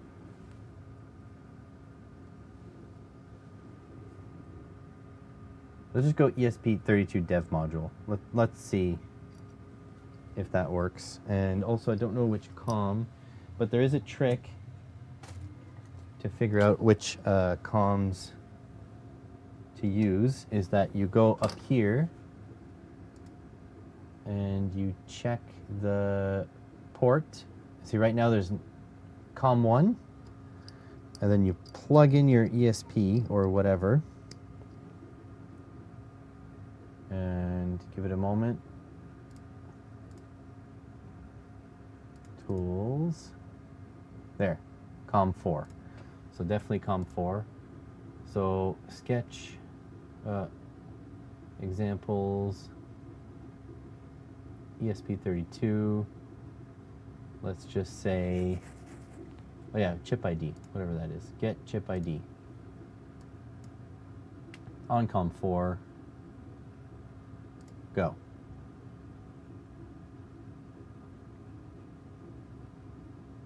Compiling, yeah, that's fine.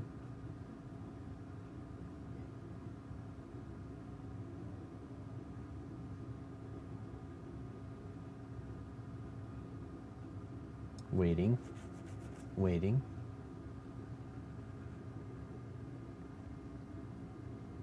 Oh, it seems to be uploading.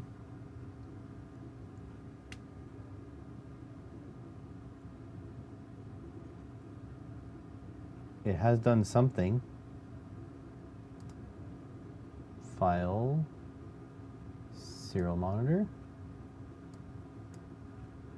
Oh, okay, it's working.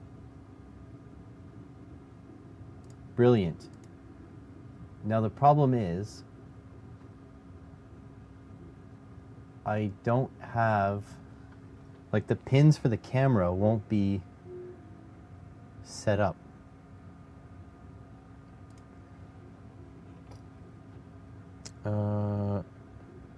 Passes time quicker. Yeah, fair enough. Okay, so let's see. You know those sites are like, just copy paste this code. Let's do it.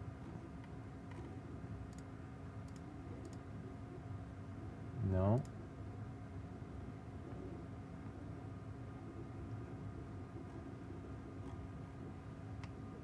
Where's the code?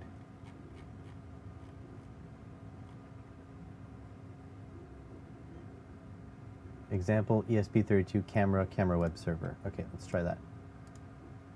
Examples, ESP32 camera web server. Okay, and we want to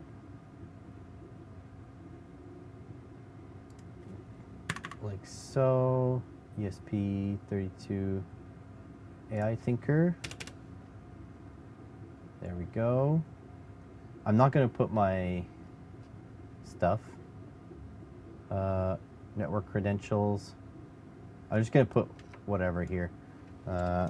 Bananas in pajamas. Okay, let's upload. See if it works. Tools, serial monitor.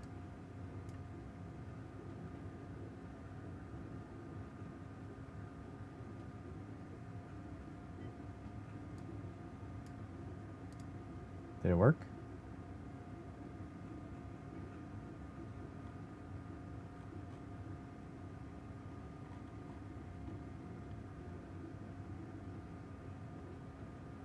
PS RAM IC required. Yeah. Oh, it's doing something.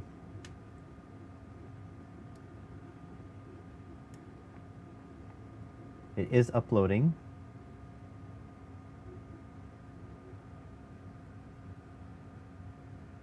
Okay, you must select partition scheme as at least, okay, this is good. No core dump partition found. Okay. Camera module, yep.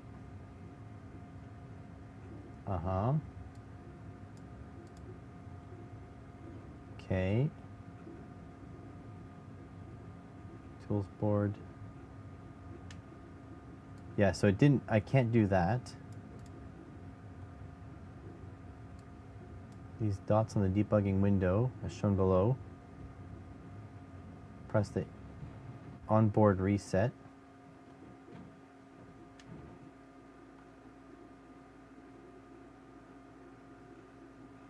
So it doesn't say how to set up, because there's all these extra things you got to do. So this is now freaking out. Let me reset here. Can't reset. So no core dump partition found. I think that's because we're not on the right ESP board. So it really needs to be the ESP32 cam, but I don't have it here at all. I have to go look through some YouTube videos, because as far as I can tell, there's no AI thinker anything. But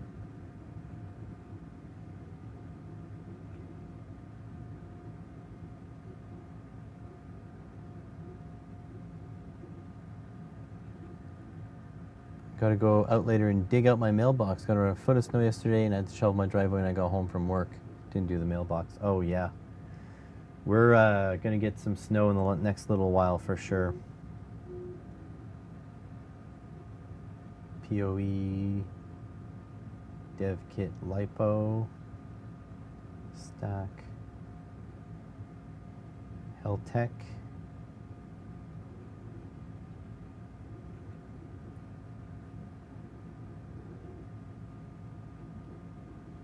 Oh, it's right there, below the frog board. Ha, ha. Let's upload it. We found it.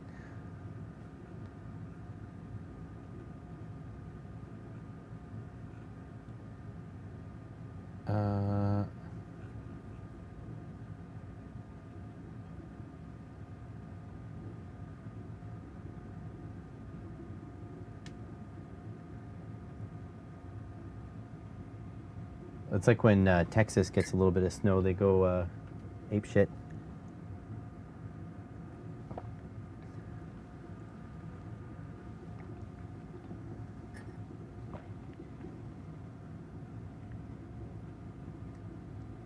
Is it working? So it's connecting. Let's see if it throws any errors. The only error it should throw is that it can't get my Wi-Fi credentials, because obviously my SSID is not bananas and the password is not in pajamas. But it looks like I might be able to get this ESP32 cam working for the next stream. So next time, or maybe not next stream, that's tomorrow morning. But next time there's a print going, you should be able to see it through the camera. Okay, hard resetting. What's the serial monitor saying? It's just dotting. Let's see if I can reset it. I need to reach in there with something. Oh, plastic something. Perfect, so I won't screw anything up. Okay, so no core dump partition found. I don't know what that means.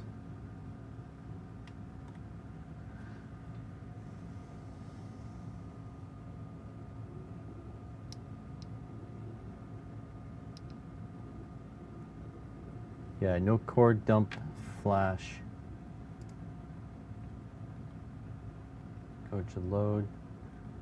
Yeah, maybe I need a SD card in there.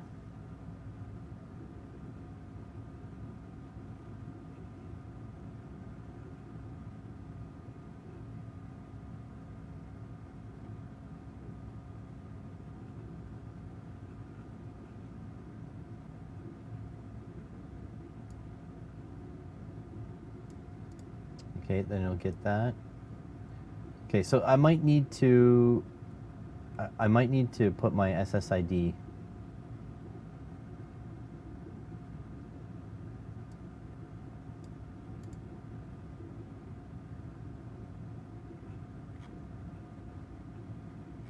Cool. Well, anyways, I think that's enough for now.